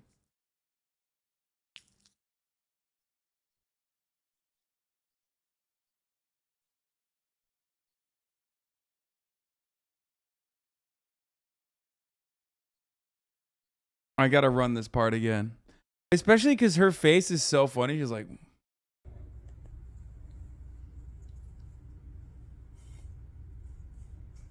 Was it just me, or was that with Whitney Houston?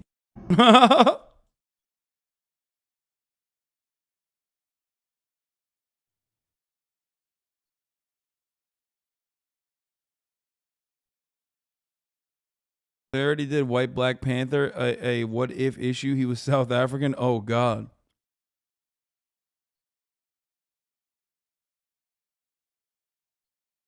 He was doing the dog side eye the entire time. Yeah, it was cute.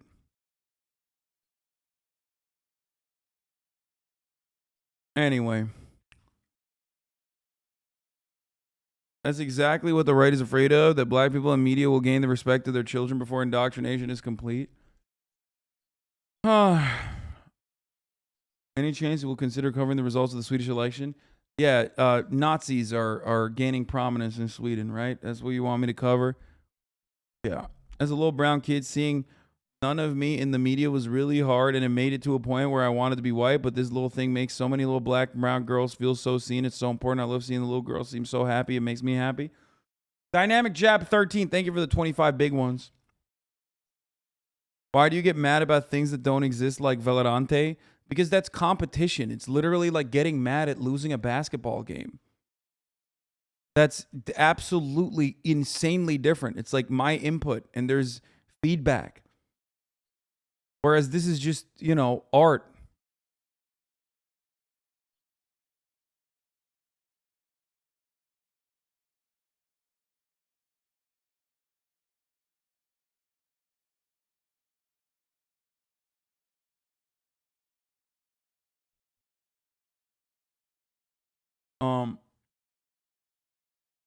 Yeah.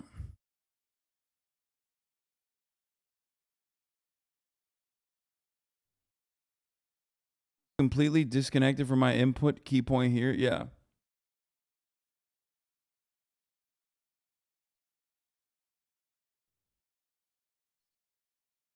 Be like getting mad at a painting while having a black person as the focus. Yeah. I mean, and these motherfuckers would get mad at that too. So I don't know what else to say about this issue other than the fact that, yeah, if you're mad, you're fucking insane.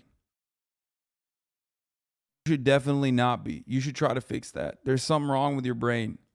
If you get mad at this kind of thing, there's actually something wrong with your brain, and you should work on desperately and quickly, swiftly fixing that. Okay? Like, who gives a fuck? We had this conversation last week about black elves and shit. You know what I mean? People were like, wow, George R.R. Tolkien or J.R. Tolkien. Fuck, George R.R. Martin. I keep fucking this up. Tolkien implied that, like, elves are white. Okay. Like, who cares? I don't give a fuck. It's fake, man. It's fake. Not basically the same. Tolkien is entirely different. Great world building, great lore building, but obviously George R.R. Martin's work, Game of Thrones, is entirely different, especially as it pertains to how complex and how morally gray his characters are. And also how much his characters die, too. Like, Game of Thrones is unique as a work of art in comparison to Lord of the Rings, because Lord of the Rings is like clearly a war between good and evil, whereas Game of Thrones is not. Also incest. There's like hella incest, dude. So much incest in Game of Thrones. And I'm gonna be honest, there's not a lot in Lord of the Rings. Black Elf is the most elf-like of all the elves. The rest of the elves are meh. Dude, I will admit, there's something busted with all the fucking elves in Lord of the Rings, the new one, the Rings of Power or whatever. They all look so fucked up. Why do they all look so fucked up except for the Black Elf, who's like a Giga Chad and sexy? Am I the only one who saw that? I was looking at all the white elves, and they look so British, dude. They look too British. Okay? They look way too British, man. It's like, are you 14 or 45? I can't tell. It's very weird. There's something busted with them.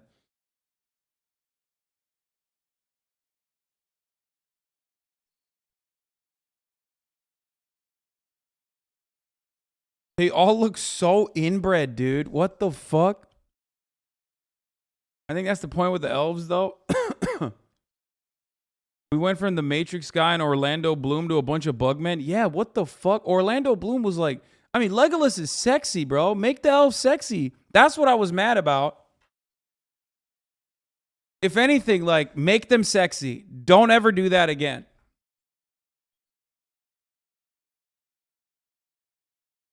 I think you're self-reporting now. Wait, no, I'm serious, dude.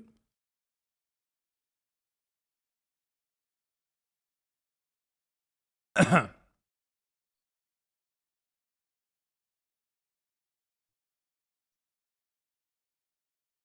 main character is like kind of cute, but that's it. All the dude elves especially are busted, bro. There is something wrong with all the dude elves.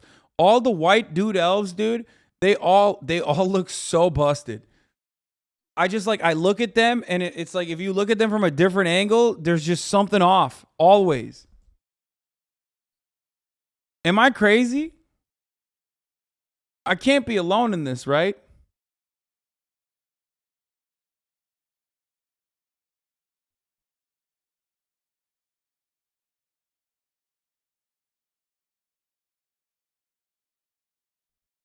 What do you mean? The Neil Patrick Harris elf looks good? No, they all look like Neil Patrick Harris. If Neil Patrick and Harris got together and inbred, dude. They literally all look like busted Neil Patrick Harris. Every single one of them.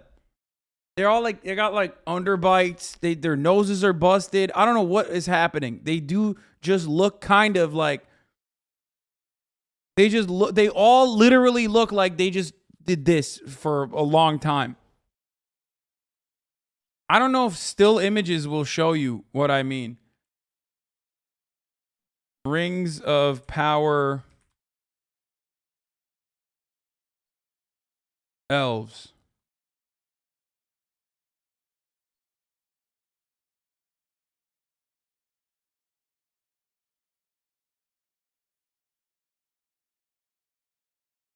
You guys have any photos? I need to show you.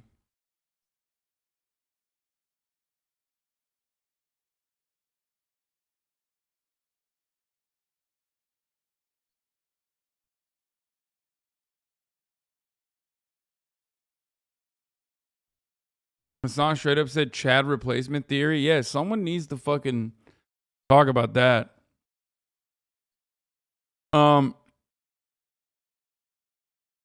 Even the real actors for the elves in the Rings of Power look like CGI. It's so weird. It's like a Snapchat filter. Yeah, no, they just hired too many British people. But remember what I said about British people?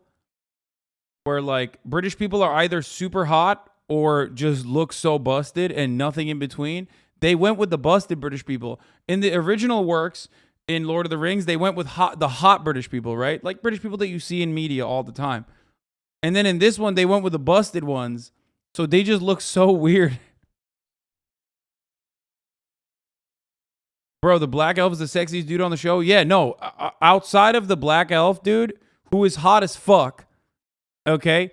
All the other elves are like, they look purposely busted. They look like hobbits, bro.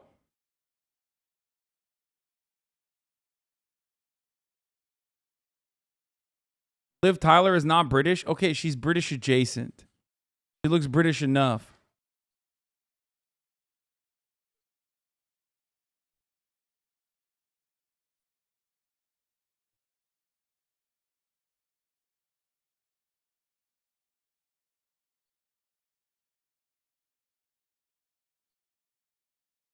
You mean like Eminem elf? Wait, no, I didn't see this one. This one doesn't even look as busted as the other ones. I'm talking about like all the ones that like get together and they're on the council and shit. They all look crazy, bro. They all look like they got something going on. Like,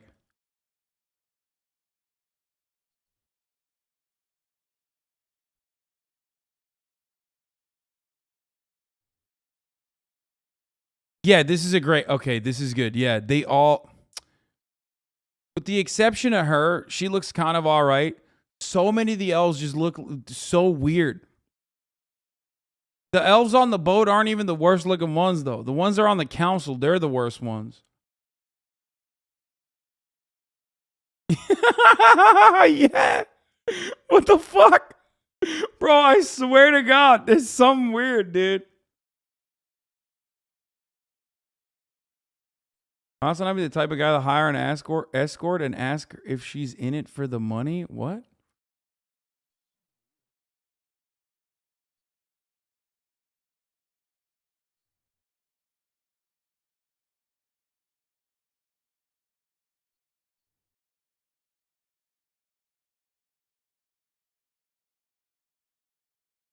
$60 million per episode, and this is what you got, bro. They should have used CGI to fix their faces.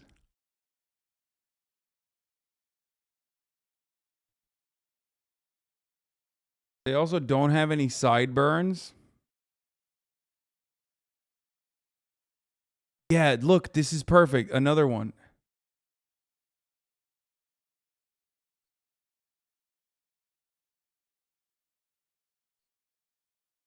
They all look like this, bro. It's so weird.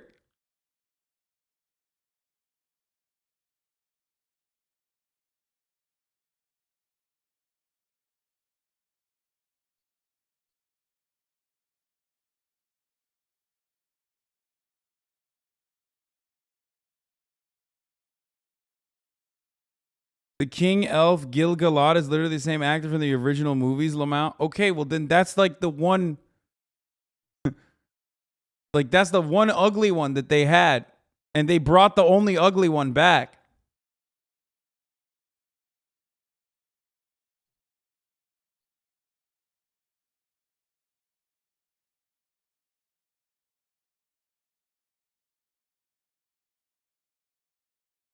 Who cares what skin color a mermaid has because it's not real? Elves, on the other hand. No, I don't give a shit about the elf skin color either. I just care about them looking good. Do you not understand the point I'm making? Look how fucked up these elves are looking.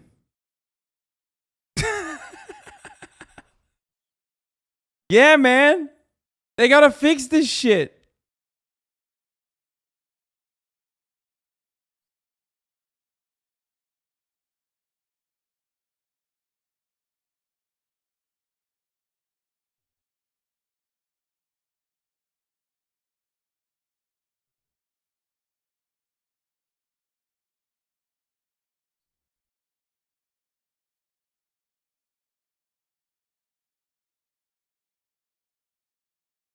Anyway, the Neil Patrick Harris elf is actually young Ned Stark in Game of Thrones. Ned Stark.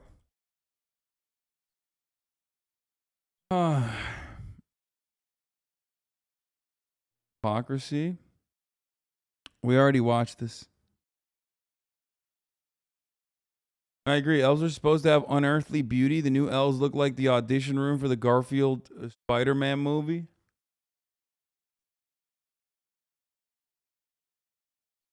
Yo, not gonna lie, the Game of Thrones, the new Game of Thrones characters are kind of busted looking too.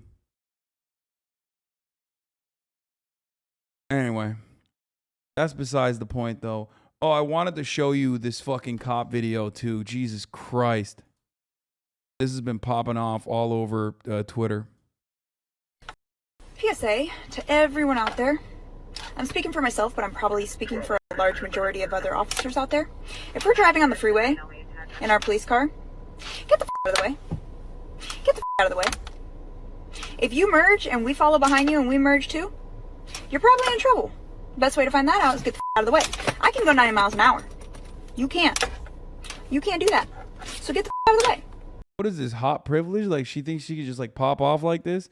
By the way, they gave her a slap on the wrist for this TikTok. I think she got like a day off or something. If us officers stay behind you long enough, we can find a reason to pull you over. So you might as well get the out of the way. Super simple.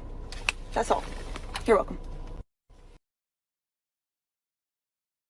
God, cops are the fucking worst, dude. Holy shit.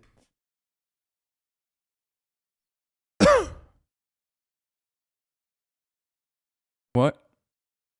Can't believe Ludwig retweeted the Blue Lives Matter Photoshop. Here's why he's a huge bootlicking hypocrite who enables police brutality. 1 out of 23. Jesus Christ. I thought this was a real thread, dude. Ludwig, get your own fucking stands, by the way.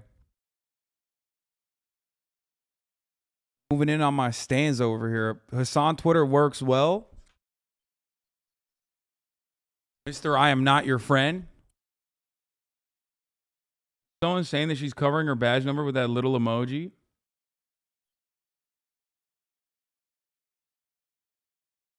Stuff looks like if Will Neff had a shitty cousin that they cast.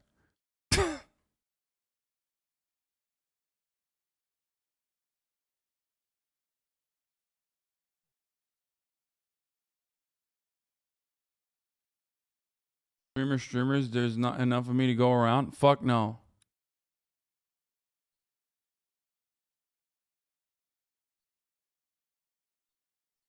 That's Bill Neff.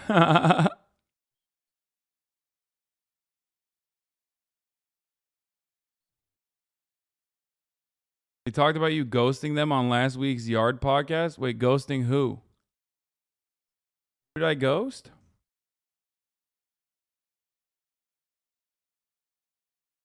Bro, I can't get over this. He does look like busted Will Neff. What the fuck? If Will Neff let himself go? Will with bad hair day and no sleep? No. Will would really have to fuck himself up to look like this. Bro looks like he should be fighting Russia instead. Nick, he asked to play Veladante. Wait, he did? No shot.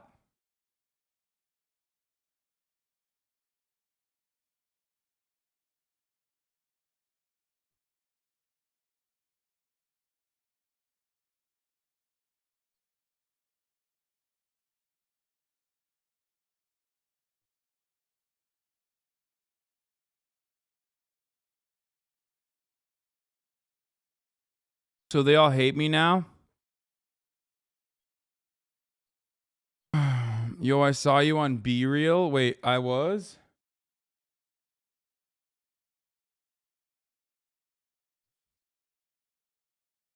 Okay, dude. That's not me. I'd be trying to... I'd be out there trying to do a kissy poo on the Be Real. I don't understand Be Real. I'm too old. Timestamp the art episode from People last just week. get to see your fucking vinegar strokes. Oh, by the way, Hasan ignored my message. What was that? What are you doing? That's the hello. Fucking loser.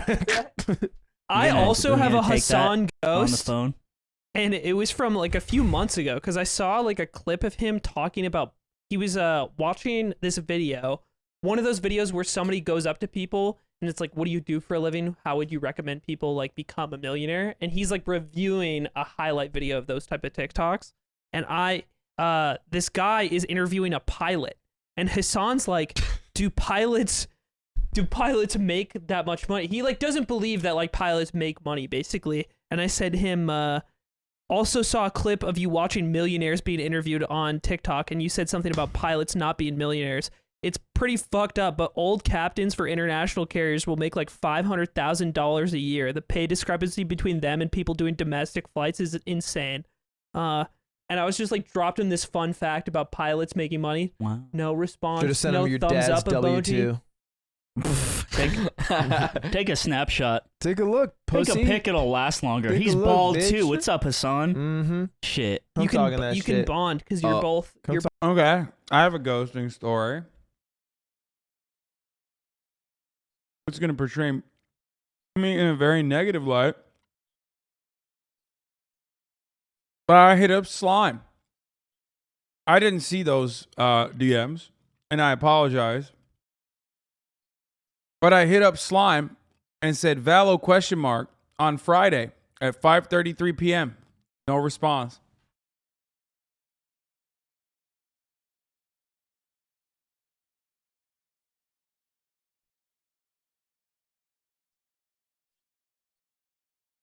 And of course, I'm not even going to talk about King Ghost over here. This guy.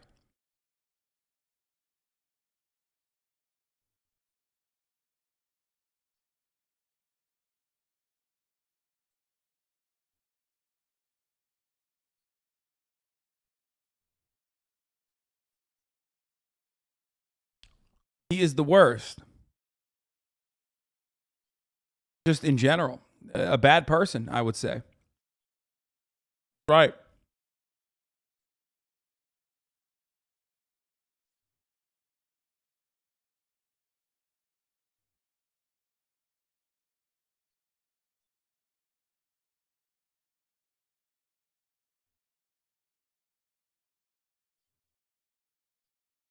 Slime is so bald, sometimes the Wi-Fi waves reflect off his head, not his fault for ghosting you. No, that's fucked up. Chibi artist did you justice on this one? Oh man, don't even show this. I can't wait for like 700 quote tweets on this too, saying that like I'm a pedophile again or something. From literally dudes with lolly accounts. I'm sure you guys saw that. Saw that bit of weird controversy. Homie, a walking self-report.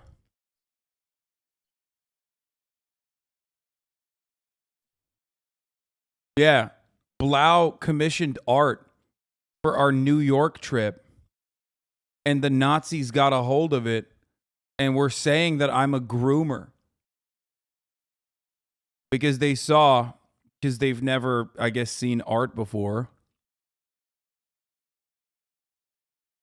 But half the motherfuckers were like, oh, dude, this guy's such a groomer. Like, they literally destroyed this dude's own fucking QRTs and his responses, too. Because of this art. Someone was like, bro, you're grooming teenagers.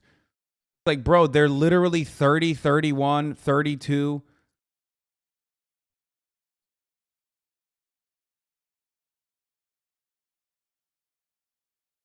Like, every single person in this fucking, that is depicted in this artwork is my age.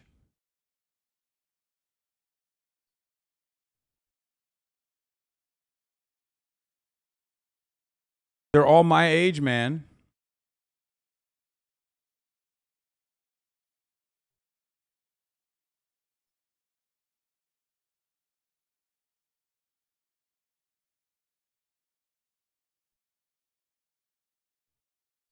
Like, Blau literally has tattoos in the artwork.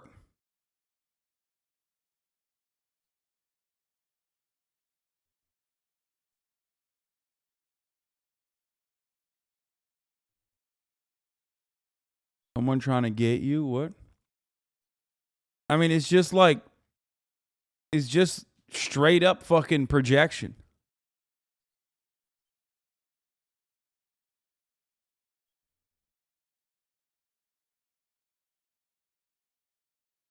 Like, the person who I'm sitting next to is literally my age, man.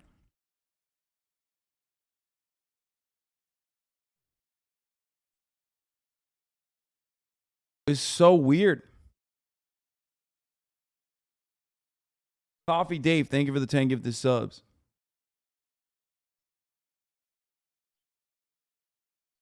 Group planned, group showed up. Yeah, that is what happened.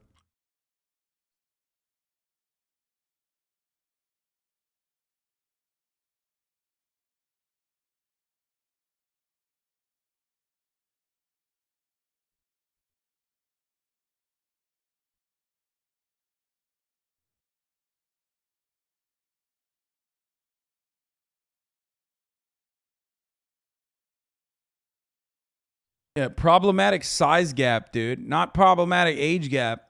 Problematic size gap. Because I'm taller than they are. I'm depicted as taller, so fucking dumbasses look at that and go, wow. He's larger and he has a beard, so he must be older than them.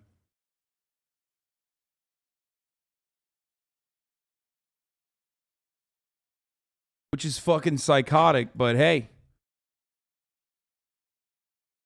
I guess you can say whatever the fuck you want on the internet. Like, look, the amount of people that said actual groomer vibes. Bro, look at your account, man. Registered flex offender. Some big Dalia energy coming from this law.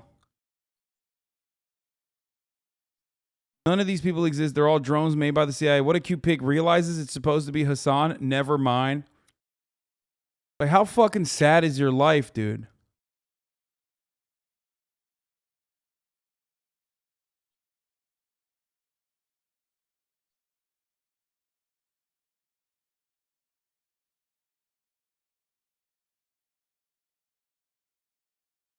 Who portrays their 30-year-old ass sitting next to a bunch of kids on the train? All 30. Girl looks outside. Looks like she's trying to warn her friends.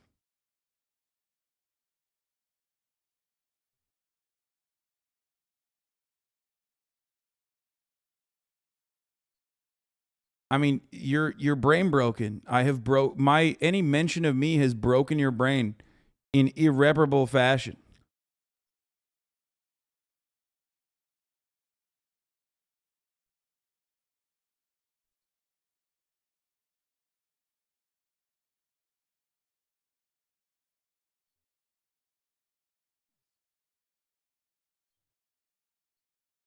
Anyway,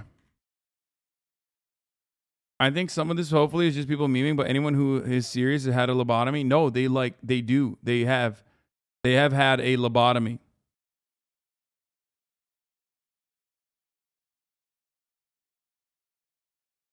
Oh yeah, this was really funny. It's just the art style though. Oh, okay. So when it's anime, you shit and piss your pants, but when it's your favorite internet friend, it's suddenly different. Got it. This is a pretty funny fucking counter from this person who I blocked because she was one of the psychos, okay?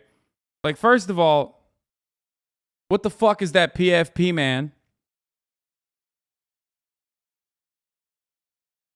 Don't you think that there's a difference between lollies and like real human beings that are unironically fucking 30 plus years old? The fuck are you doing?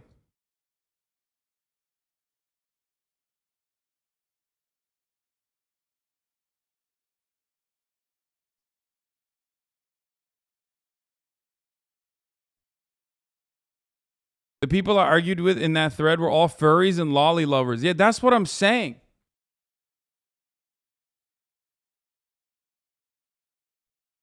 It's so weird. Like, they literally were lolly and furries that were turning around and being like, oh, the depiction of like 30-year-olds in this photo is problematic, sweetie.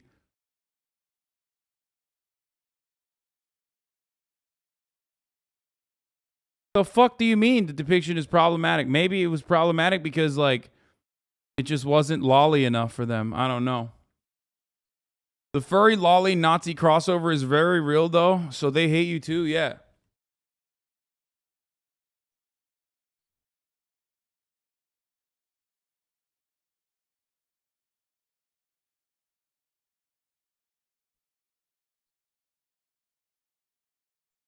And it's not like it's not even me. It's not even my account. It's like someone commissioned artwork that happen to depict me in it. And these motherfuckers are so deranged. They're like out there looking for any mention of me that they'll like go and try to fucking bully my friends.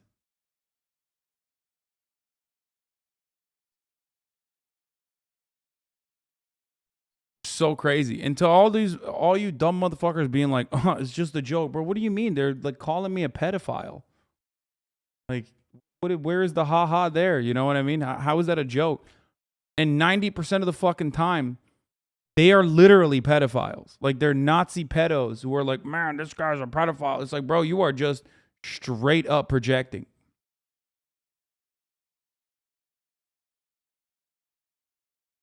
Oh, there was another one. Oh, the other instance of like my last TikTok, as you guys saw, popped the fuck off on TikTok. It got like 3 million views or some shit. Hold on.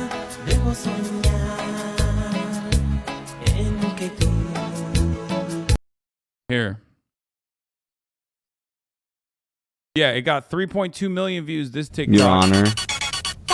I need you.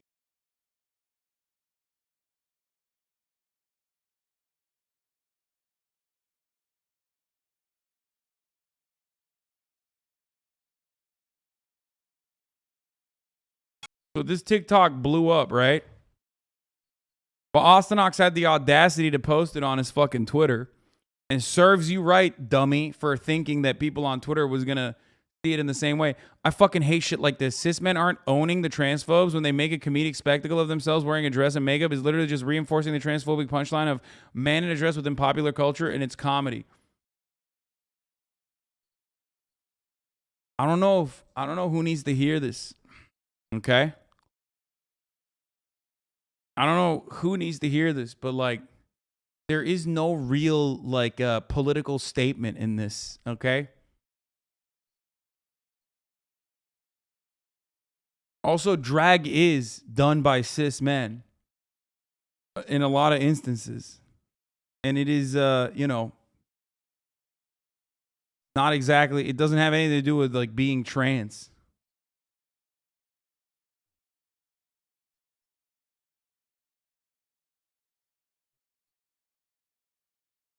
And no, like big burly man breaking like gender stereotypes and boundaries, not necessarily like that big of a deal. We're just doing it for fun, okay? But you are chronically online if you think that this is somehow morally abhorrent. Why are you? Because I think that person was like a trans person too who was like mad. Why are you fucking getting upset and making the comparison between drag and trans people? You're literally like squaring, you're literally drawing the direct line that Republicans try to do.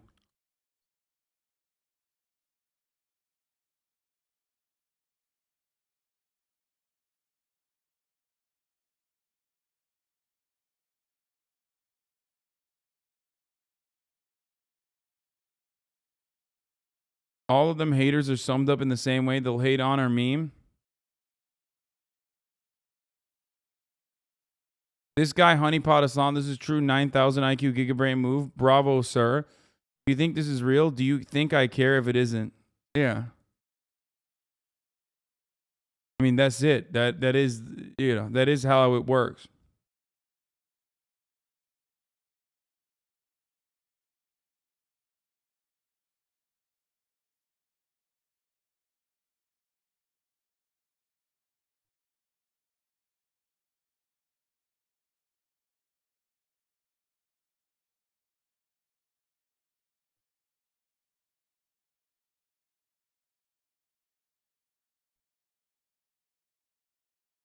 I just saw a post that said, I hate Hassan, but he slayed that dress. Thank you. That's the actual fucking, that's the real take.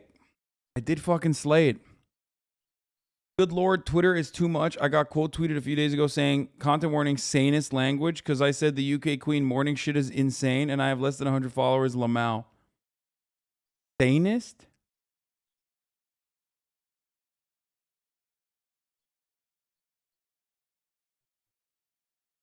What the fuck does that mean?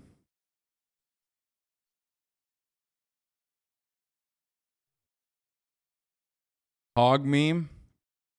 You guys I'm not a religious man, but I said a quick prayer for promise my not guy. to get mad at me, huh? Oh no. All right.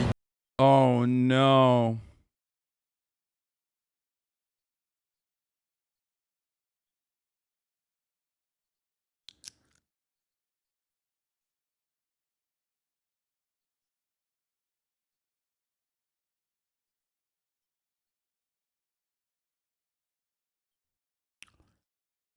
It's just weird, like, a lot of people do this thing where it's just like, I just want to be mad. I just want to be mad. So why don't people just make a Twitter account and watch the show like I do? Yeah, that's the other thing. It's like, dude, if you watched any of these if you watch my show, even for 3.5 seconds, you probably get a better understanding of this. You know what I mean? Unless you catch me in an off moment where I'm pissed off at a chatter or some shit.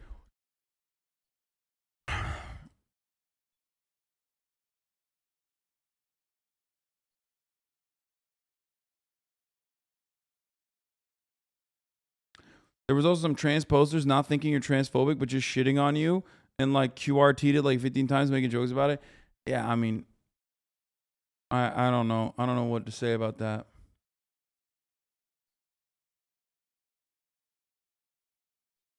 Never yell at chatters. Yeah, I mean, I do get pissed off at chatters, and it's sometimes understandable, but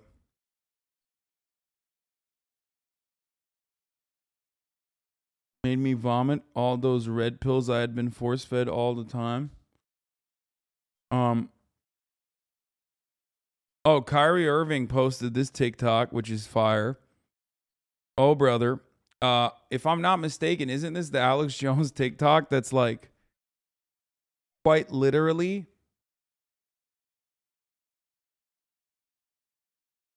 blaming the Jews for 9/11 or something?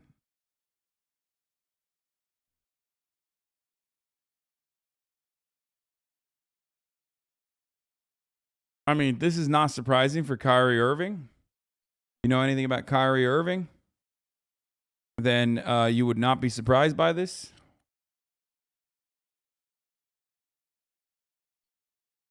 Here's the full cop pig video, full version of the cop video. All Oh, right. really? Here. You guys promise not to get mad at me, huh?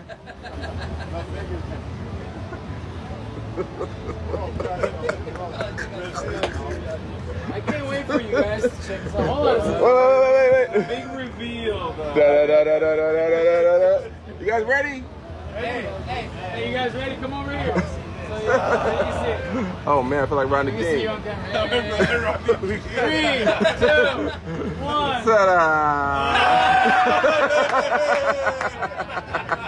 1. Okay, at least they laughed at it. That's actually better. I thought that they were gonna be. I thought that they were not gonna laugh at it. He don't like it too much. Some of them are laughing, but that one's like, wait a minute, what? All right.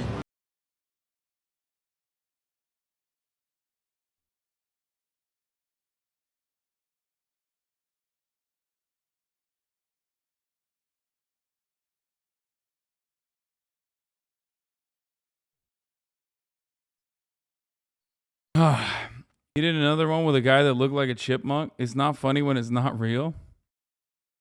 Yeah, that was tense. That was definitely a tense moment.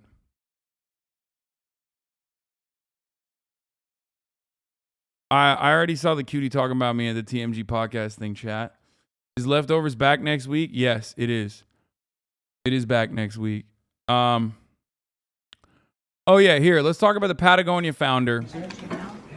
Behind the world-renowned company famous for outdoor clothing and gear is 83-year-old Yvonne Chenard, a climber, surfer, and lifelong environmentalist who just gave away his estimated $3 billion business born from blacksmithing in a shed. His family transferred ownership of Patagonia to a trust and nonprofit organization created to funnel all of the apparel company's profits to fight climate change and defend nature. Instead of going public, you could say, we're going purpose, Chenard wrote in a public letter. Instead of extracting value from nature and transforming it into wealth for investors, we'll use the wealth Patagonia creates to protect the source of all wealth. The reluctant billionaire has never been swayed by business norms, even encouraging consumers to limit their spending at his company. You know, you've heard of recycle and reuse, stuff like that. You also have to consider refuse. Refuse to buy something just because, you know, if you don't need it, don't buy it. For decades, Would have been a lot better if he gave the company to the workers. Yeah, certainly.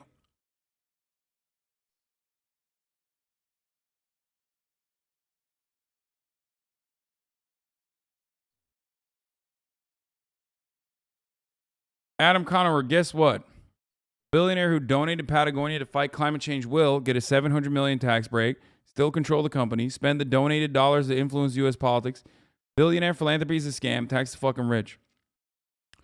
A truly charitable donation would have been to donate Patagonia or its proceeds to a nonprofit already working in the space, or hell, donate the dollars directly to those in need via Give Directly. Instead, he donated it to himself to spend as he sees fit. That's not charity. So, the system itself is designed in this way. That's not what the New York Times piece I saw said. I said he wouldn't get any tax benefit and give up all ownership. So here's what I'm going to say. No, people think that this is immediately like a Bill Gates style scam. There is a difference. And I don't think Adam Conover is correct on this. I hate to say it. Okay? There's a difference between taking your company and reforming it so that like all of the profits are direct donations, which I think is what he's doing. He'll probably still get paid a tight bag, right, for surviving in the way that he wants to live. But there's a difference between that and like doing what Mark Zuckerberg and Bill Gates have done, which is to set up a nonprofit basically to shelter all of their assets within that nonprofit.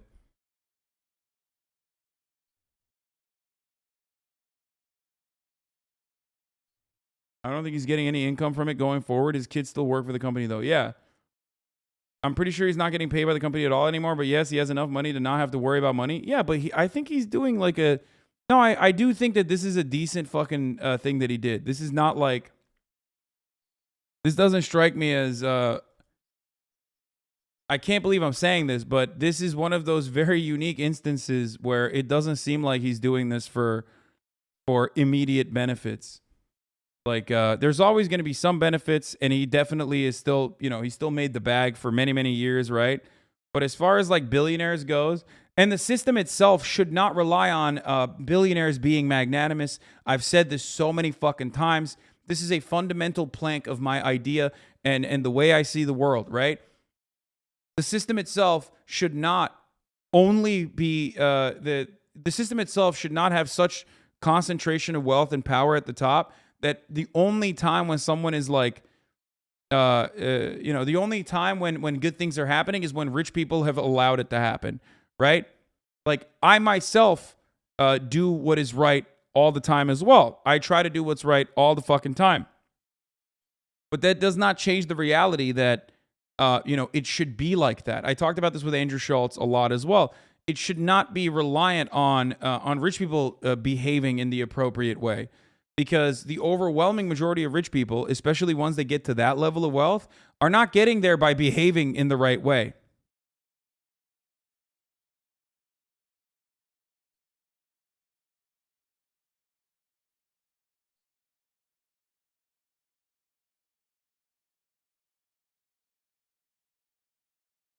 Rich people shouldn't be rewarded for just doing the right thing. No. You're misunderstanding it. I'm not even talking about this from just like automatic disdain. Automatic disdain for the rich. I'm saying that the system is fundamentally flawed because it relies on rich people individually deciding on their own to do the right thing. Okay?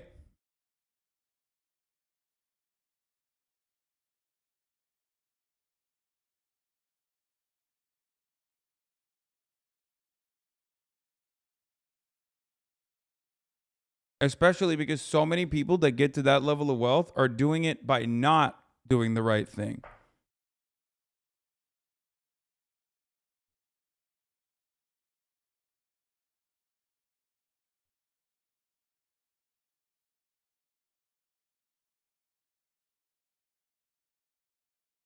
The Patagonia heiress today.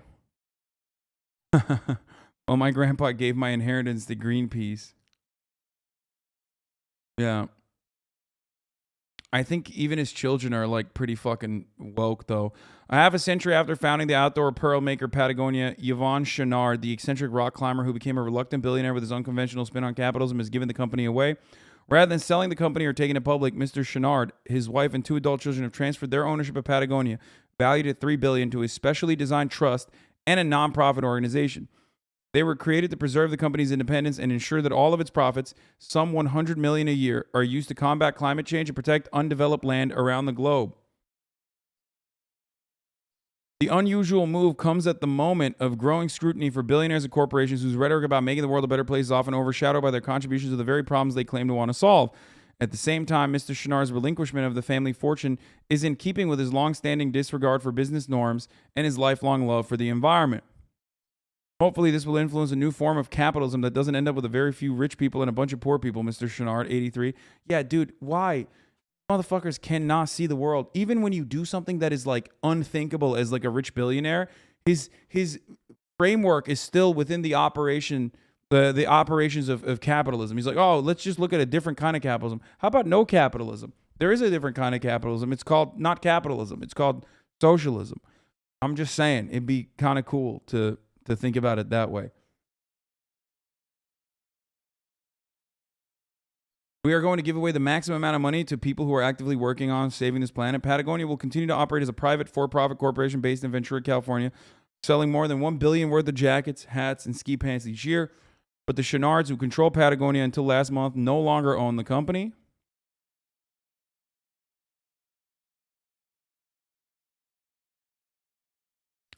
In August, the family irrevocably transferred all the company's voting stock, equivalent to 2% of overall shares, into a newly established entity known as the Patagonia Purpose Trust. The trust, which will be overseen by members of the family and their closest advisors, is intended to ensure that Patagonia makes good on its commitment to run a socially responsible business and give away its profits. Because the Chouinards donated their shares to a trust, the family will pay about $17.5 million in taxes on the gift. The Chouinards then donated the other 98% of Patagonia, its common shares, to a newly established nonprofit organization. Bro, how do you expect a billionaire to be anti-capitalist? Naive Hasan. I mean, what he's doing in this circumstance, if he's doing it appropriately and not like a Bill and Melinda Gates Foundation style asset sheltering, basically, is technically, doing something that is liquidating all of your fucking capital and giving it to other causes instead,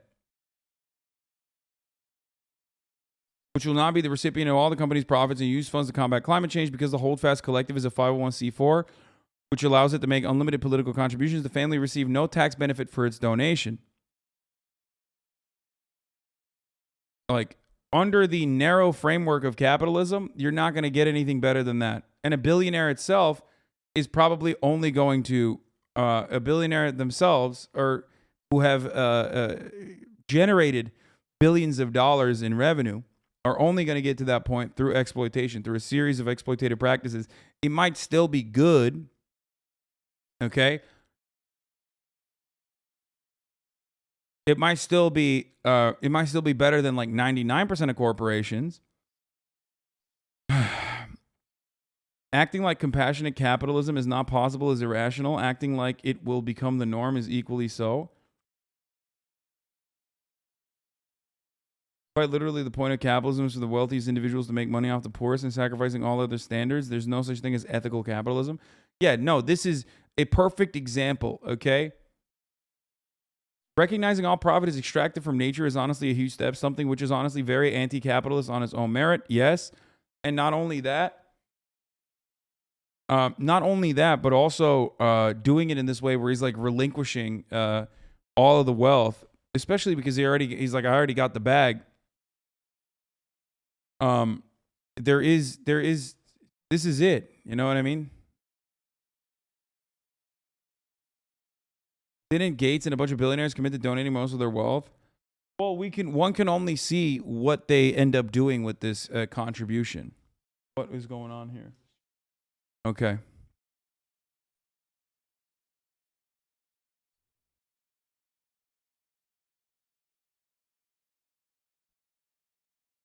Not exactly KB. Thank you for the 5 give the subs. One nice billionaire doesn't make up for hundreds of evil ones. I agree.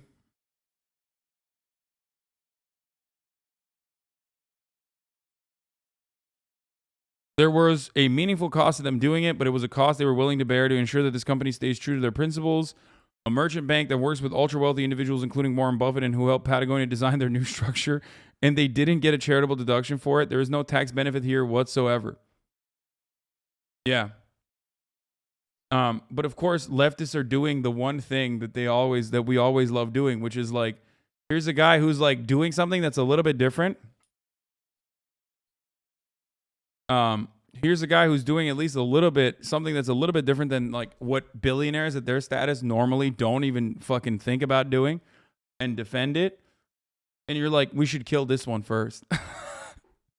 Okay, kill him. I don't know what to tell you. Like, it's just like, this doesn't change the system itself. Billionaires across the board are a policy failure. He himself is already recognizing that, it seems like. You know what I mean? Like, this is what other motherfuckers do. Bear Sade, the Republican donor, okay, who literally took his company, turned it into a 501c4, and dumped it into the Federalist Society. Meanwhile, this motherfucker is doing it. This motherfucker is doing it for conservation efforts, something that he's like personally cared about his entire life.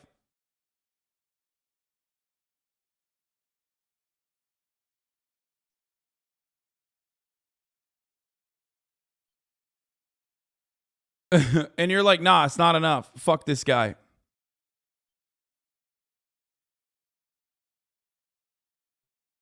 It's just overall, it seems like an overall good thing, okay?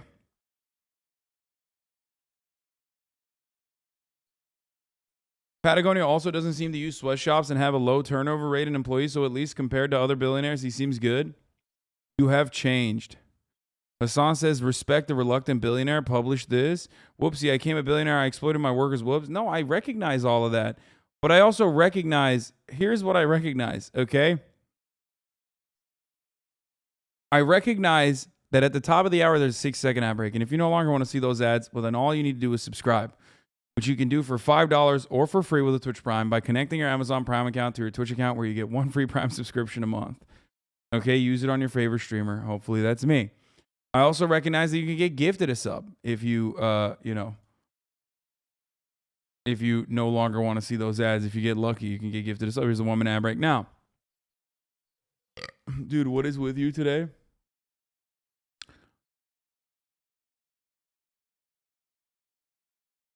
He did what he did. No billionaire can get to that level of wealth without a profound amount of exploitation. That's just the truth. Okay? That is the system that we exist under. And if someone within that framework, someone who has achieved a profound amount of success by taking advantage of that system, decides to, change their own personal outlook on it and literally, do something that many other people would not choose to do, and no one in his level of wealth has done. Okay? And that's why you're probably seeing that's why you're seeing the Bloombergs of the world. Do they not want him to fight climate change? No,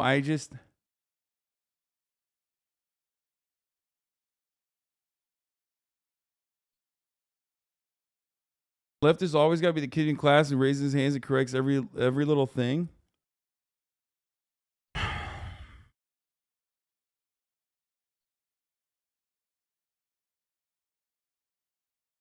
Good thing that he did that. The people need to shut the fuck up.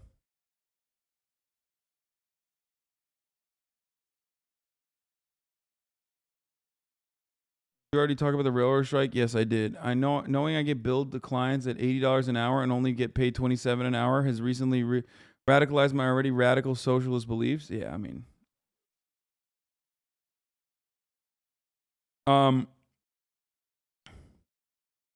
by giving away the bulk of their assets during their lifetime, the Chouinards, Yvonne, his wife Melinda, and their two children, Fletcher and Claire, who are both in their 40s, have established themselves among the most charitable families in the country. This family is a way outlier when you consider that most billionaires give only a tiny fraction of their net worth away every year. Even those who have signed, by the way, again, charitable donations do not fix the problem, okay? Charitable donations and billionaires doing charity does not actually fucking fix the problem itself. Obviously. And I hope that you're not thinking that I'm making that argument in any capacity, because that is not correct.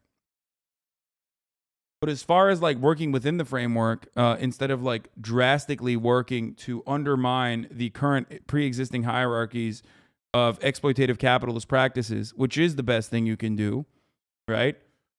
Like, it would be better if he gave away. It would be, here's what would have been better from a leftist perspective.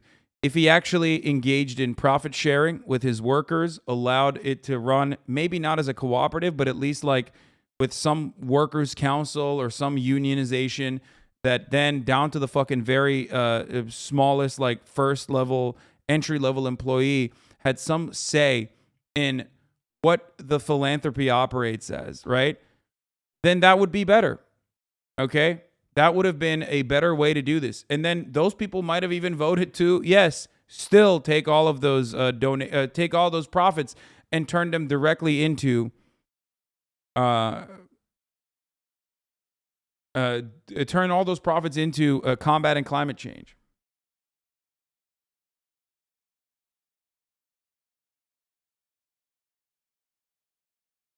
So obviously,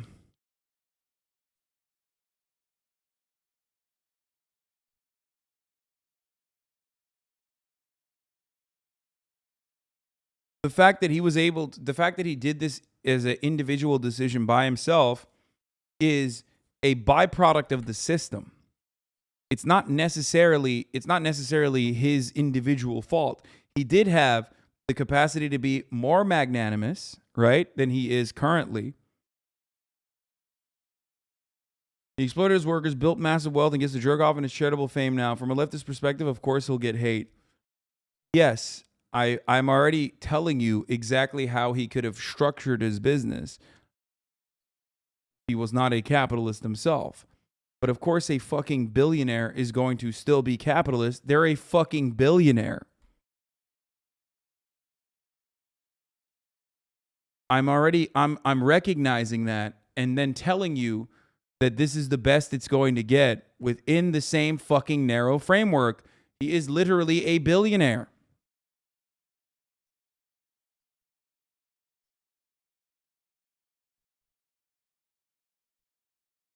I don't know why you are. The irony of a leftist taking the reactionary view. I mean, I'm not. I don't think I'm taking a reactionary view here. Wait, what?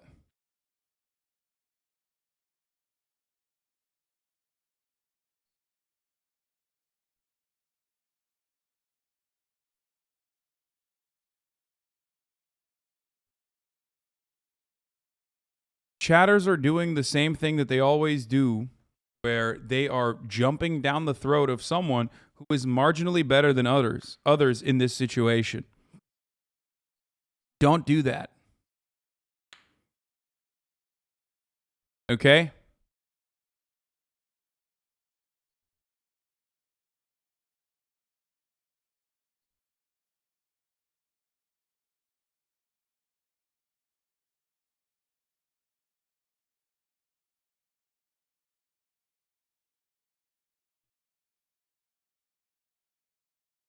Now, what can happen in this situation, definitely didn't have Hasan defending a billionaire on my Twitch bingo. I'm not defending him. What I'm simply stating is, if this 501c4 works in the way that he promised that it would, and I have no reason to suspect that it won't, considering like how much he seemingly cares about this sort of thing and what some of the words he has mentioned are. Okay? Unless he's just using this as a tax shelter so that he just dumps all the funds back into his own pockets, pays himself out like insane, non-taxable funds. Okay? Bro, Hassan, you gotta stop defending this guy. Okay, I'm gonna start banning people. I think they're doing it. I think these people are doing it on purpose.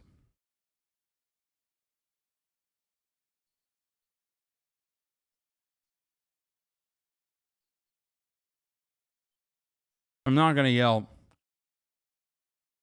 Even those who have signed the giving pledge don't give away that much and tend to get richer every year, Mr. Callahan added, referring to the commitment by hundreds of billionaires to give away the bulk of their fortunes. Patagonia has already donated $50 million to the Holdfast Collective and expects to contribute another $100 million this year. Mr. Mosley said the story was unlike any other he had seen in my career in my 30 years of estate planning. What the Chenard family has done is really remarkable. It's irrevocably committed. They can't take it back out again, and they don't want to take it back out again. For Mr. Chenard, it was even simpler than that, providing a satisfactory resolution to the matter of succession planning. I didn't know what to do with the company because I didn't ever want a company, he said from his home in Jackson, Wyoming. I didn't want to be a businessman. Now I could die tomorrow and the company is going to continue doing the right thing for the next 50 years and I don't have to think about it or be around it.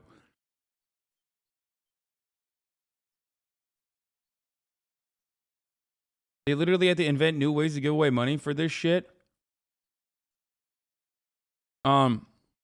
The company has given away 1% of its sales for decades, mostly to grassroots environmental activists, and in recent years, the company has become more politically active, going so far as to sue the Trump administration in a bid to protect the Bears Ears National Monument.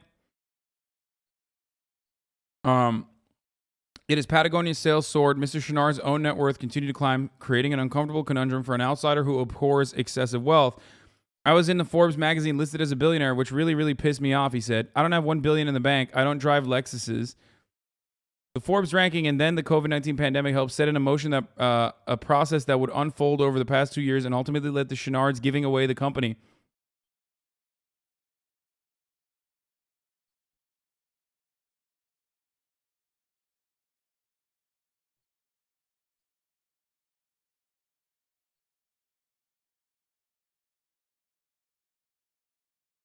Yeah, he didn't even bring up a Bugatti. What a broke boy. The problem is that even though that the write-up is New York Times is glowing, the fact that he set up a trust structure means that his family will remain in control of the company for perpetuity. Sure, it's better than other billionaires, but it's still a tax scam.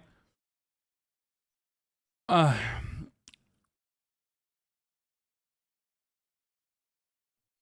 easiest path, selling the company or taking it public, would have given Mr. Chenard ample financial resources to fund conservation initiatives. That was the strategy pursued by his best friend, Doug Tompkins, founder of the clothing companies East Spirit and the North Face. But Mr. Chenard had no faith that Patagonia would be able to prioritize things like worker well-being and funding climate action as a public company.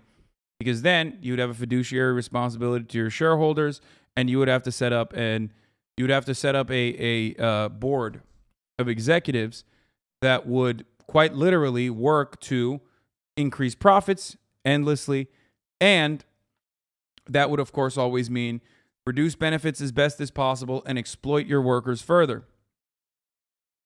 I don't respect the stock market at all, he said. Once you're public, you've lost control over the company and you have to maximize profits for the shareholder, and then you become one of those irresponsible companies. They also considered simply leaving the company to Fletcher and Claire, but even that option didn't work because the children didn't want the company. It was important to them that they were not seen as financial beneficiaries. They felt very strongly about it. I know it can sound flippant, but they really embody this notion that every billionaire is a policy failure. Finally, the legal team and board members landed on a solution. In December, at a day-long meeting in the hills above Ventura, the entire team came together for the first time since the pandemic began. Meeting outside, they agreed to move ahead. We still had 1,000,001 other things to figure out, but it started to feel like this might actually work. Now that the future of Patagonia's ownership is clear, the company will have to make good on its lofty ambitions to simultaneously run a profitable corporation while tackling climate change. Some experts caution that without the Chenard family having a financial stake in Patagonia, the company and the related entities could lose their focus. While the children...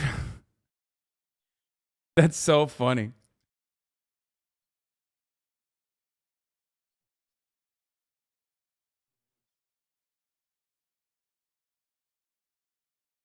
I don't get why we should tax the rich more, and also this guy's not so bad, or hard thoughts for people to hold for people. I don't know.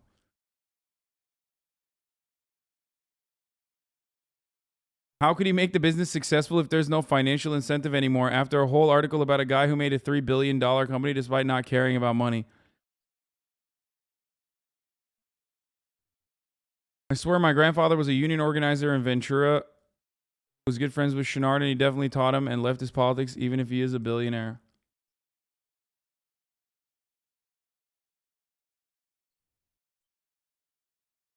While the children remain on Patagonia's payroll and the elder Chenards have enough to live comfortably on, the company will no longer be distributing any profits to the family.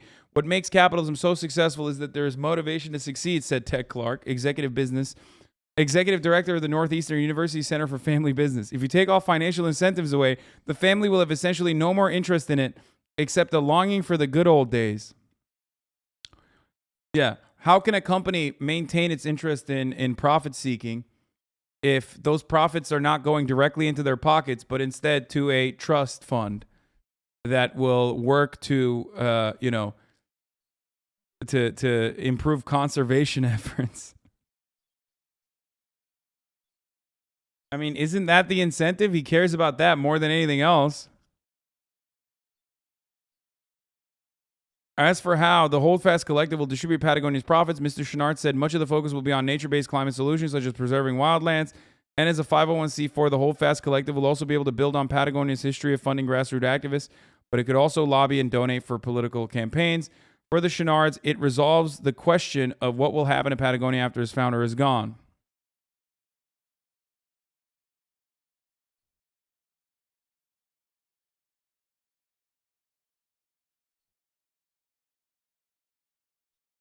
Like, it's not great. The best thing to do is, like I said, set the company structure up in an entirely different way. If you don't care about the profits,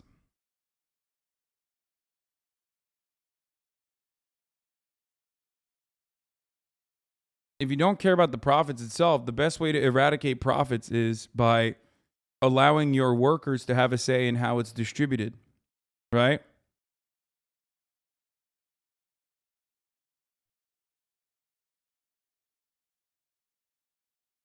But ultimately, I don't know. It being a 501c4 and not like a blind trust or something, or not even a blind trust, it's just, I don't know. Questions that reporters should ask Patagonia. Chenard has created a 401c4 entity, which 501c4 I thought, entity which enables them in a small circle of family and advisors to spend $100 million a year in unrestricted funds on elections, lobbying, campaigns, in perpetuity. Holdfast Collective is the same category as Club for Growth, Americans for Prosperity, but guaranteed $100 million in spending a year. That's 2x, 4x what these groups are spending in 2022 elections. In the process, Chenard not only avoids $700 billion in capital gains taxes from a sale of the company and estate taxes, but he plus his family, if they want to immediately leap off of Tom Steyer as the new financial kingmakers in the Democratic Party. It's easy to be blinded by Chenard's good fight on climate action and land protection, but who elected him and a few other close advisors as a $100 million a year political power broker on these issues? And now Chenard and his friends not only will be interfering in U.S. elections, but will also use land use decisions from across the global south, all in the name of what he defines as the good fight. Okay. Again, the problem in this situation, the problem here revolves around, I mean, election interference is like kind of an interesting way to talk about it. It is true, right? No, he's not wrong. He's not wrong, except our scrutiny or our everything right now that people are feeling completely hinges on whether or not this dude is a good person or not. That's it. And guess what, guys? Sucks to suck, but unfortunately, in the system that we fucking currently exist under, this is the best we can get. That's simply what I was trying to say. And I was actually trying to make a larger point about how we should not rely on billionaires behaving in a magnanimous capacity for the system to fix itself. Okay? That's it. That's how this works. That's how it works. He didn't dodge taxes and run away with the bag. He avoided taxes because he didn't even get the bag. He just straight up donoed the whole company. Yes, but as a 501c4, how much of those? How much of the funds, which are all the fucking, which are basically all of the profits that they would normally be receiving, how much of that can he use to fund his own lifestyle? Right? That's a question that I have. How much of that will he, what is that? No, I don't want it. I don't want it. No, get that away from me. Get that away from me. Bro, why are you trying to get me fat? No, get that away from me. No, take it away. You son of a bitch. Put that in the fridge and throw the chips out. No, throw the chips out. How much do you weigh right now? Okay, get the fuck, throw the chips out. I don't want to see them. I can't believe you did this. This motherfucker came in here. Murad and I have been duking it out. Okay, we've been battling and I've been beating him. But recently, for the past 2 weeks, especially when I went to New York and you know, did all the shit that I've been doing, like shit camp and whatnot, he beat my ass. He's in the 240s now. I'm not. I went back up. I'm in like the 250s. So this son of a bitch goes in. I can't believe I'm calling my own mom a bitch here, but this son of a gun, okay, turns around and goes and buys me guacamole and chips, and he brought it and he dropped it right there. I was like, no, get out of here. I know what he's doing. He was laughing too.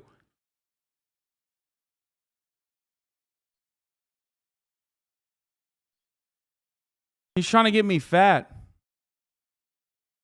None, because he and his wife are not getting any more profits in the company per the article. Only the kids who are still on the payroll. But it doesn't matter.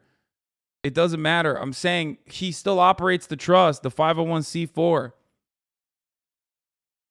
Do you understand what I'm saying? It's a 501c4, so it's like a PAC. And a PAC still has working people within it, within its structure. And if they're controlling exactly where the fucking PAC goes and exactly where the spending goes, again, things that we don't know yet.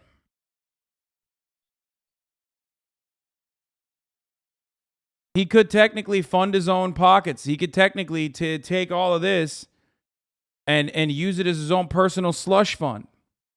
If he does that, he's not a good guy. But it doesn't seem like, looking at his like past actions and looking at what he has said so far, it doesn't seem like he's going to do that.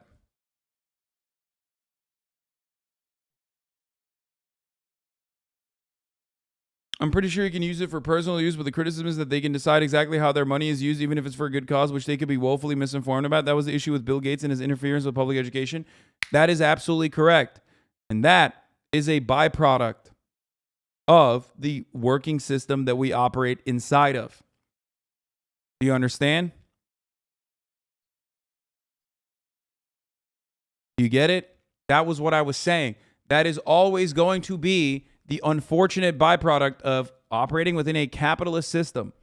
Okay? If you operate within a capitalist organization of the economy, yes, billionaires have all of the fucking power. I understand that. I totally understand that. And I'm simply stating that all of this hinges on him being good or bad. And it shouldn't be that way. That's why I don't advocate for ethical capitalism. Okay? That's why I advocate for a different organization of the economy. But it is kind of funny that so many motherfuckers in the chat who are like, why don't you use your wealth for good? Why don't you use your influence for good? Which I do, as many of you recognize, okay? Are now seeing someone at least say that they're doing that, and immediately their reaction is not, fuck you. Okay? Any of those neoliberal scrutinizers of myself who don't understand what I do with my money, if they dare criticize this person, I don't know what to tell you. I mean, I know for a fact he was a nice guy. That doesn't mean I trust him with $1 billion. Brother, I know that. I get that. But the way that the system works, unfortunately, is he gets to do whatever the fuck he wants with it. You get it? You understand? You're just priming us for when you donate the stream to a 501c3 to help labor organizers. Nice try. We see right through you. Yeah.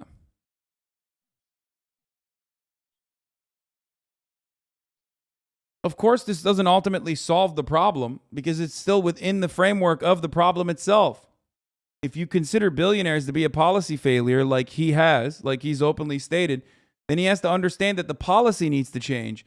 And that policy is economic policy. It's the economic organization of society.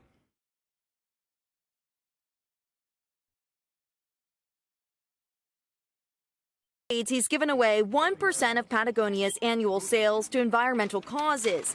For me, it's an earth tax. It's a tax, taxing ourselves for being polluters, for using up non-renewable resources. But the climate advocate says that's no longer enough, writing, "We can save our planet if we commit to it." And that's just what Chenard is doing. Emily Ikeda, NBC News. Thanks. Unlike people like Mark Zuckerberg and Bill Gates, he does seem more, especially with the things he said, with the things he's done so far, he does seem like more of a person who legitimately cares about these sorts of things than the profit motive.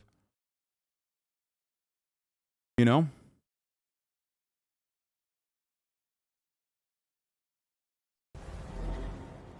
Welcome back to Squawk Box. It is time for today's Executive Edge. The founders of Patagonia is now giving away his entire company. The apparel maker started half a century ago, is now worth about $3 billion. The privately held company's stock is now going to be owned by a trust and a group of nonprofit organizations, which will then use all the profits not reinvested into the business to protect the planet. In a letter about his decision, the founder writes in part, "While we're doing our best to address the environmental crisis, it is not enough. We needed to find a way to put more money into fighting the crisis while keeping the company's values intact." Now, he said that one option was to sell the company and donate the money, but the concern there was how a new owner would ultimately act. He goes on to say, quote, "Another path was to take the company public. What a disaster that would have been. Even public companies with good intentions are under too much pressure to create short-term gain at the expense of long-term vitality." Like, that take is directly what I say.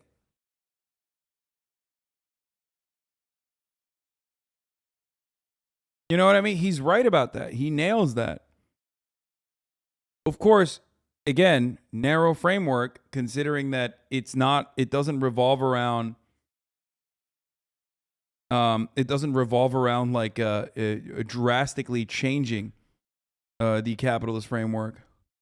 And responsibility. Truth be told, he says there were no good options available, so we created our own. This is a story that so many people are talking about. He effectively said, "I don't need any money anymore."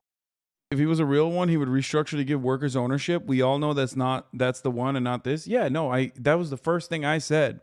That was the first thing I said.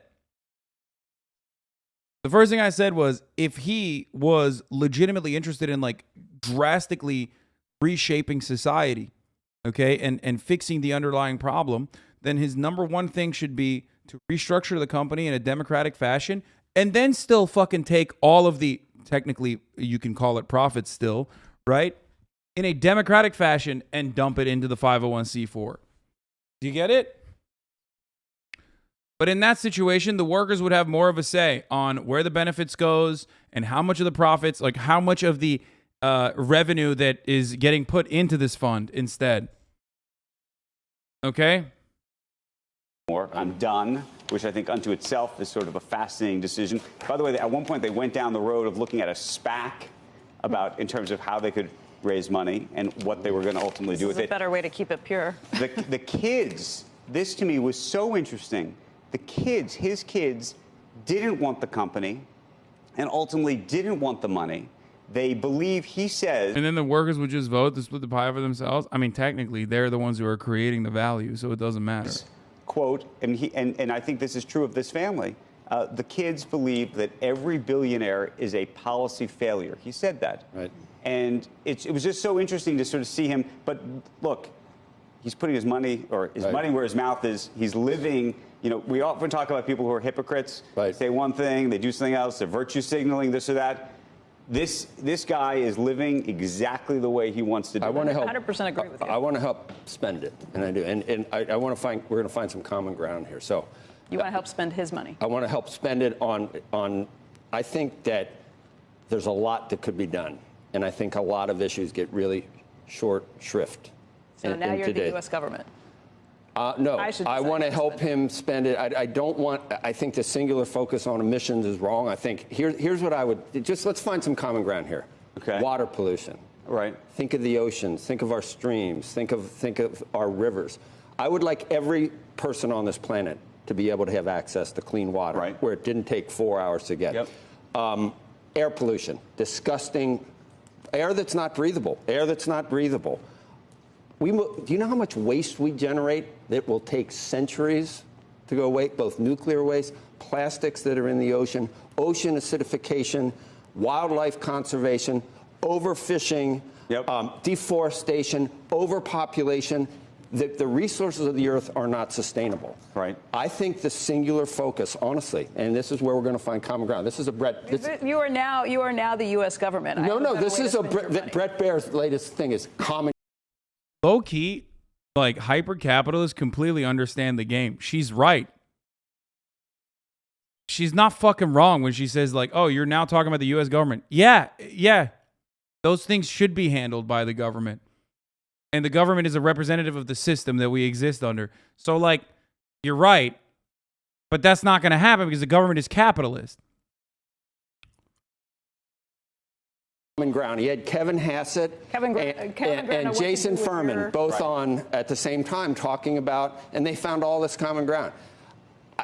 I'm the biggest environmentalist in the world, but we need to do things that we can actually make a difference on. If India and China continue to emit, if we can... So here's the thing, bro. Here's the thing. Okay, are you ready? That guy, the fucking Patagonia guy, is working within the narrow framework of capitalism and doing pretty much the best thing you can do while still being a capitalist. And even then, this motherfucker's like, yo, that's not enough. He should be more capitalist.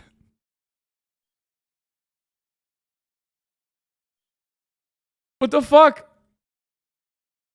Continue to chase this singular CO2 obsession. What are any of those not good causes that are things that we need? I mean, industrial you can spend all waste. your money on that. It's like you're deciding what somebody else spends. No, I'm just saying if you're going to try to save the planet, those are some of the things that I think money should be directed towards. The other things. A rush to renewables, which has put us into this mess that we're in right now, a singular focus on stopping hydrocarbon production? No. Look, I would just say for somebody to put it up and say while they're living. Save the planet. What does that mean, though? Save the planet. I'm going to give my money away to charitable foundations. No, that's good. I think that's a great thing. And I would say there's a lot of ways to save the planet that don't entail trace levels of carbon dioxide. To me, the larger story is about this guy and this company and what they've built. And they've built an extraordinary company. But to me, what's so interesting about it is just that he's decided not only to give the money away, but that he doesn't believe that you can actually run a company in the private sector. I mean, that's the other, to me, interesting issue about this. It's your idea to not take the SPAC, to do it. And he does it, well, but there, by the way, there's people who think, okay, you turn it into a not-for-profit, he's now not going to be involved. Are there incentives? I don't want to say incentives aligned, but if profit is not the motive anymore, does that change things? I mean, I think there's some... That's so funny. Yeah, profit is not... No, dude. Profit is still the motive. Trust me. If profit was not the motive here, then he would have just fucking turned his company into a cooperative. Okay? If sustainability, like if sustainability within the corporate structure was his main interest there, then yeah, no, it would be a fucking cooperative corporation. Okay? Except that's not the point. He's literally just saying like all profits of the company should just go directly into fucking this 501c4 that will then dump the funds into adequate renewable energy initiatives that I choose, me and my close advisors choose, which of course is the sussy part, but you know, that's just that's capitalism, baby. It is what it is. It is completely and entirely reliant on whether this guy will be a good person or not. Okay? And that is the unfortunate reality of capitalism. Okay? Just the truth. That's how the system fucking works. Is this just a way to avoid tax for this guy? I mean, if he takes all the money and fucking pockets it again and funds his lifestyle instead of like actually working to, I don't know, fund renewable energy initiatives and shit like that, then yeah, it is a way to avoid and shelter taxes. Then it's not good. But again, it all hinges on one fucking guy, and there is no control mechanism because the system is not designed to make a rich dude, not be able to. The system is not designed in a way where you can tell a rich guy, hey, you can't spend your money that way. Okay? Very interesting things. And I would just also suggest, once you get into, look, as you know, I believe in all of the environmental issues that you're talking about. I don't think anyone's going to dispute those. But by the way, to get to those, there's lots of things that I would imagine are on the other side of that debate. So the circular economy, you could start people would effectively regulate Apple and say, you can't make a new phone every year, or your phone has to be disposable, or right? And then, by the way, other people would turn around and say, well, it's a free market. If they want to make the new phone, they should make the new phone. You shouldn't be able to tell them how to make the new phone. So all this becomes very complicated quickly. Last night. That was awesome.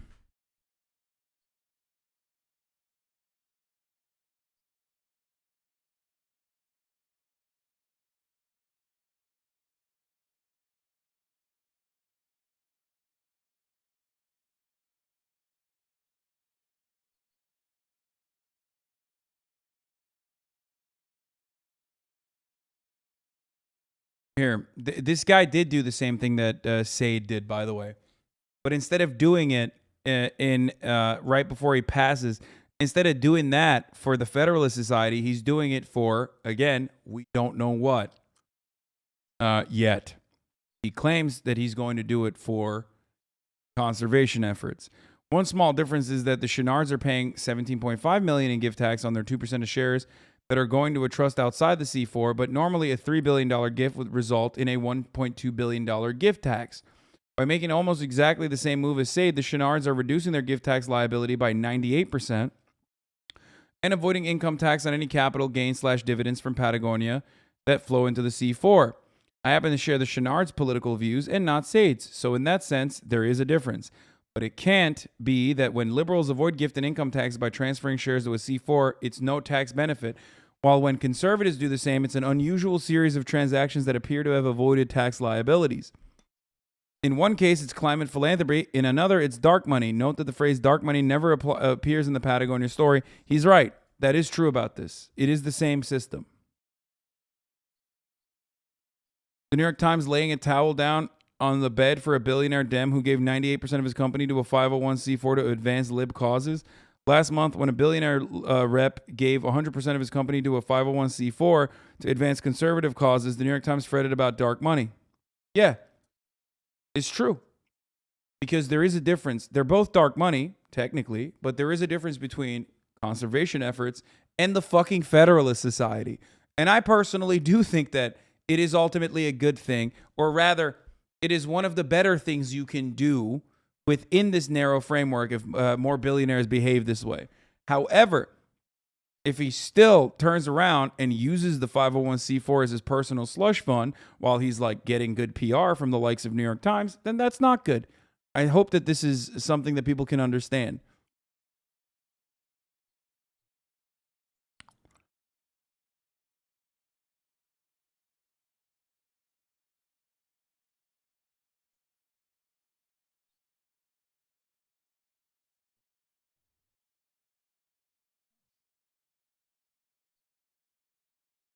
Wearing Patagucci right now, where's yours?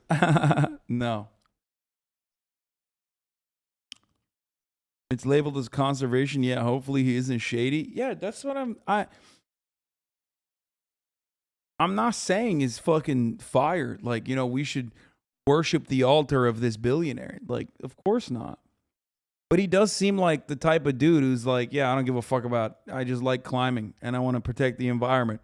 At least like the Patagonia actions leading up to this very moment have been pretty hyper-focused on sustainability, not as an effort to just simply greenwash, but genuinely going above and beyond to ensure sustainability.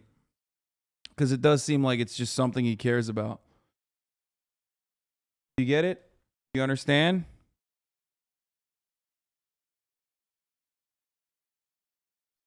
That's my take.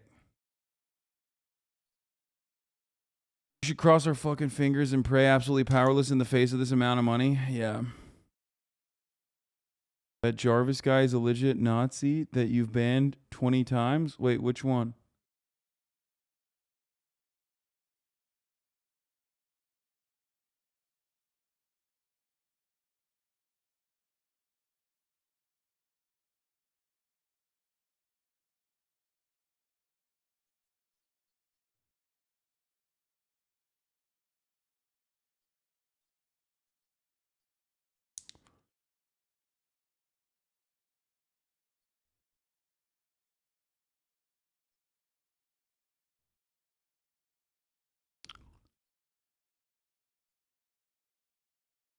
Oh, this guy?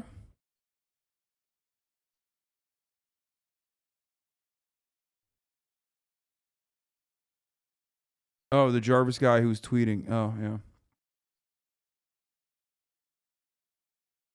The guy's an old school rock climber, and an old school climbing culture was very anti-materialist and idolized just being a dirtbag travel line climbing, being very frugal and only work occasionally to fund climbing. This guy's hopefully good, but most billionaires don't come from that background, and we shouldn't rely on them for this shit. Yes.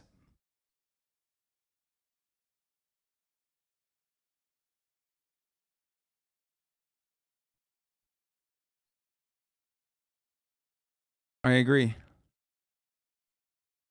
Anyway, that's my take on the Patagonia shit. Sorry that it's not as exciting and not as like enthusiastic about him, but also not as immediately like shitting on him in the way that you wanted me to cover this. Like, because I feel as though people only want to hear me either like directly shit and say that we should kill every billionaire or whatever, or say something along the lines of like, oh man,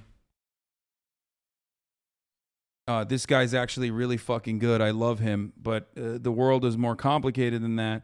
And there's more nuance necessary in this situation, in this kind of analysis. Joe, Nancy, and Chuck threw a party to celebrate the economy while the Dow collapsed and Americans got poor. I'll be there in a second. I gotta pee. It was a full-on fiesta. It had a hype man, it had music, and even some gibberish from the president. Listen. I have seen fire in the scenery. Is New York in the house? Are there any Californians in the house? Think about what you'd think about at the time. Think about how you'd feel. I don't know what that all was, but what were the Republicans doing? On the day inflation roared back and the market crashed, I thought I'd see Republican senators holding press conferences in front of grocery stores and gas stations, you know, promising to bring prices down if you put them back in charge. But that's not what happened. Instead, Lindsey Graham called a press conference to propose a nationwide abortion ban. We should have a law at the federal level that would say after 15 weeks, no abortion on demand, except in cases of rape, incest, to save the life of the mother. Senator Lindsey Graham joins me now. So, Senator Graham, Republicans are very angry at you. You're getting a lot coming for this. Yeah. Why'd you do it on that day? Not great timing. Don't you see that? I'm proudly pro-life, and I have no apology for being pro-life, and there's no bad time to defend the unborn. So if you expect me to sit on the sidelines and watch the Democratic Party try to pass the most radical abortion law in the history of the country, you're talking to the wrong guy. What do I oppose? Schumer and Pelosi have proposed a law for the entire nation that will allow abortion on demand until the point of birth. There's 7 nations on the Love this. Lindsey Graham straight up came out of the gates fucking swinging, saying, hey, we fucked up. We're just going to go back and we're going to decide. Abortion is no longer murder, guys. Congratulations. The Republican Party has decided that abortion is no longer murder. It's like light murder. It's murder only after 15 weeks. Which is pretty fire of them. Pretty cool of them to come to that conclusion, okay? It's like diet murder. It's murder light. It's also not states' rights. It's states' wrongs. I mean, you're literally going against every fucking thing that you have said as a talking point for the past however many fucking years that you've been advocating. Sorry. It's just so dumb. It's just so silly. And guess what? People are not very happy about this. Turns out. They're not very happy. The planet have that extreme view. China and North Korea are I two got of the it. seven. We all agree on that, Well, now, though. wait a minute. Now, listen. I'm not going to sit on the sidelines and let America become that kind of nation. No one's saying you need to sit on the sidelines, but yesterday was... Bro, this is so funny. It's just, they have absolutely zero fucking principles, dude. There is nothing. There is no better representation. No better representation whatsoever. Okay? That these motherfuckers do not care about anything. That these motherfuckers do not care about anything than what?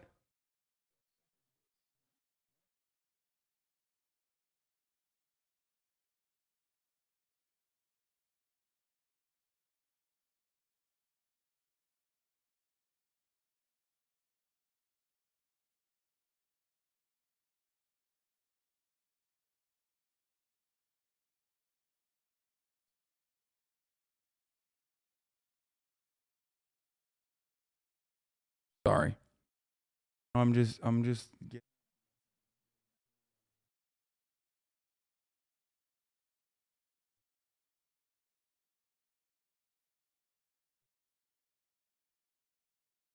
on. I'm gonna give my phone to Morant real quick. Wasn't the day to do that. Yesterday was the day they lost all momentum when this inflation thing punched them right in the face, and you gave them an out. A lot of people don't like that. You could have done it on any other day, just like you could have delayed the whole press conference, like Joe should have delayed that stupid party.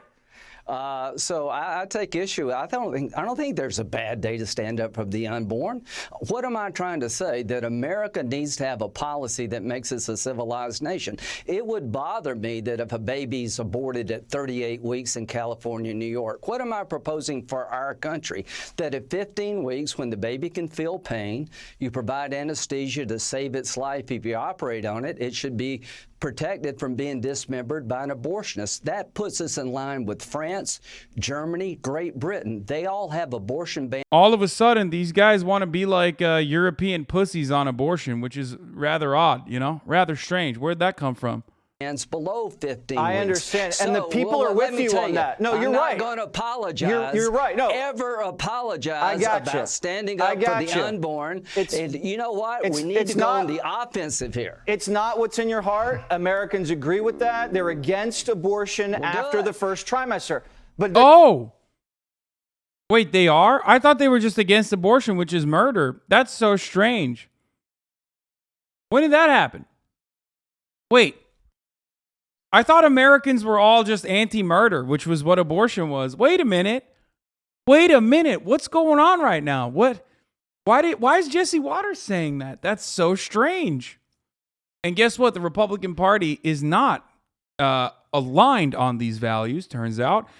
Mitch McConnell said, hey, we should still leave it up to the states. I think Lindsey's going crazy. So much so that New York Times, which normally loves, and I mean fucking loves when Republicans come out and you know, make a good moderate policy, even the New York Times themselves wrote some scathing remarks on this this wishy-washy flip-flopping bullshit from the Republican Party that has been cutting propaganda saying that all abortions are murder up until they started actually acting out on that political motivation. And now that they're forcing fucking 15-year-old rape victims to go and carry pregnancies to term and shit, and that blew up in their fucking faces, that Americans are like, what the fuck are you guys doing? You're out of your mind. They're like, oh yeah, we just meant like it's light murder. It's actually light murder. You got to talk tactics, Senator. It's terrible timing, terrible tactics. We could have shoved this down their throat on the day the Americans got hammered with this inflation number and the market crashing. And now all the media and the Democrats are talking about federal abortion ban, federal abortion ban. You know that's not smart. He's mad because, I can't believe I'm saying this, Jesse Waters is right. But also, so is Lindsey Graham. Because Lindsey Graham is trying to make a political calculation here to flip the narrative away, to like put Democrats on the back foot and get them to concede on like the most popular point of abortion, which is like where 90% of abortions happen anyway, the first trimester. Okay, and get them to fight. Get them to fight. Get Democrats to say like, no, we want late term abortions or whatever the fuck. Okay? What would you say to somebody like me who found out that their son had an anomaly that would make him compatible like 16 weeks? I had regular appointments. I did everything right, and at 16 weeks we found out that our son would likely not live. When he was born, he lived for 8 days. Yeah. He bled from every orifice of his body, but we were allowed to make that choice for him. Yes, ma'am. You would be robbing that choice from those women. What do you say to someone like me? Here's what I would say. The world pretty much has spoken on this issue. The developed world has said at this stage into the pregnancy, the child feels pain, and we're saying we're going to join the rest of the world and not be like Iran. As to your particular case, there'll be exceptions for life of the mother and rape and incest. But, well, ma'am, there were 55,000 abortions after the 15-week period, and I think we're resolved to get America back in line with the rest of the world, and we won't know where America is until we vote, until we debate. And so to my Democratic friends, you're going around calling all of us every name you can think of. We're a bunch of wackos. I mean, it is true. You are a bunch of wackos. You're doing whack shit.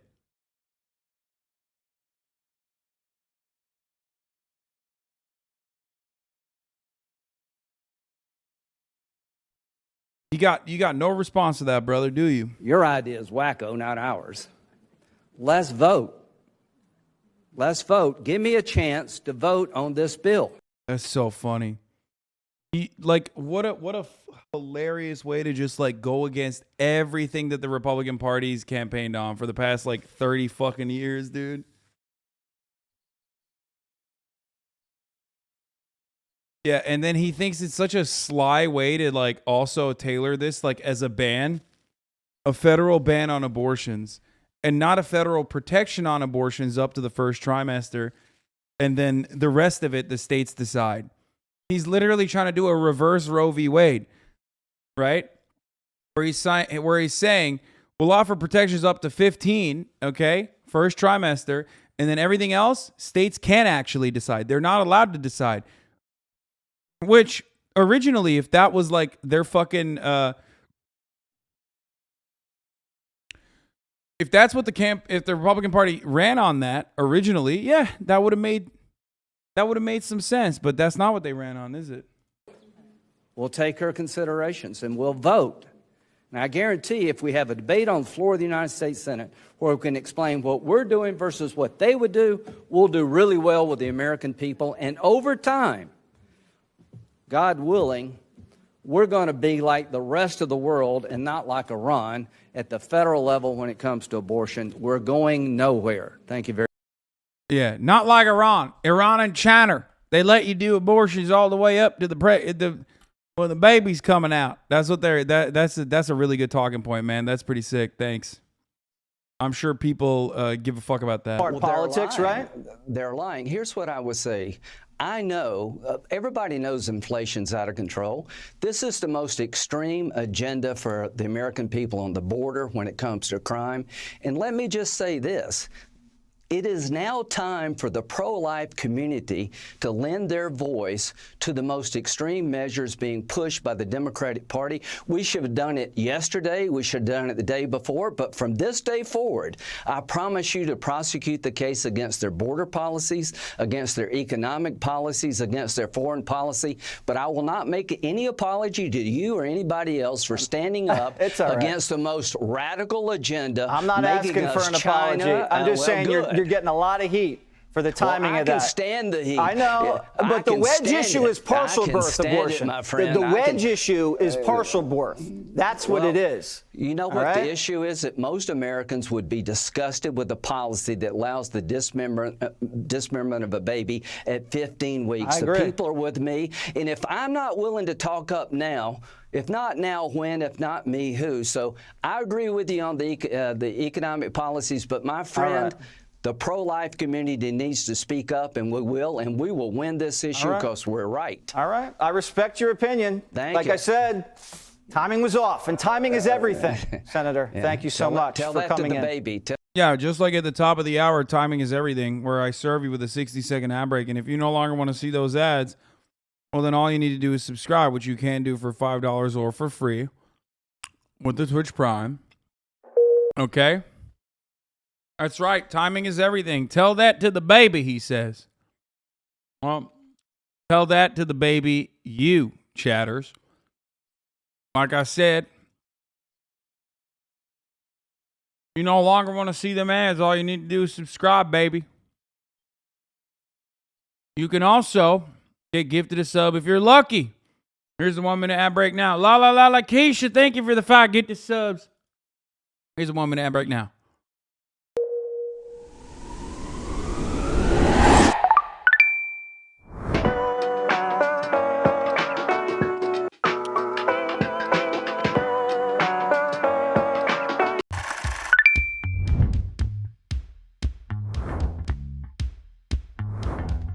Isn't Graham wants to make abortions federally protected for 15 weeks and states decide after that? No, it's the opposite. He wants to protect abortions for 15 weeks and then states are not allowed to. But red states, if they want to, they can. I think the way he wants to do it is like no. He wants to do it so that like abortion is protected up to 15 weeks, but states are not allowed to go beyond 15 weeks. That's why I said it's like the reverse Roe v. Wade. Roe v. Wade protects states, like stops states from making more restrictive abortion laws that criminalize abortion at any capacity, like the ones we've seen so far. He wants it to be 15 weeks max. States can go less than 15 weeks, but they can't go higher than 15 weeks.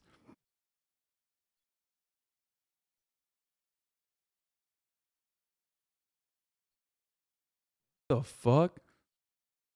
This guy is crazy. He said mad at X then leave early? What the fuck is this guy talking about?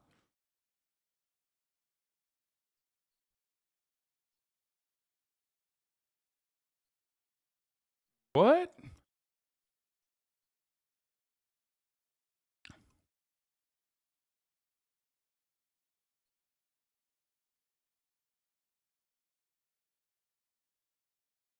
Is he on? Are you on mobile, bro? I went to the event. I don't know if you know that or not, but.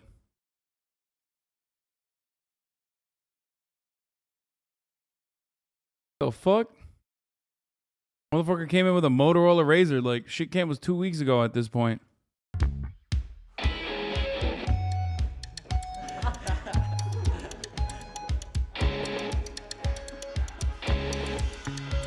Hello. Hi. Hello. My name is Kirsten. It's very nice to meet you guys.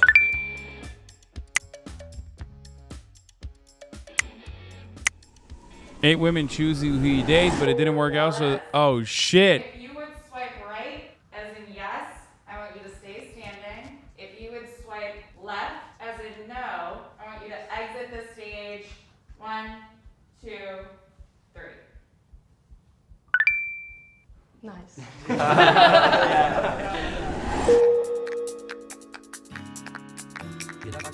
Who's gonna do the honors? Yeah, we gotta start with that. Where are you from, Chris? I'm from San Diego. San Diego? Yeah. What do you do? I'm a student, so I'm a senior at UCSD. Bro, she is the most San Diego looking Kristen I've ever seen in my life, dude. It's like I've never seen a more San Diego woman in my entire... Bro, this is literally like she is the perfect representation of a blonde Kristen from San Diego. It is crazy. And I also work a lot. I serve at 2 different restaurants. I work 7 days a week, so but honestly, I really like working. And what are you majoring in school? Environmental science, and I'm minoring in econ. What do you like to do for fun? Ooh, okay. I just kind of tried starting surfing. I watched a ton of pornos that start just like this. What we doing here, man? I can't even say wrong. I can't even say I don't agree with that. I'm gonna be honest. Yeah, it does. It does. It is giving porn. Okay, it is.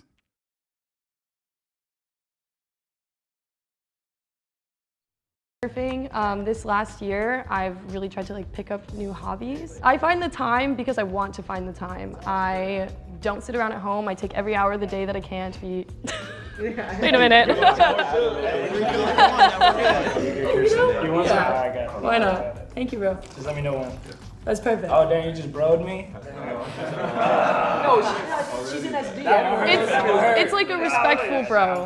You know what I mean? But yeah, that's basically my life every day. I go to the gym almost every day. That's a big activity of mine. Hiding the gains under the outfit. What kind of car do you drive? I have a nice little Honda Civic. Oh, it is nice. Too, right? No, it's really. Yeah, I got that wrong. I would have thought she had a Jeep. You know what I mean? She looks like a Jeep girl. Not bad. I'm a big music fan, so the volume is very loud in my car. What's your genre? Yeah, wait, what's your genre? My favorite artist is Black Bear. Oh my I'm God, really mine into too. Black Bear. You like country music? I think. No. Yeah. Okay. What?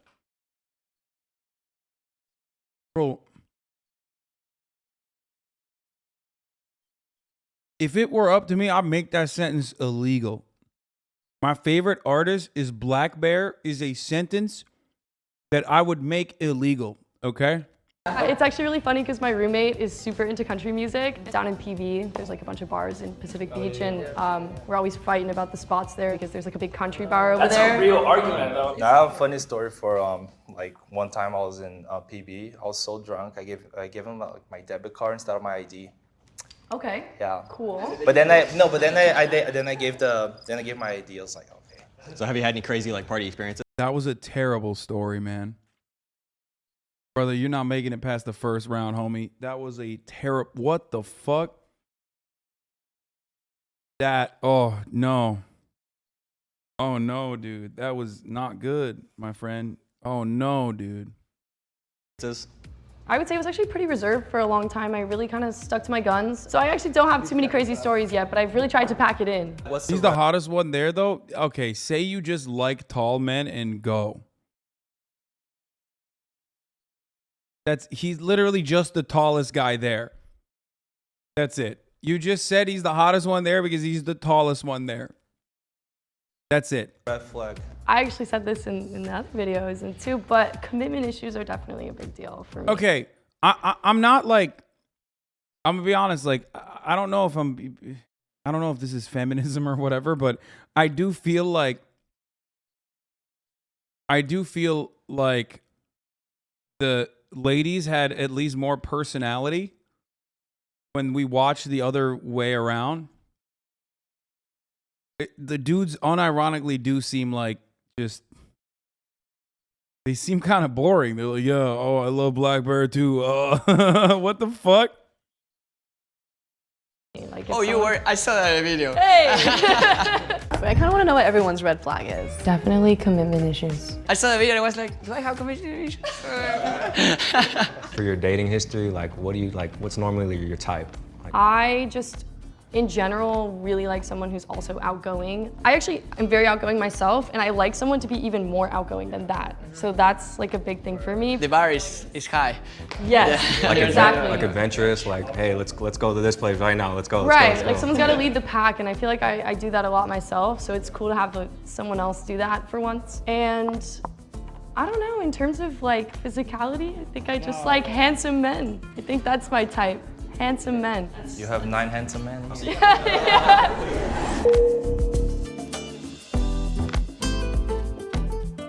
Hey, bro, you got no game, bro. Oh, no. I was cringing for you, bro. I was like, Wait, who? You, yeah, you. Oh, no, he's right, though. He's right.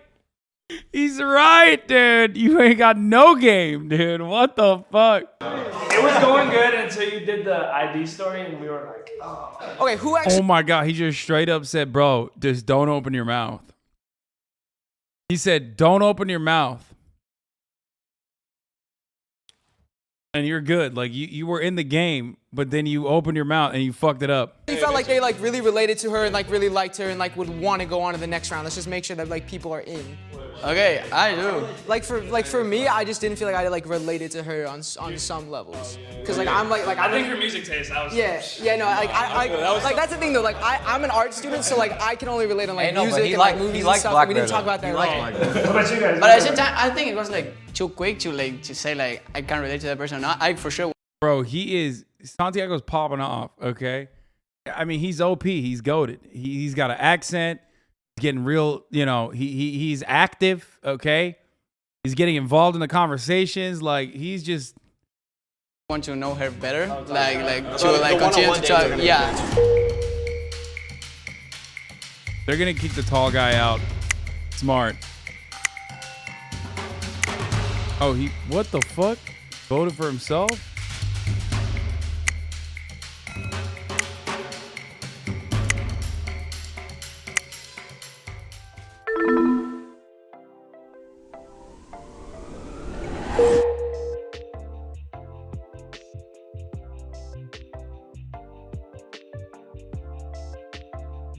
Hello. What's up, Kirsten? How you doing? Good, good. I'm very Dave. clammy hands, just so you know. Oh, you got clammy hands? I thought you were talking about mine. I was No. Dang. You get the clammy hand too. Yeah, Hello. I got it too. Nice to meet you. Again? Officially, yeah. I don't think I told you my name. I'm Brandon. Brandon, It's a okay, pleasure cool. to meet you. I feel like this is also the perfect time to make a clarification. Yeah. Very common misconception. My name is Kirsten. Kirsten, okay. Did I pronounce it wrong the first time? I don't know, but usually Kirsten. they Kirsten. do. Cool, so cool, cool. I just All like right. to put it out there. It's Now I kinda- know. Then we're good. Yeah, now we're cool. Before we weren't cool? Or? No. Oh, all right. You got broed, remember? Oh, I did get bro. Yeah. She did bro me. I forgot. Yeah. Thank you so much for taking time out your busy week to come Of see course, us. We work 7 anytime. days a week. Bro, what is happening right now? Are we all like this? Men, what are we doing? Are we actually all like this? Why are we so bad? What the fuck's happening? That's the guy who had game? He's like, oh yeah, were we doing good before? Oh no, you did bro me. What the fuck? Yo, how the fuck do we ever get pussy? This is crazy, dude.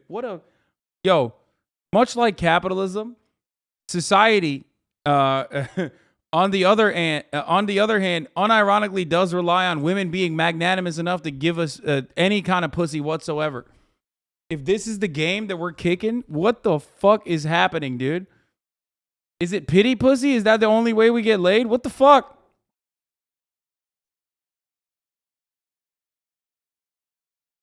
What the fuck is happening here?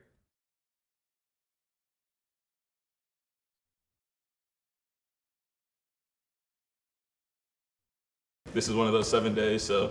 It's very Yeah. true. I had to switch Thank you for shifts that. for this. It's very important. I really don't understand how you seem like you have like a lot of things going on all at the same time. I don't know how you balance do. that. I just never stop. I'm at my house for like maybe 30 minutes in the middle of the day to like change for work. That's really admirable. Like I respect Yeah. that a lot. I wish I had much more of like the drive in me to do that. Like I love going back home and just being on my bed and I'm like, oh, this is Yeah. like so, like it's like a chill time. I don't know. Do you have a job?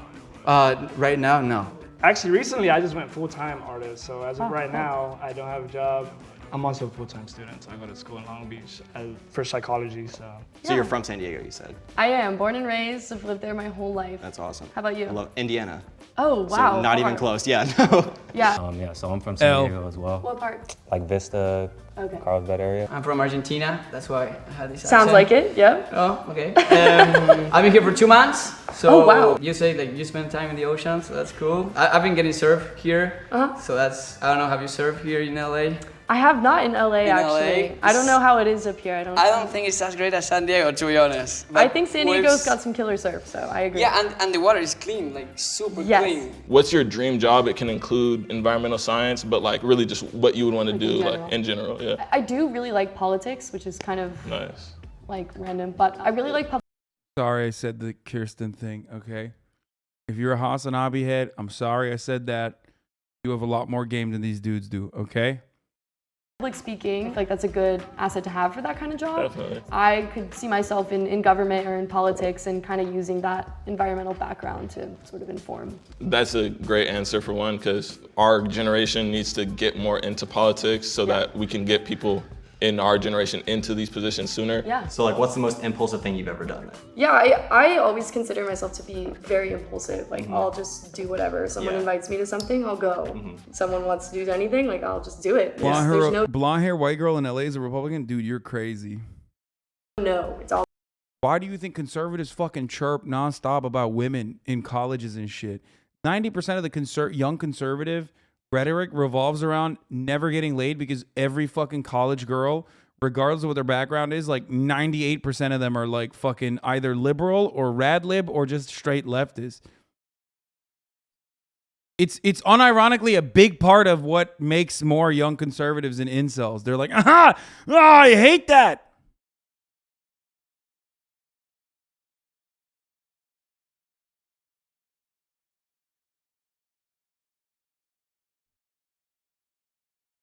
Always yes. I like that. So yeah, I did the same thing. So I had like an impulsive like tattoo moment. So I actually got the yes tattoo. Oh my God. So it's like, saying yes to new opportunities, like getting Chad and Santiago are the only two kicking game right now. out of your a little comfort bit. zone and just like kind of going for it. So Have you ever been to South America?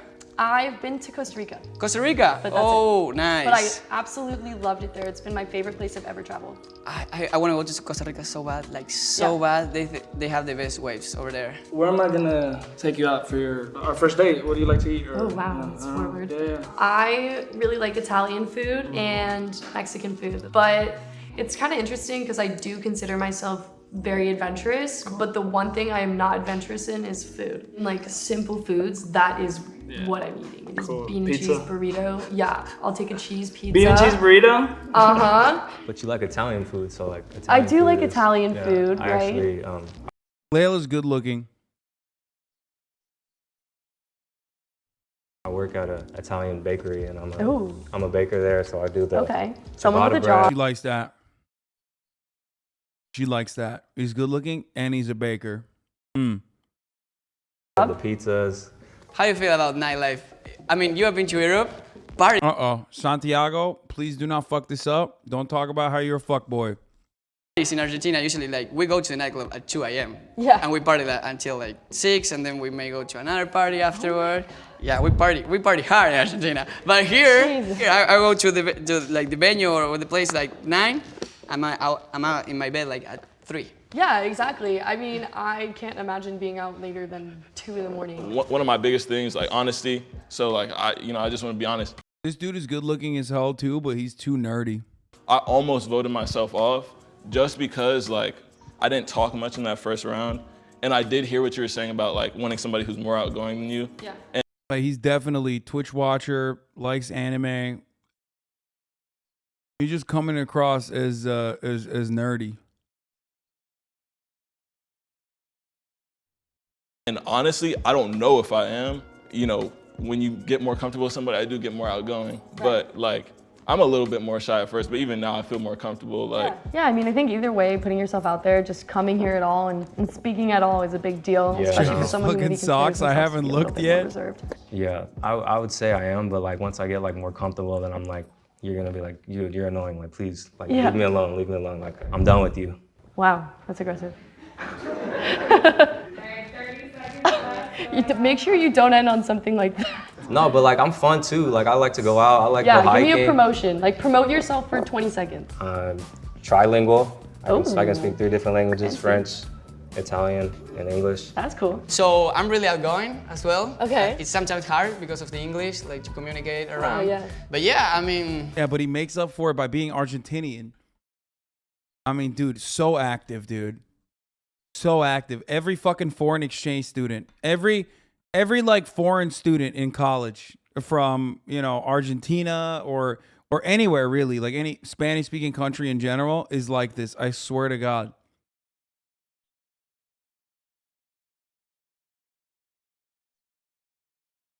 I don't know, I just go in adventures, like I'm like down for a plan whenever they say, Santi, let's go, Yeah. I'm going. I'm 100% in. Yes, always yes. Always yes, but it's good to say no sometimes as well. No. So you gotta find the balance. Yeah, well. Later. No, you're good. I'll talk to you in a minute. Yeah, sounds good. Yeah. That was sweet. Very Yeah, nice. these two guys got clapped. Let's be real. Exactly. Nice to meet you. You too. Have a nice one, Kirsten. You too. Thank you.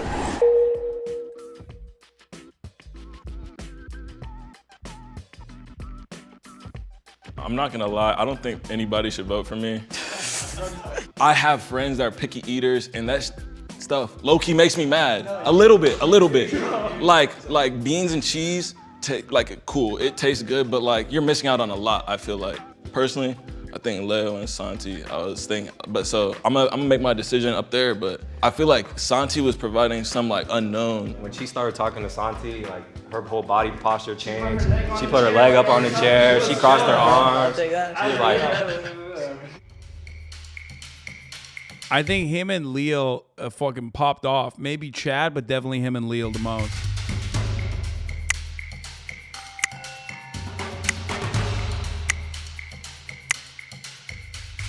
Wait, who the fuck gave a heart to JC?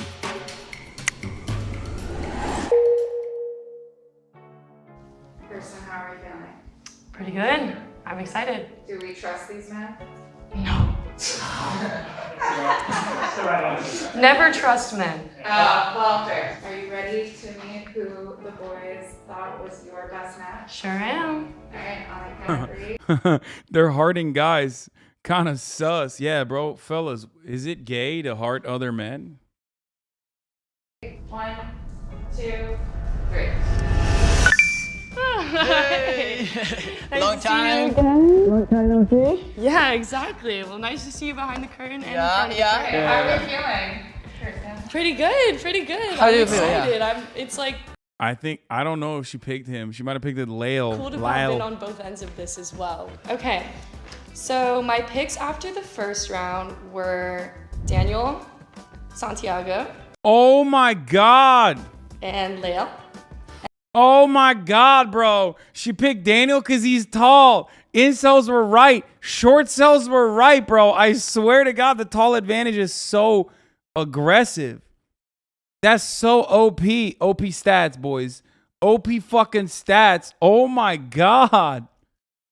And then my pick this round, Santiago. Hey! Appreciate that. Yes, very nice. See, look at that. Maybe I should trust you guys. I think it's You? adventure time. That's what I've heard I out of a lot of mean, conversation. I'm down to go to San Diego. Oh, yeah. For a first date. Very nice. Yeah. Tall needs to be nerfed on the next patch. Yeah, bro. You know what's nerfing tall? Capitalism. Everything is made for like smaller people. She's been on Fox News, by the way. What? Just made that up, dude. She literally is too young to have ever been on the O'Reilly Factor. Stop saying I knew it. That's fake. She would have had to have been like 12.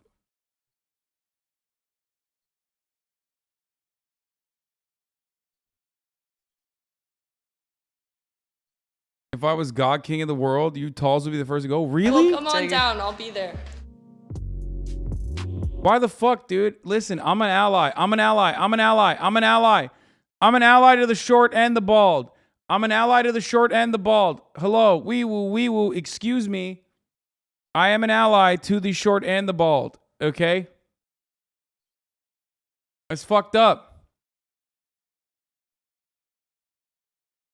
You can keep one tall in your world, right? Especially one that is so fucking good at Valorante Child Game.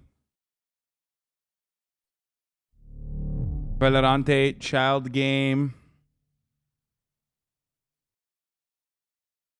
Hasan the Death Adder V2 is a big FPS gaming mouse.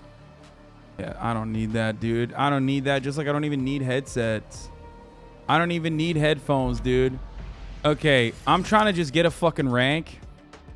And after last game's the horrifying, I mean, absolutely horrific. Wait, Neptune Guardian? Why the fuck is there no goddamn Vandal, dude? I want a fucking Vandal, dude. There's no Vandal skin. This is pretty cool, though.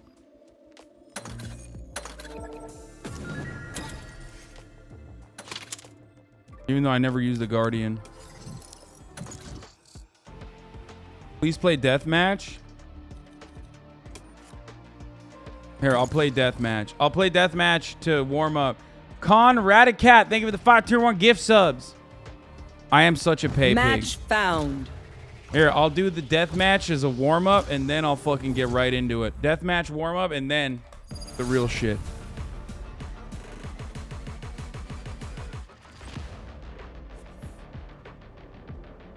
No Todic and Valkyrie equals RIP. Yeah, that's true.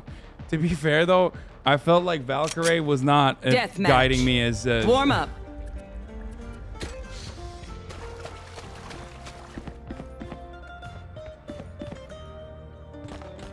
Oh, fuck! Ah!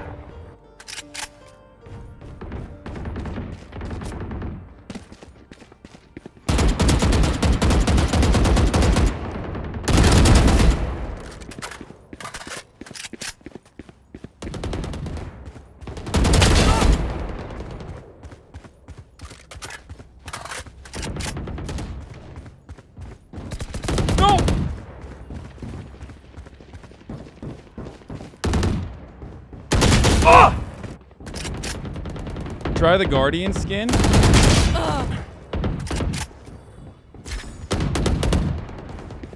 Ah! Fuck! Oh my god, I'm getting spawn killed! Okay, I'm getting clapped. I gotta get in the mood. Oh my god!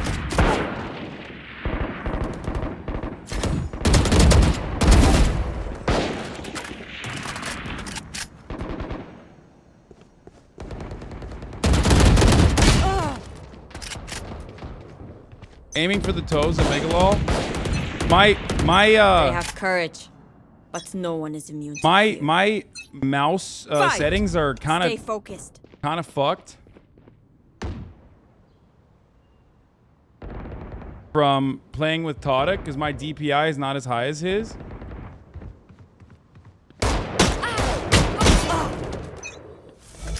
Like my sensitivity is low as fuck.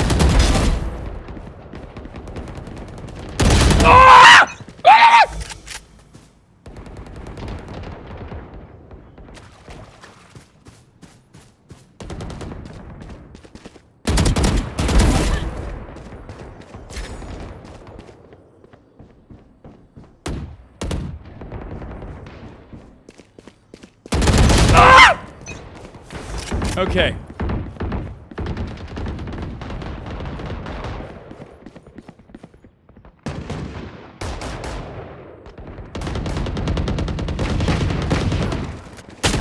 God damn it. Aim down the sights, it's easier? No, it's not.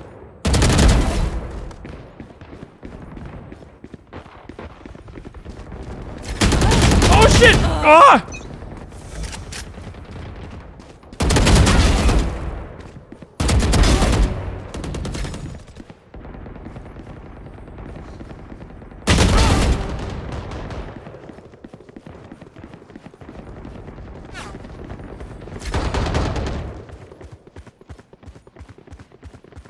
Go.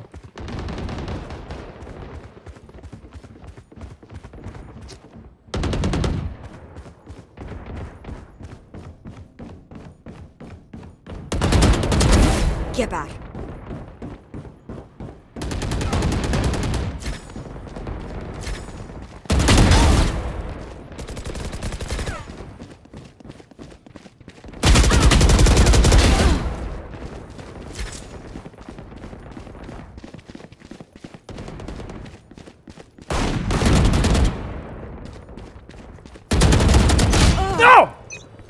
I was gaming, dude. I was gaming. You guys see that?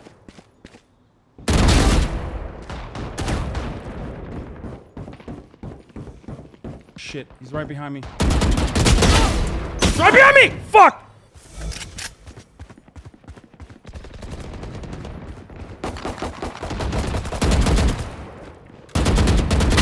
Oh! Oh, fuck, I hate when they strafe.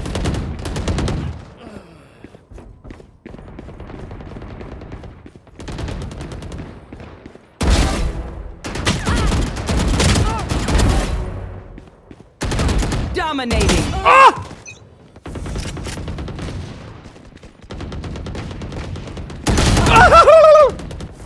Unlucky.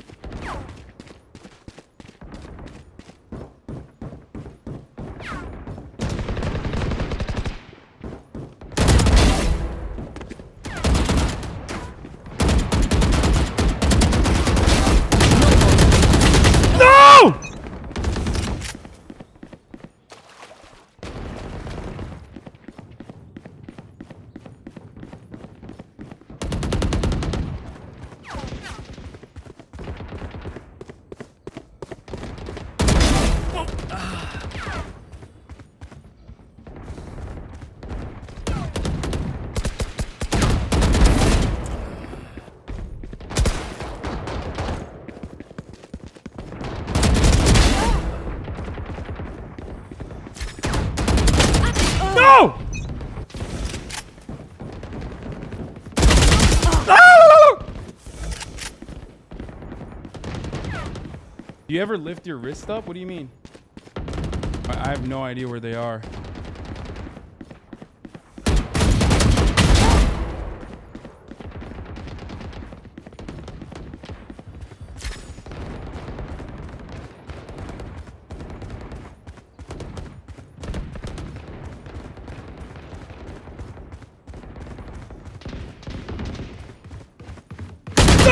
Oh god, it scared the shit out of me.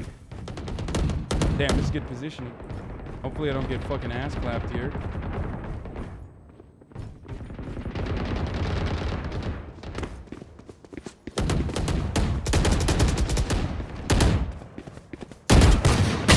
No! No! No! No! No!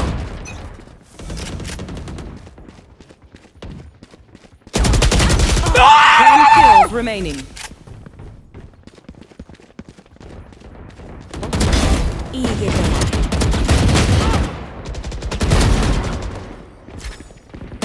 Ah! Where is he? Ah! Oh. Dominating.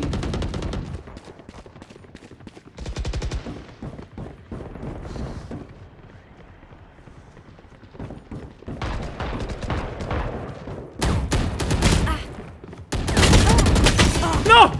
Close, close. 5 kills remaining.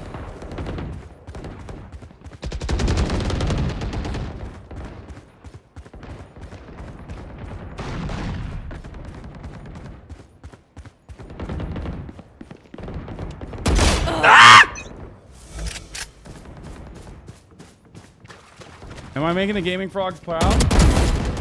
Thank you for being proud of me, Gaming Frogs. 1 kill remaining. Last kill, don't be the last kill, don't be the last kill.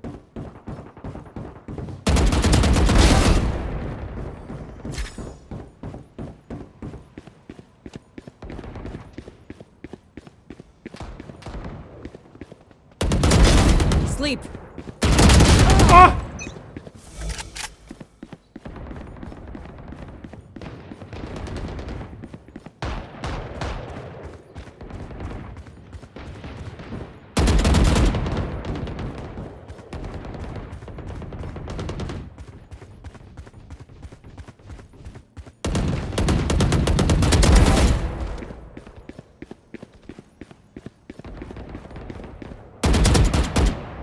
Wait, what? Not bad. Aim is decent, given his rep. You're actually playing decently. I've heard rumors you couldn't game.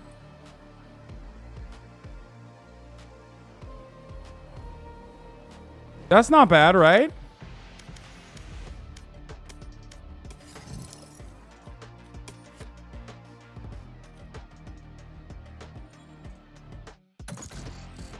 It's crazy how we can see you improving the game. Thank you. Shop resets in 20 minutes. Lariat Darling, thank you for the 5. Get the subs. Fix your FPS, Hasan. Wait, what's wrong with my FPS? What's wrong with my FPS?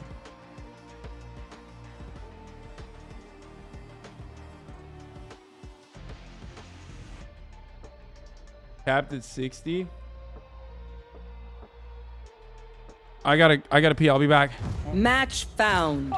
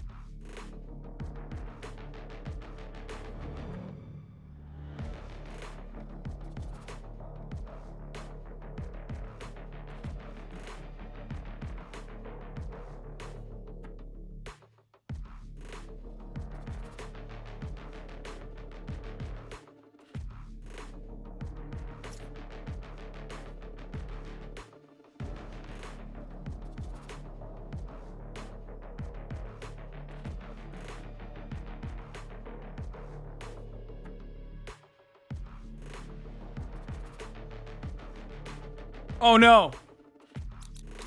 Yes, I picked it. No way, Bruce. I don't know how to play with any other character. It's in your basement pro gamer stats. I agree. Dude, I'm literally shaking. Why is competitive gaming so incredibly tense?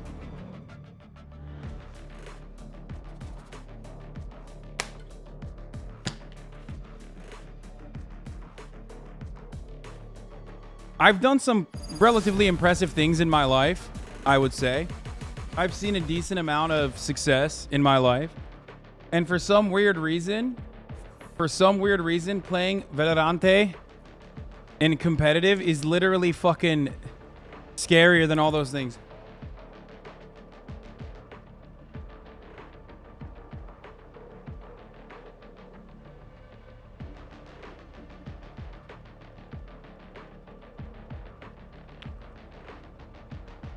It doesn't seem like we have a super balanced team, but at least luckily we have a Sage, so.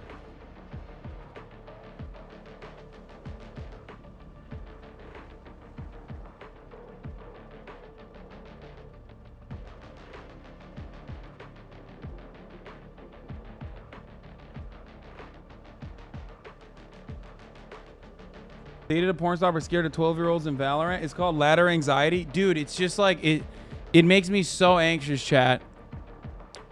It's not even competitive. It's like competitive FPS it's literally for nothing. It's for shit talking purposes. Who gives a fuck what my rank is? I'm never going to be good at gaming. But for some reason,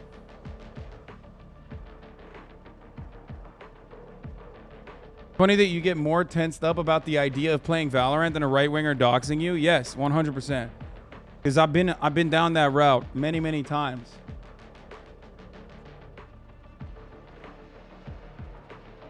It's all good. There aren't any stakes. You're not going to be Todic. I mean, I know that already. That's crazy. Putting me in the same, featuring me in the same fucking word as Todic is insane.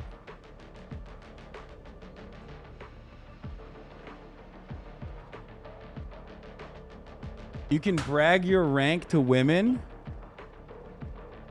Yeah, it's because your teammates expect you not to tank the team. Exactly, that's what it is. It's the feeling of like failing these random people that you find on these random people that you're like around on the internet.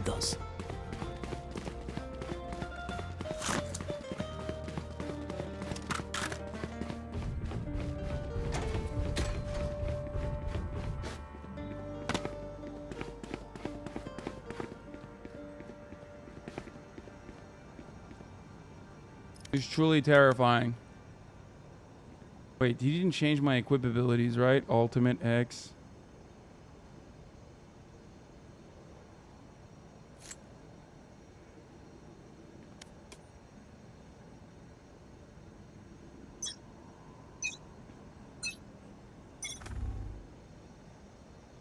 Revealing area.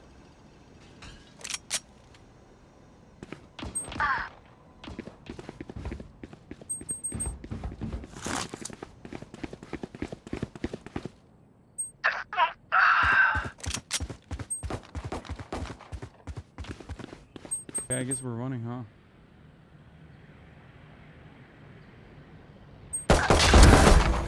Got one!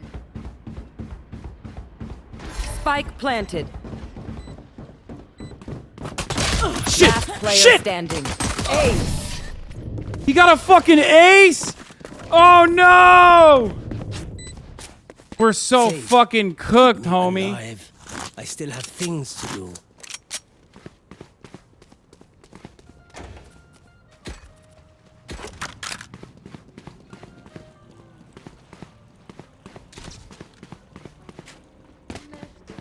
Good luck. There's a lot of Smurfs in lower ranks. Full save. Kill my copy. I'm saving. Scanning ahead. Found them. Oh, 2, 2, 3.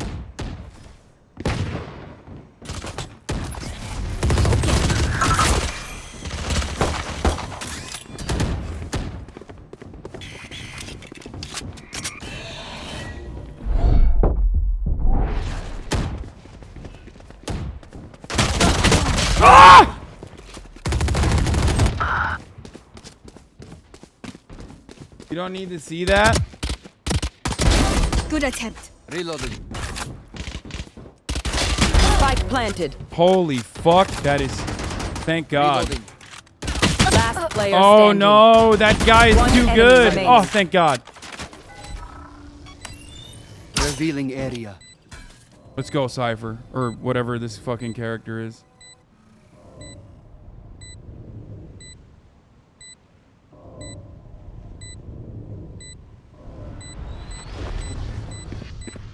Yo, fake it.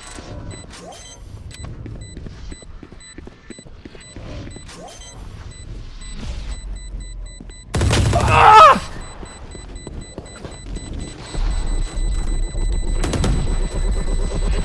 What do you say, drone? Ready to stretch your wings? That character's name is Germa.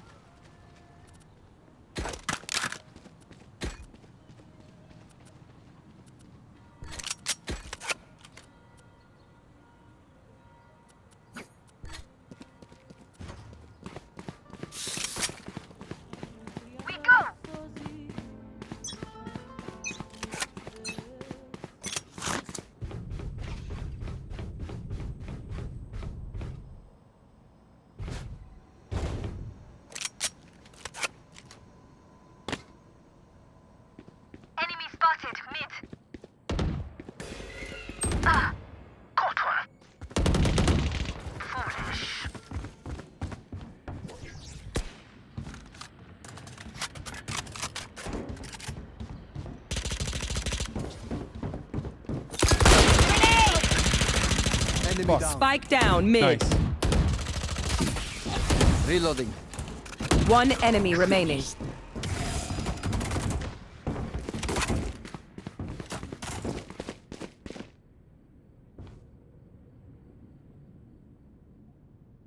Just him, too. How else would I cover it? Spike is mid.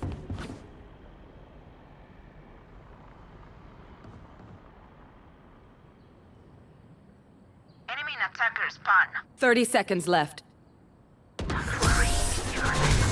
Nice. They couldn't kill us. We did it. Now they're Oh my dead. God. Why aren't you wearing headphones? Can you lower the cam a little bit so we can see the player bar? No. Should we fucking hit it? No, I have funds.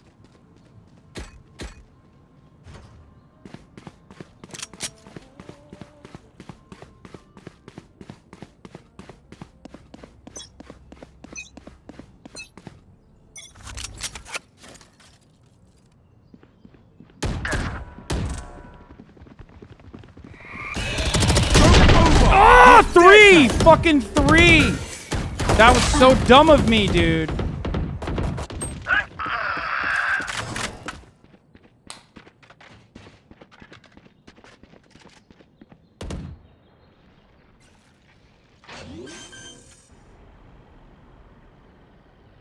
Spike We're so planted. cooked. Fucking whole Enemy team. They're about to get a spotted team A. flawless. Pathetic. Bro, what are you doing? Reloading. Why did he roll up in there with the fucking... Scanning What is ahead. he doing?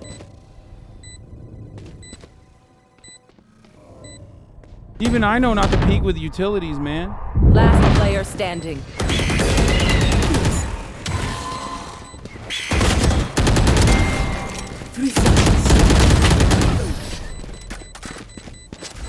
I still do it too. Oh, damn. They did a good job.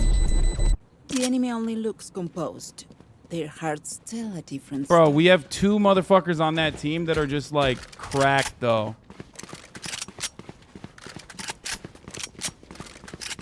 Why don't you peek with utilities? What's a good spot for A, chat? Like... We will reveal their secrets.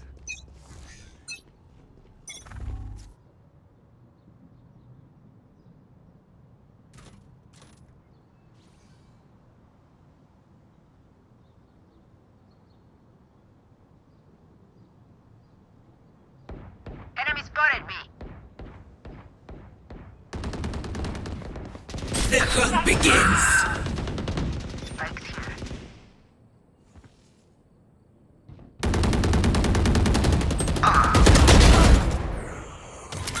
Grenade. Bomb buddy out.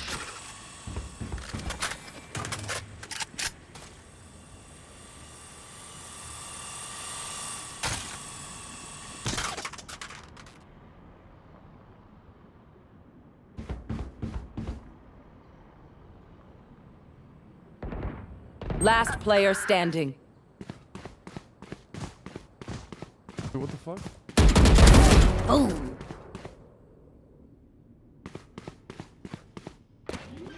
Satchel out. 30 seconds left. Spike planted. Out of charges. Satchel out. Where is she?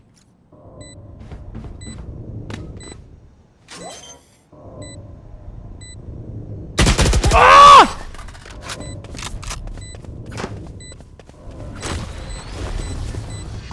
Time to stock back up. I should have faked it. I fucked it up, chat.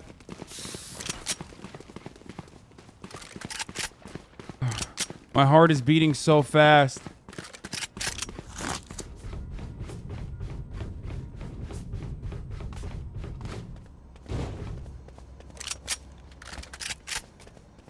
I must weave my web better. I've got your trail. Fuck, why am I holding it with Sage? There. Camera taken to careful now.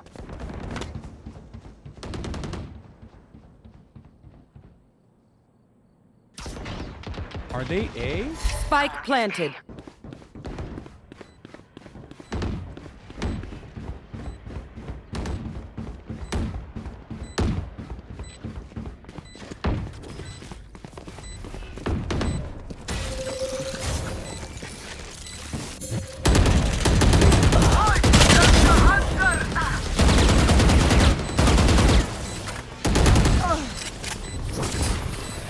Here comes the fight!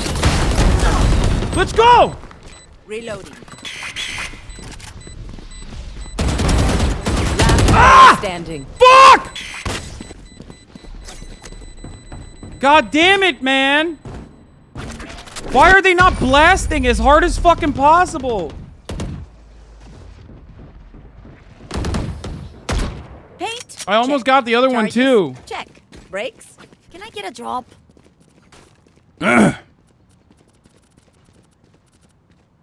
Estão disponíveis na nossa aplicação visitas com audioguia para o Jardim dos Heróis. He went into save, which was not great. Através do seu dispositivo pessoal.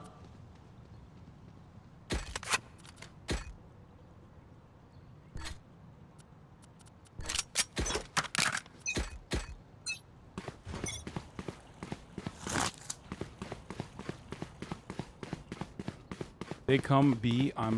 Stage is so fucked.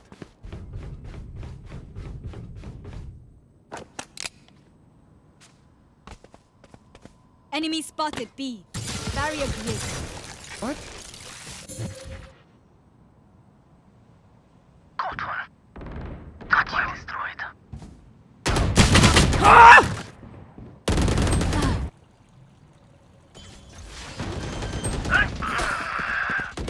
Last player standing. Spike planted.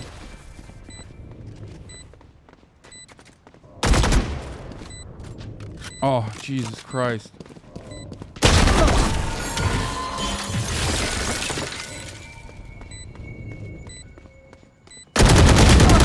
Oh my God. Keep moving. It makes it harder for them to target you. Don't stand still. Man, I have to shoot though. Prepare yourselves. We fight once again. Need a drop. So I don't know what to tell you.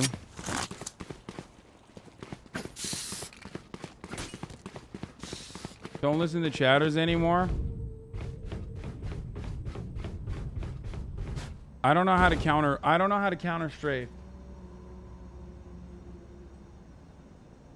Now, where to set up shop? Worst part about learning a new game is the amount of people trolling your games, man. I don't think people are trolling your games, brother. I'm gonna be honest. Go get him. Out of charges. Grenade! Ah! I'm fucking cooked!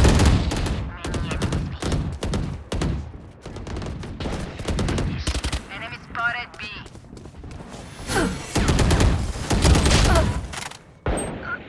Iron rank players giving you advice? I mean, You will not kill my it doesn't allies. matter. I'm fucking worse than Iron rank, so. We do have a really bad fucking team, though. Like, we have... Spike planted. We have a player that's smurfing on the other side. Or not even smurfing, but like we have two really good players on the other team. And my team is not that great. Last player standing. Oh my God.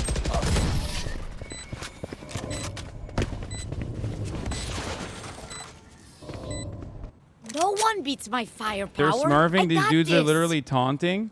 How can they... Oh, what, do you think like someone is a big enough cheese lord that they would fucking...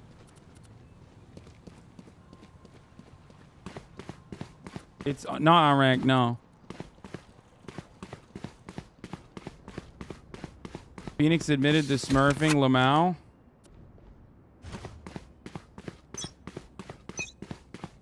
They typed it in the chat. What I've did got they your say? trail. The hunt begins. What did they say? Grenade!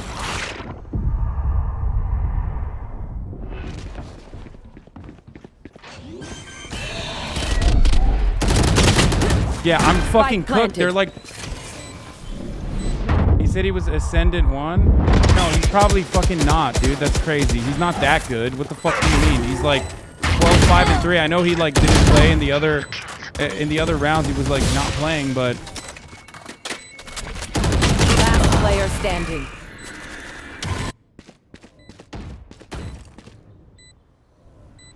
He's not.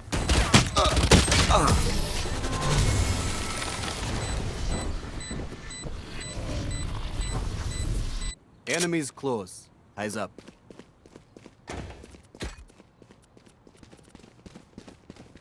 This sucks. I can't even fucking save. I'm just not...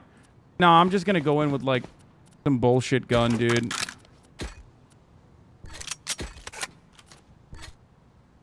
No.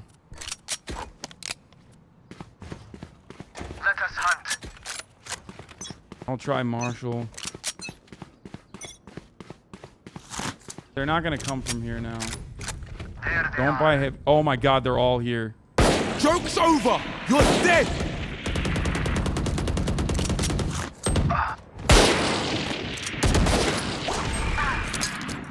Hey! Enemy spotted B. Parasite. Last player standing. Spike planted. This sucks. Like, I just don't have fun when I feel like my game is not balanced. You know what I mean? It just like doesn't seem fun. Like at my level, this is my 3rd ever competitive game. I should not be the 2nd on my fucking team. You know what I mean? It helps with accuracy. I just don't think that like if I am, it's just so not balanced. Like 2 dudes with 15 and 14 bangers here, a 3rd one with 11. We don't have a single person that has had 10 kills on our team. First few ranked games are the hardest. Marshall's actually good. It just sucks. I guess it's because like, so throw all you want, Phoenix, kills are mine. I'm duoless. I've got your trail. Need to become more fair after placement? I mean, I guess that's better.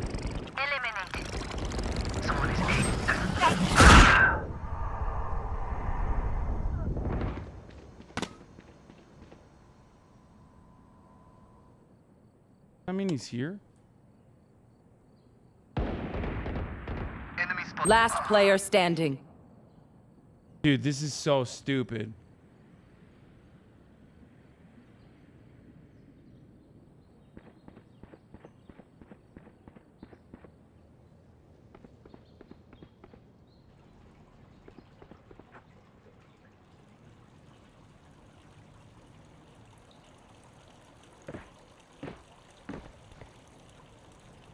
Spike planted. Ouch!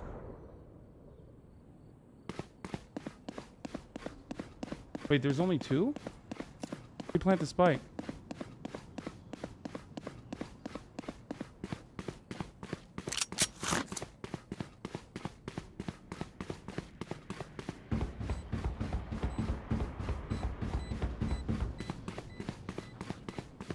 I should probably just try and save.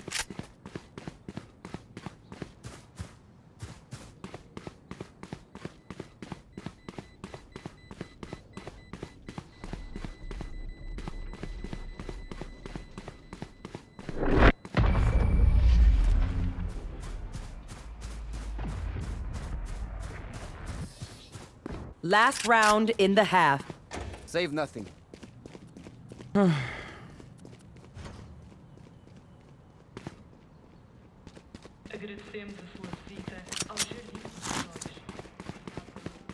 It is competitive, dude, and we're getting every fucking competitive game I've been a part of, I've gotten my ass cheeks absolutely fucking clapped.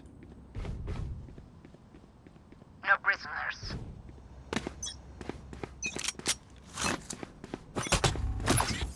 Bomb buddy out. Found them.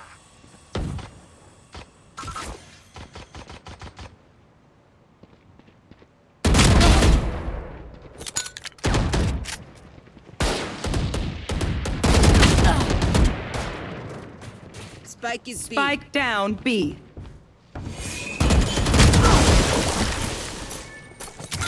Grenade! Ah! 80. One enemy remaining.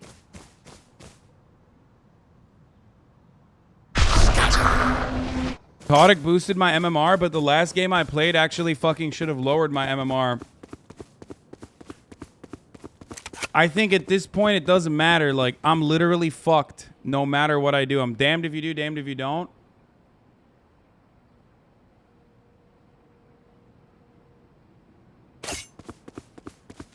Like, I shouldn't be fucking... I shouldn't be this...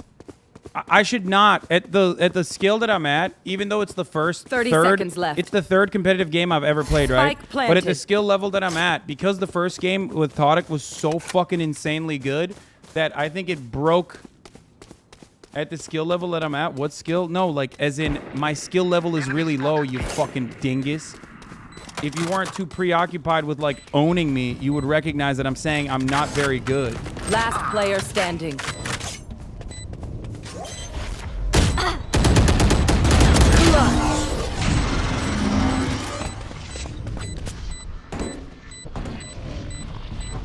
Switching sides. We know more than we did before. Let's use that. Cocksucker saying GG, like, I fucking hate this, dude. I'm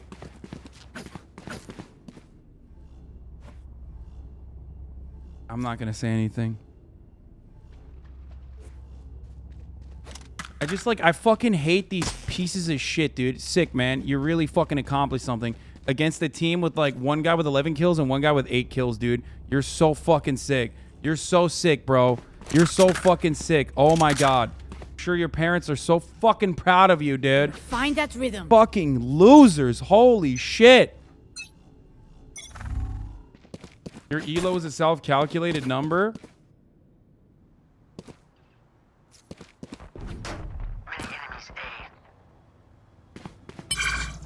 I'm just fucking... We're so done. If you don't have fun, you shouldn't play straight up. No, I do enjoy it. I actually do enjoy this game a lot. I enjoy playing this game. Enemy spotted mid.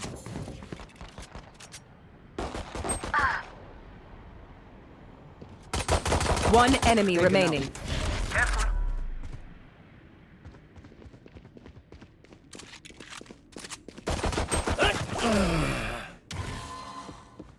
Oh, she went invisible.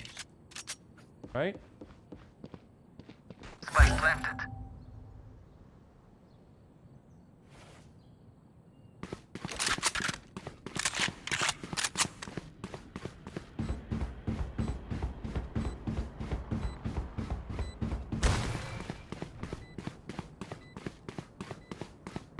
Enemy spotted B.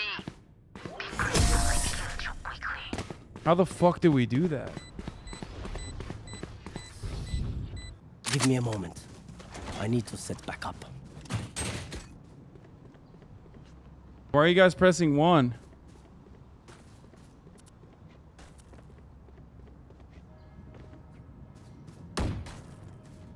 Dude, I'm not good. I'm not good. It's frustrating.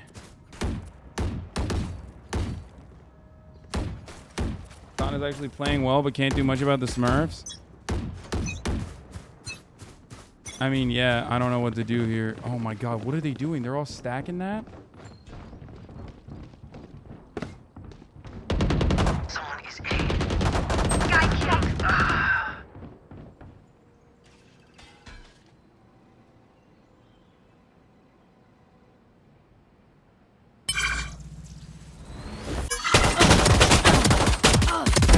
What the fuck am I supposed to do there?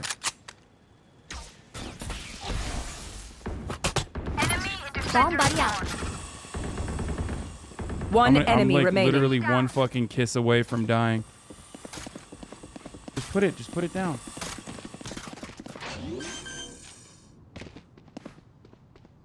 Spike planted.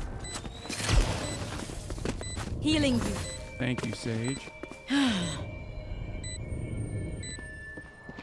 Are they throwing on purpose? What are they doing? Thank you, Peanut Patootie. Do not touch. I can't tell. Like, are they actually throwing? I find them. I kill them. Simple as that.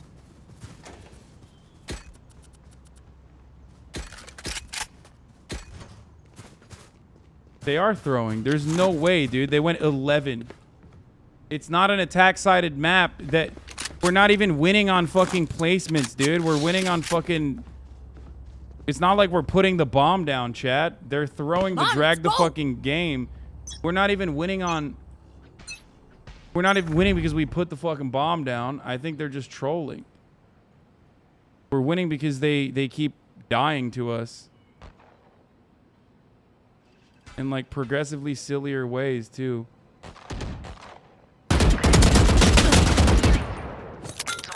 Grenade!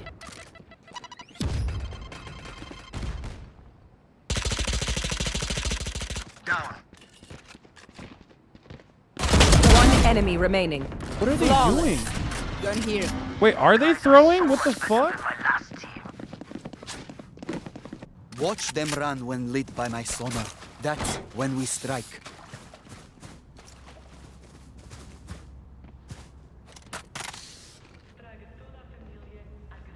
What's up, Aiden? What does free Palestine mean? Palestine is historically where a lot of Arab Palestinians live, but it was in 1948, basically in the aftermath of World War II, given to Jewish people, and that they were immigrated. They immigrated into Israel, what is now known as Israel.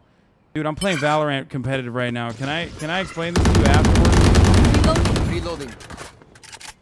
Cutting their vision. But yeah. Revealing area. Oh, that's ours. Reloading. What the fuck? I'm so stupid.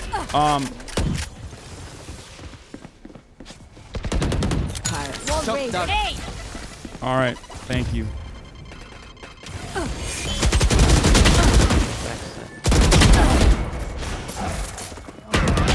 One enemy remaining. Aiden Ross just called me asking me what fucking...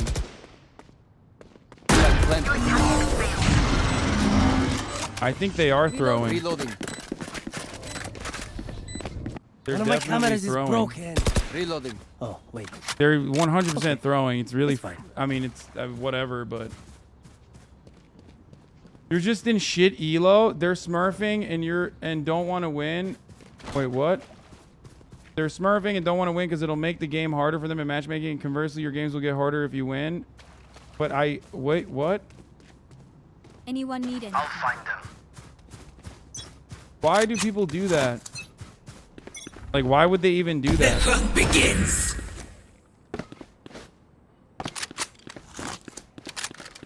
Did I even buy fucking shields? I don't think so.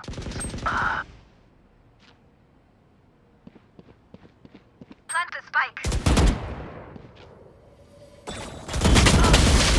Fuck. Spike planted. I am the hunter. They're not playing for the same reasons you are. Ask all your friends that have Smurf accounts. My friends have Smurf accounts so they can play with me. Shut down. I don't think they give a shit about One their rank in enemy their remaining. Smurf accounts, though. Like, that they would personally throw games and shit.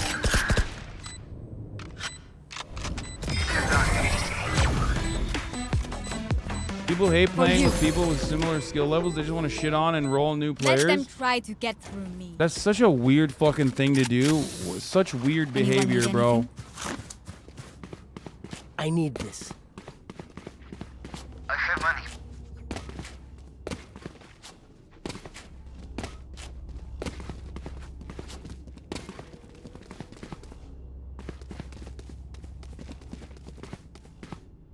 We win. We survive. Okay, we're all fucking... I've got your trail. Only way to fight back is to let them win? No shot, bro. Go get him. Revealing area. See ya!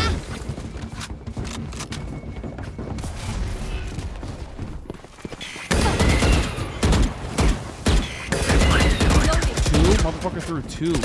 That's insane. Spike down B. I have the spike. Your duty is not over. Woo! One enemy remaining. Plant. I don't die so easily. Reloading. Get banned on TikTok? Wait, did I get banned again? And then they will die. There. Friends had to do this to get plays at the same level as you? No, they Here. didn't.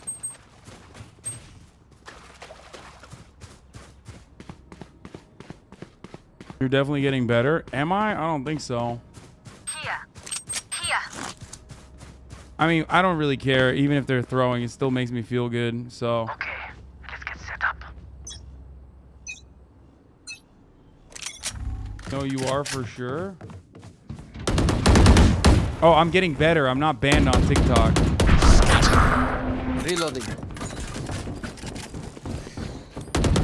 Fire's out. Standing ahead. Ah! Fucked it up.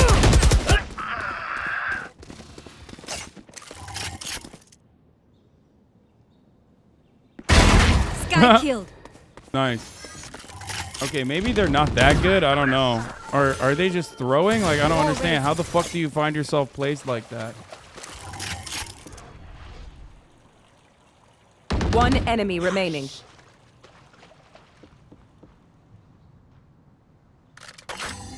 They're definitely throwing. Read the chat. I will never read the chat. It's fucking so stupid.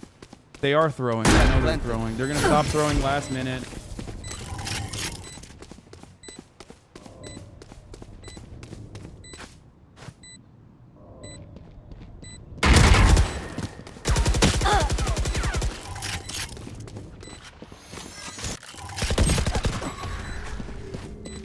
Last player standing. Death is cold, friend.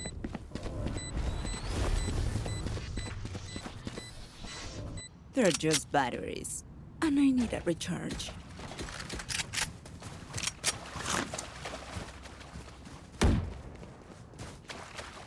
The other team's eco will be fucked by the time they start sweating again. It doesn't matter, bro. They're so fucking good. The other dude literally got an ace with like...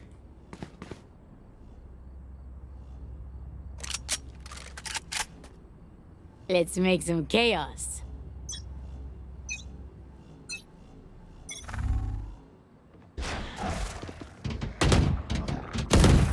Reloading.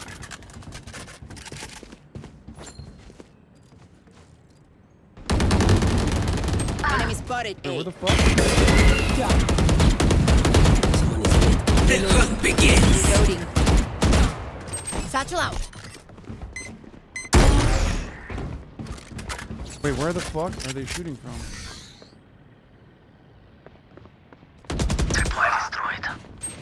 Spike down A.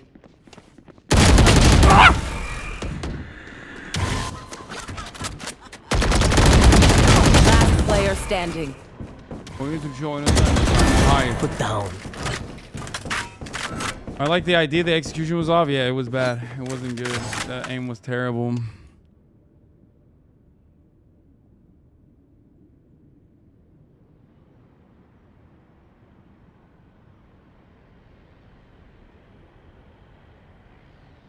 Give me a corpse. 30 seconds left.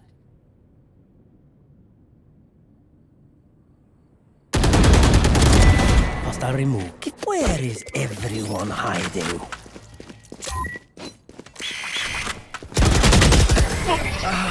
Nice try, man. Nice try. Match point. My city needs me. I can't be away for long. Let's send this. Our team's Reyna. I would be so pissed if I was our Yeah. team's Reyna. Like, he's actually trying to fucking play. Going B.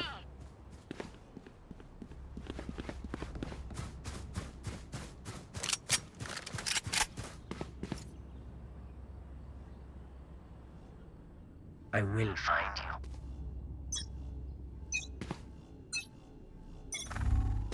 I've got your trail. They're all fucking pushing mid. Once Cypher Scanning ahead. dies. Enemy spotted B. One dead.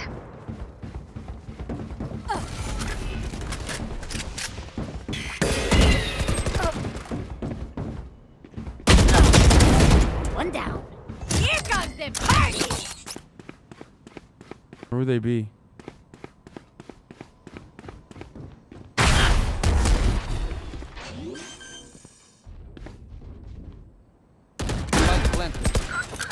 Grenade. Flank? Oh, one up top, too.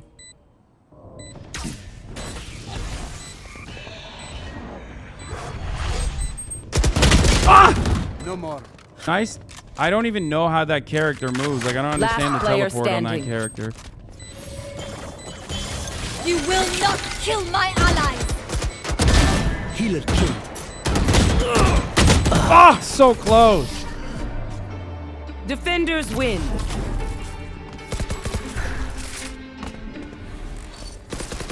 Just click and point at their heads. I mean, I have like, what? This is my 3rd game. I have 2 more games until I actually get a rank. So hopefully my awful performance in this game will allow me to fucking play a little bit better, and or rather play with like more evenly matched motherfuckers in the next game.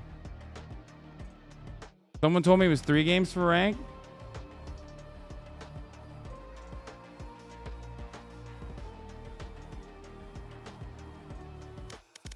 Match found. It's 5, right? Yeah. Why are you solo queuing? I don't know. I like Mr. Beard Official. Hasan, you should check out my video I made about Sneeko. Yes, I'm pumped. No, I think it's 5.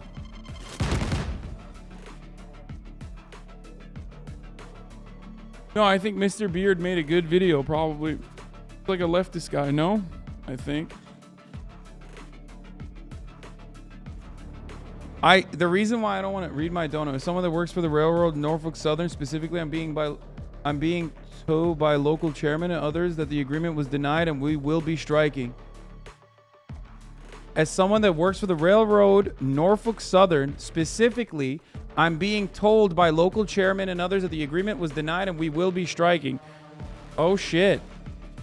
I mean, that's what Jonah was saying too, is that like most rank and file are unhappy with this and that the contract will not be ratified, which is really fucking stupid for the mainstream media and the Democrats to come out of the gate swinging and be like, oh, we kicked the can down for another week. So there you go. Here's a dub.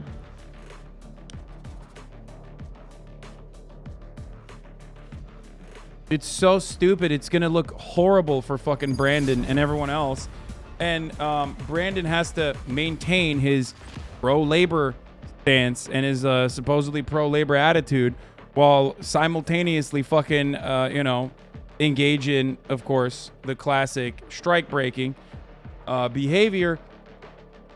Also, at the top of the hour, you can break the ad break that's coming to you by subscribing.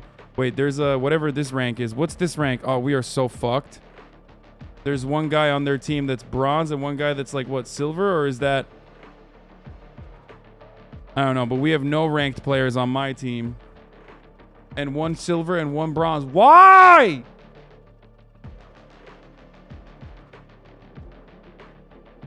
Why? 1 silver, 1 bronze, motherfucker. We have no ranked people on my team, dude. This fucking sucks. I hope we have fucking Smurfs on my team, please. Please, for the love of God. For the love of Christ and all things holy, please tell me we got fucking Smurfs on our team. Here's the 1 minute ad break now. With my power and with my life. You can hide rank. I'm gonna do the cheeky shorty play.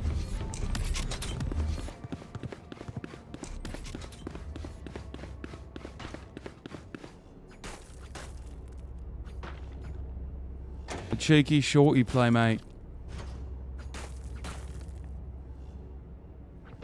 They're not necessarily unranked. You can hide it. At this level, rank doesn't mean that much, by the way. I think it does.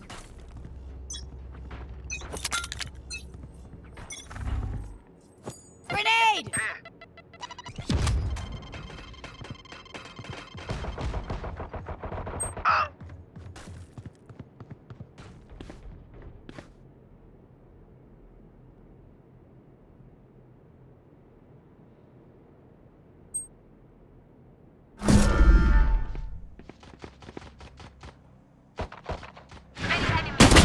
I have no... Ah, fuck me. I have nothing there.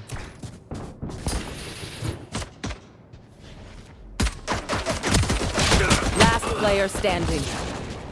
Yep. And we're getting fucking wiped out. Nice.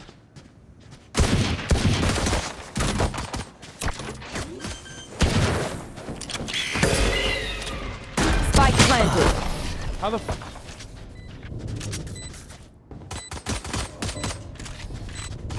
No more doubts. We're ready. Blasted dick swinging in the wind aim?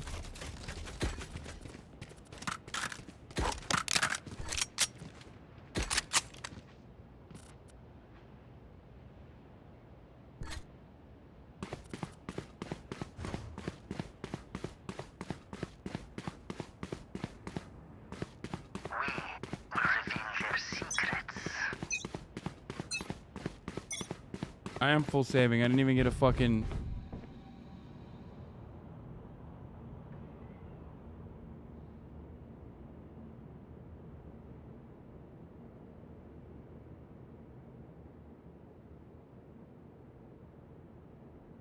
Enemy spotted B.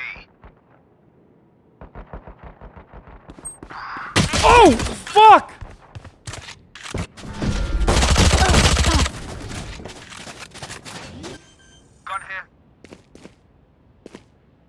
Spike planted.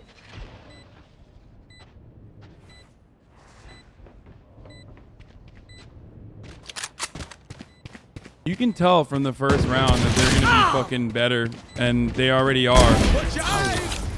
And they're evenly balanced too. It's like 3 kills, 2 kills. I like that you getting effed on Valorant is truly close to my personal experience with the game. Cage trick. I must wait a moment.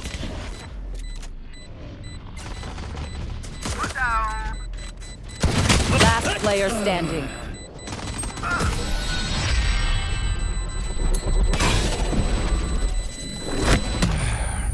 First round wins an advantage because of the eco though. I mean, what fucking eco, dude? Here, I'm going Vandal. Fuck it. Going Vandal and I'm dying immediately.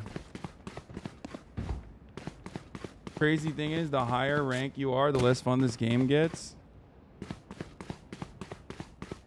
Got to call Aiden back about Palestine? Bitch, you think I'm gonna call him right now while I'm fucking playing a game? Absolutely not. Now, where to set up shop?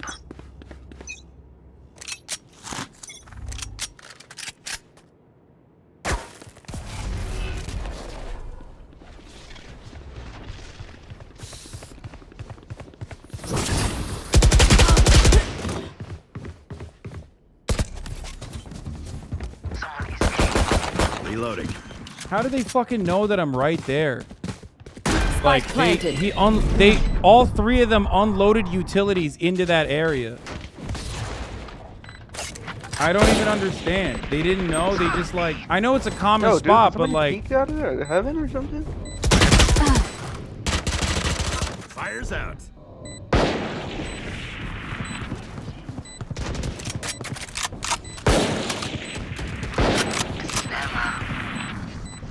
this game is only fun if you win. Last It's the player worst game on the standing. planet, I swear. Dude, trust me, I know, okay? I know. And not only do I know, my viewership recognizes that reality as well, considering that I went from fucking Their armor may 28K to be a 14K nightmare, but in I a was sea never of, in a spared span of however long I've been playing this fucking game. People are like, you're miserable, you suck, I don't want to watch you fucking mauled at a camera, which is understandable.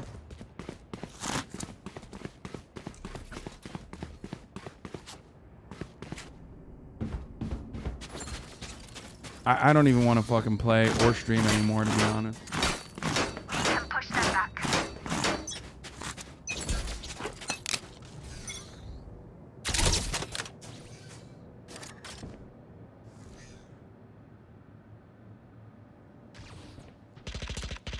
Oh, fuck. I mean, dude, I can't. I mean, gun difference, but...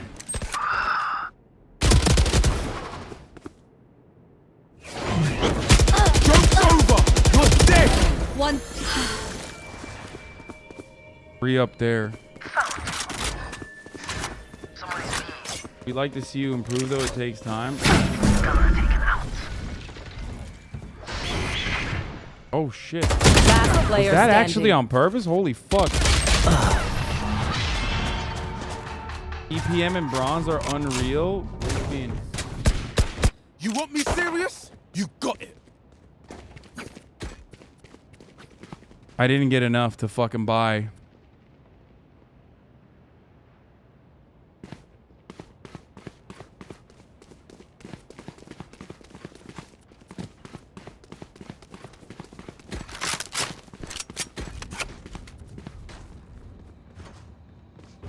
Oh yeah.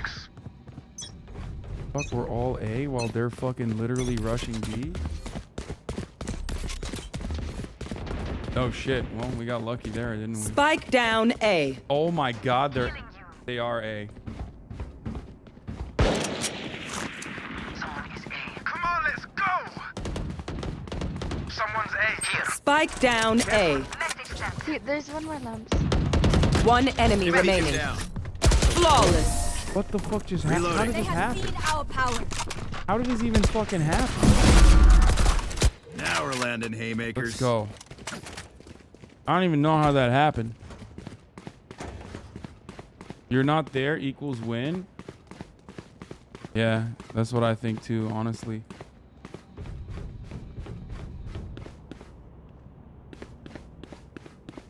Fucking bottom frag bandit, dude. Yalla, Sheena. Grenade!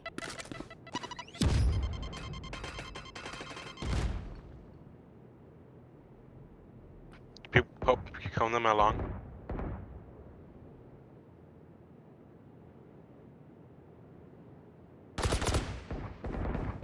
Enemy spotted. Enemy down.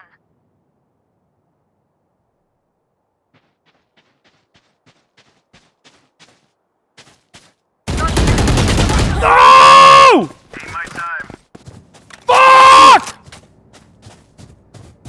I'm just bad. He's just rotating. Gun here. Reloading. Spike No, I planted. heard them too, chat. I heard them too. That definitely is a fucking headphones problem.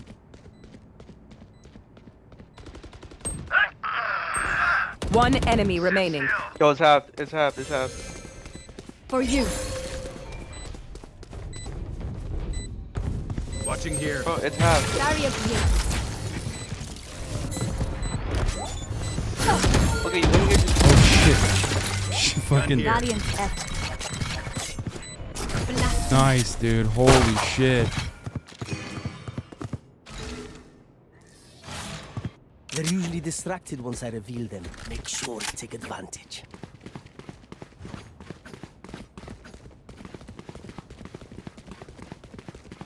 Okay, I'm getting carried a little bit right now.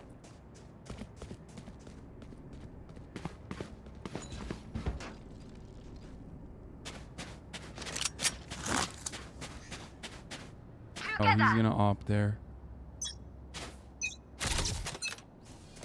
Get out of my way!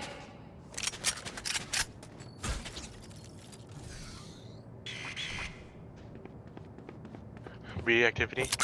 Satchel out. Oh shit, what the fuck am I doing? Grenade!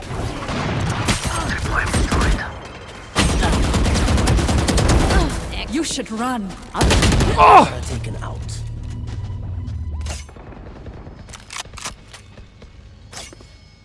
Dude, why is he standing in the killjoy? Get out of there. Spike planted.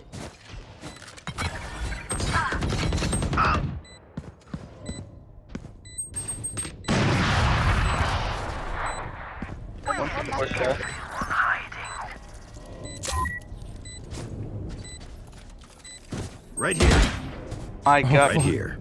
Last player Bro, standing. what is he My doing? God, bro. Rim. No, B activity, bro. Some B activity. Aren't you the silver 3 on the team right Bro, B activity. Yeah. He's saving. Brim is silver 3.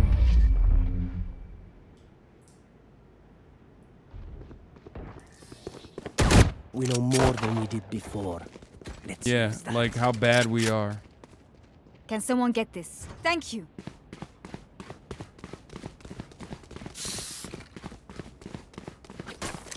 What does B activity mean? Dude, I don't fucking know.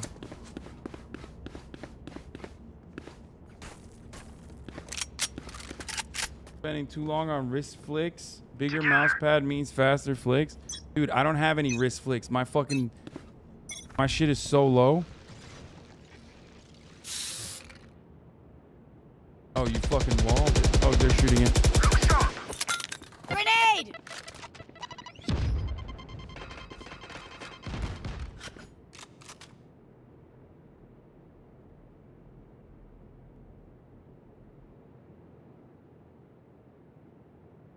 They're back at B.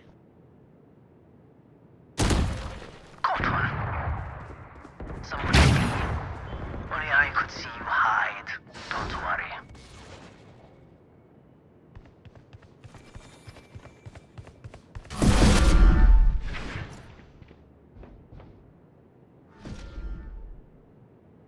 I don't think they're coming B.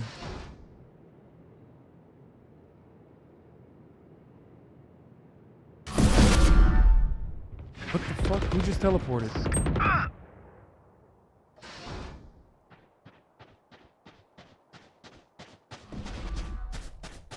One teleport back to A. One enemy remaining. Spike down B. Stand on the spike.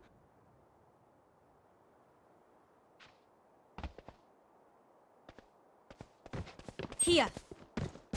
Spike Weapon planted. Yo, he went fucking. A. Reloading.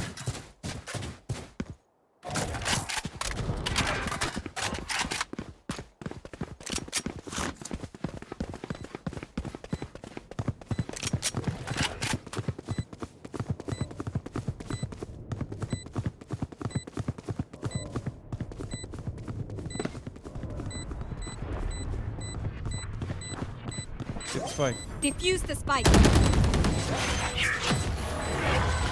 Yeah. Reloading. Let's go.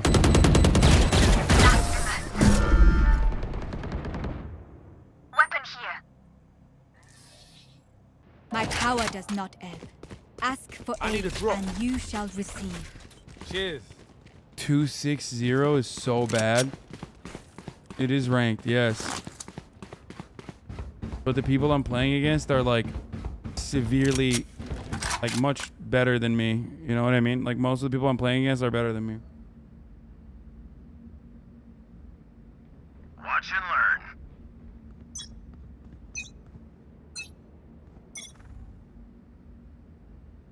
Hey.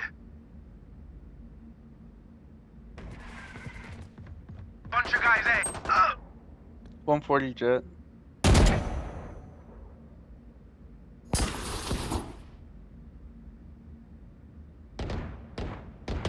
Taken down.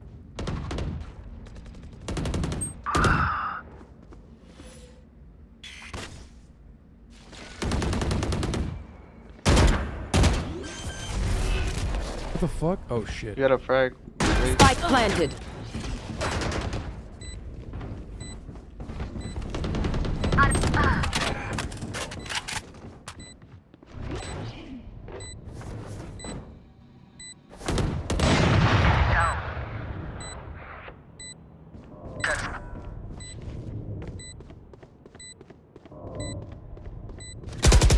Last player standing. Get fucking here!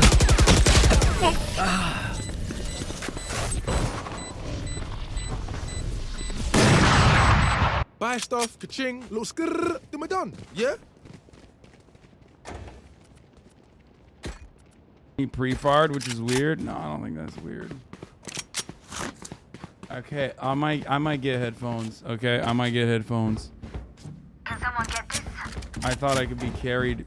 I thought my ass could be carried all the way to fucking gold or whatever, but I need to actually get fucking headphones, dude.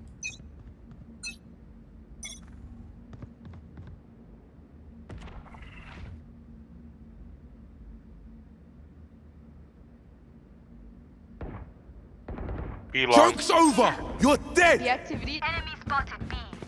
B activity. Got you.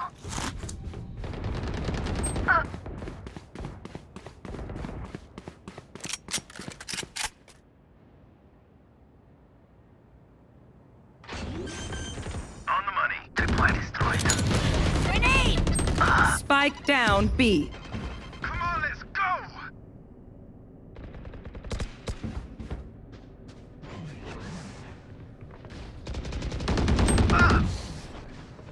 120 jet. Last player standing. Out of charges. I thought I could cover that side with a bot and then shoot at the other person. They're going to scatter from my stuff. Super easy to Which pick off. didn't work at all for me.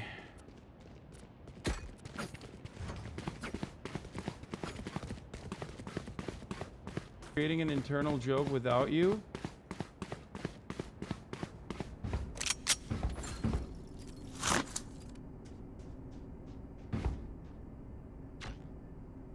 Let me show you how the boss does it.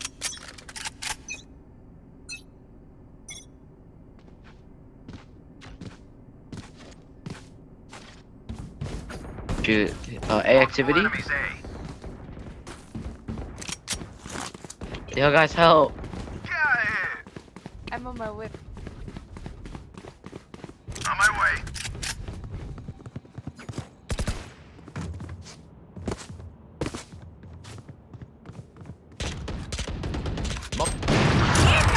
Hey.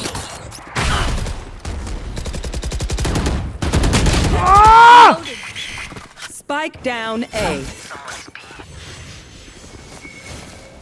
Why play this? You are in a 200 player. Your duty is not You are in a 200 viewer. Trying to cheese your way into partner? The fuck do you mean? I play Valorant because I enjoy playing it. What the fuck is wrong with you? Say.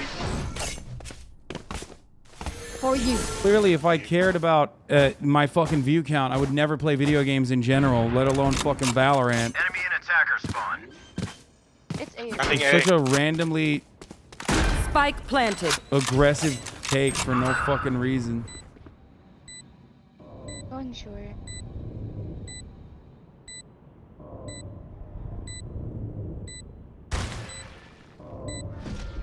Oh, you teleported to the showers.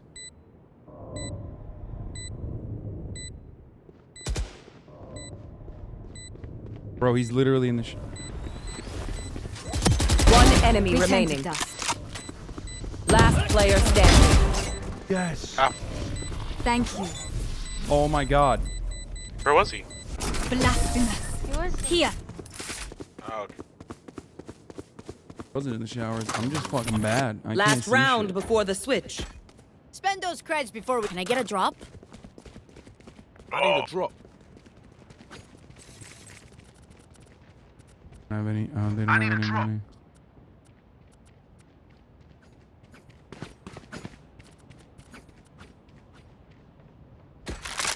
Never used a Guardian before. Let's see. Don't hold back.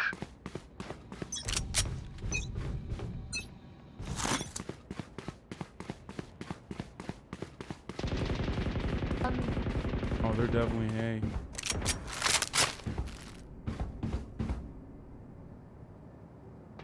Removed. You should run.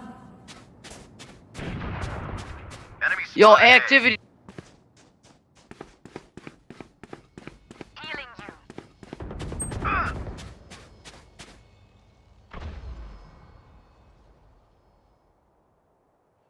One shower.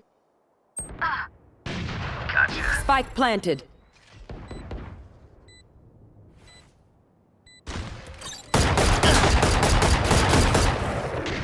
Someone is A. Down and out.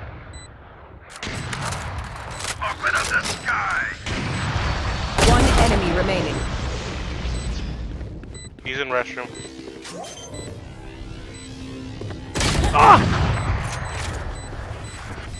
Joke's over. Come on, You're bro. dead. Please get him. Oh, shit. I got it. This is no problem. Last player Oh! clutch.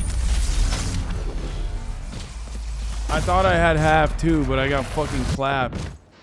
Switching sides. Let them try to get through. Bro, look at their fucking Phoenix. There's always a guy like this.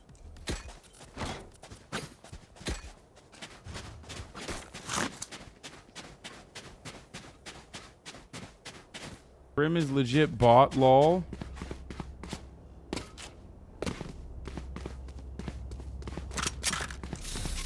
The get him is winnable. They just weren't covering your defuse. I don't. Yeah, I mean.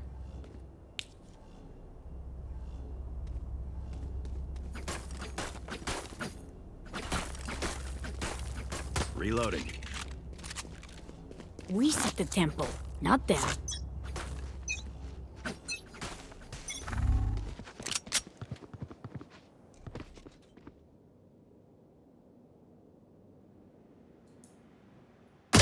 Oh my god! I suck dick. One retro. Planted. No hits in retro. Right here. Right here.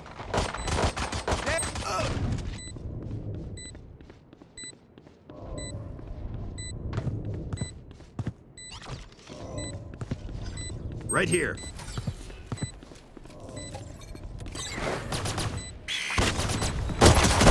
Oh my god! Player standing.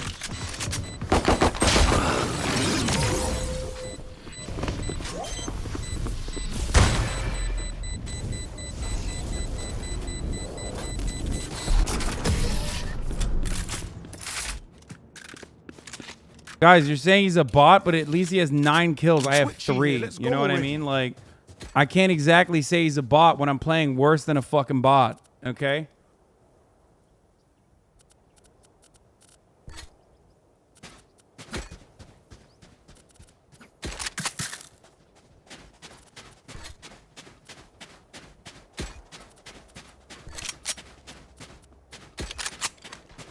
Let's make some chaos.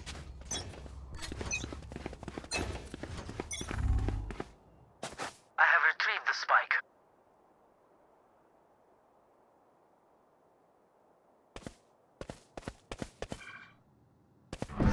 Garden. Careful. Grenade! Careful now. Enemy spotted B.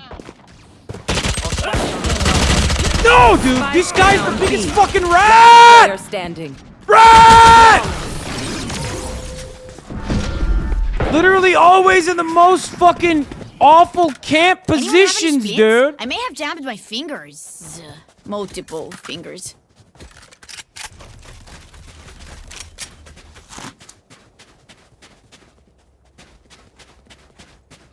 I don't even know how to fucking check that position. It's not over because it's 13. 13 is when it ends.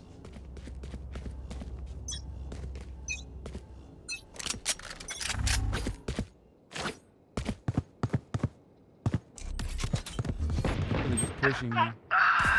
Launching smoke. Heads up.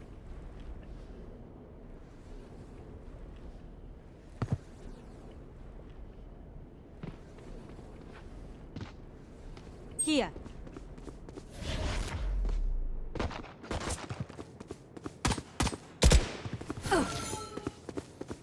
Wall raised.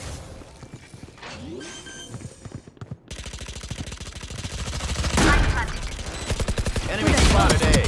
One enemy remaining. Gun here. Reloading. Shit, 70.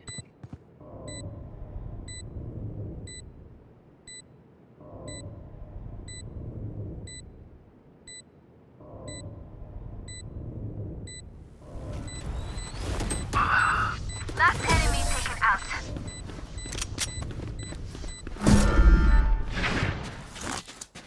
Will they try the same old tricks? 10-5.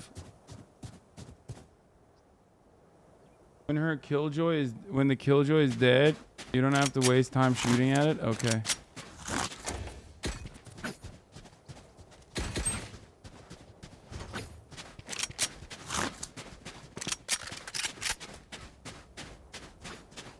Let's start this party. The fuck is this? A CSGO skin? Yeah, it's a CSGO skin, chat.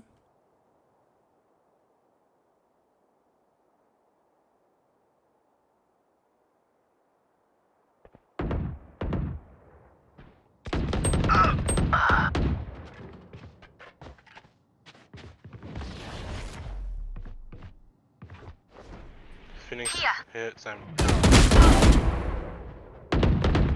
Jet grounded.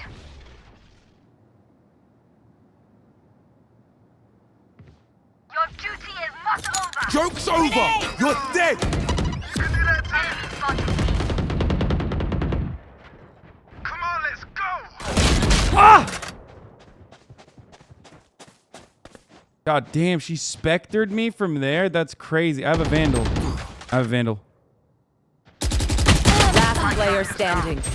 Spike down B. Or was that a Phantom? Flash. Going up.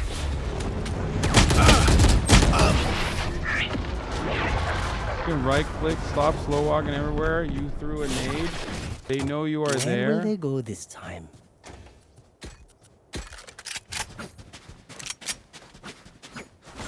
Keep quiet. Keep quiet. Keep quiet. Keep quiet.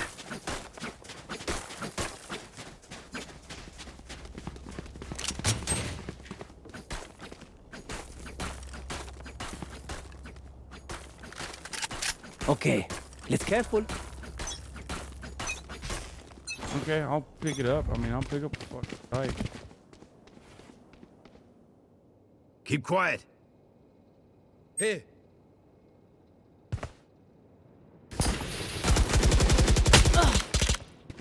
Dink. Grenade!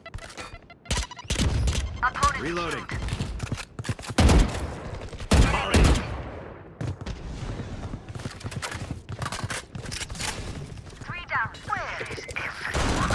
One enemy remaining.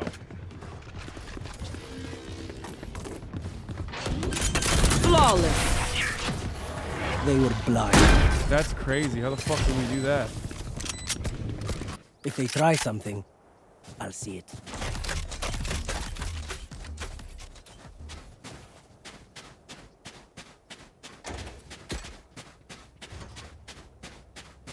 They want to go B?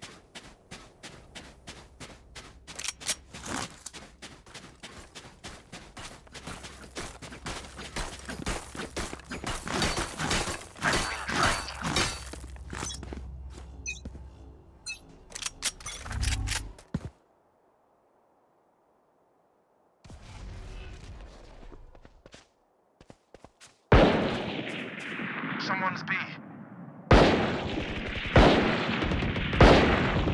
Goodbye.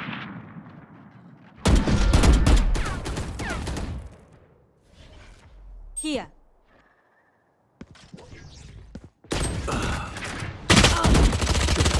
Enemy removed. Reloading. Plant the spike. Oh, right there. Wall raised. 114 woman. Watch your eyes. Spike planted.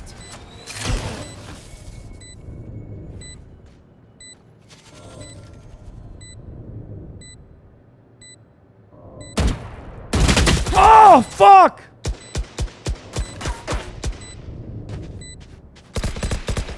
Target down.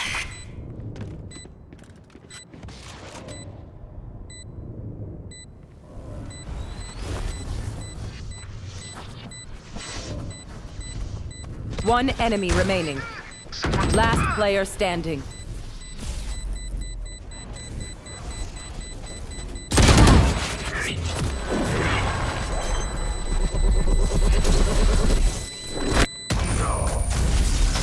Get fucked, baby. Prepare yourselves. We fight once again. There's a sky bug? Is that what you said?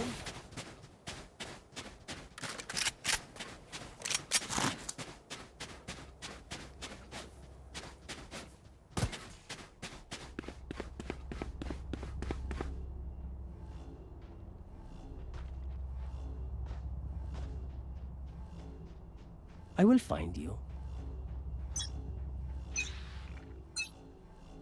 Get out of my way!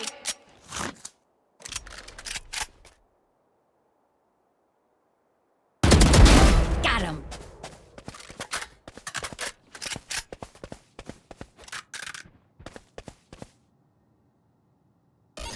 Come on, let's go.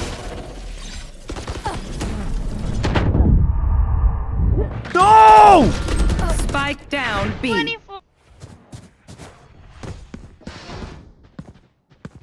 Got the spike.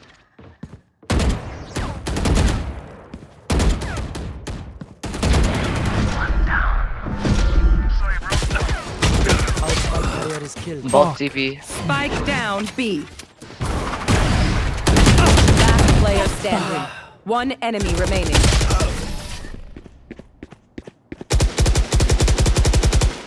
There was a mouse in the back of your cam. I don't know what that Match means. point. Chat. I'll teach them to respect their elders. Why I'm fucking carrying this fight.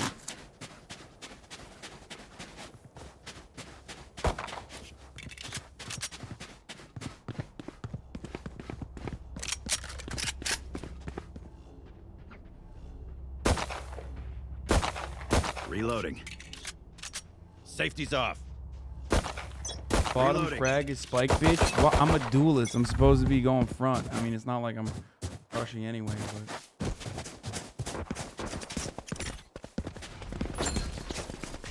Here comes the party!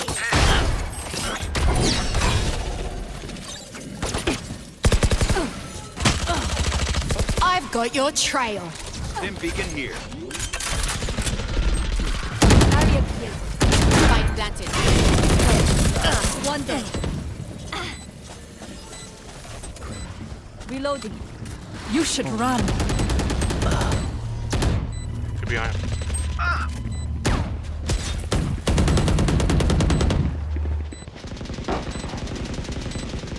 Last player standing.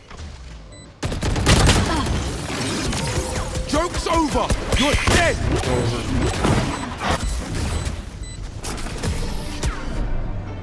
Defenders win. Yeah, bro, I'm bad. Fucking idiot. Yeah, no shit, dude. You're playing with me. That says a lot about you. Anyway, I'm done. 3-minute ad break, all that good stuff. Have fun. See you guys tomorrow. This was a fucking devastating experience. Bye-bye.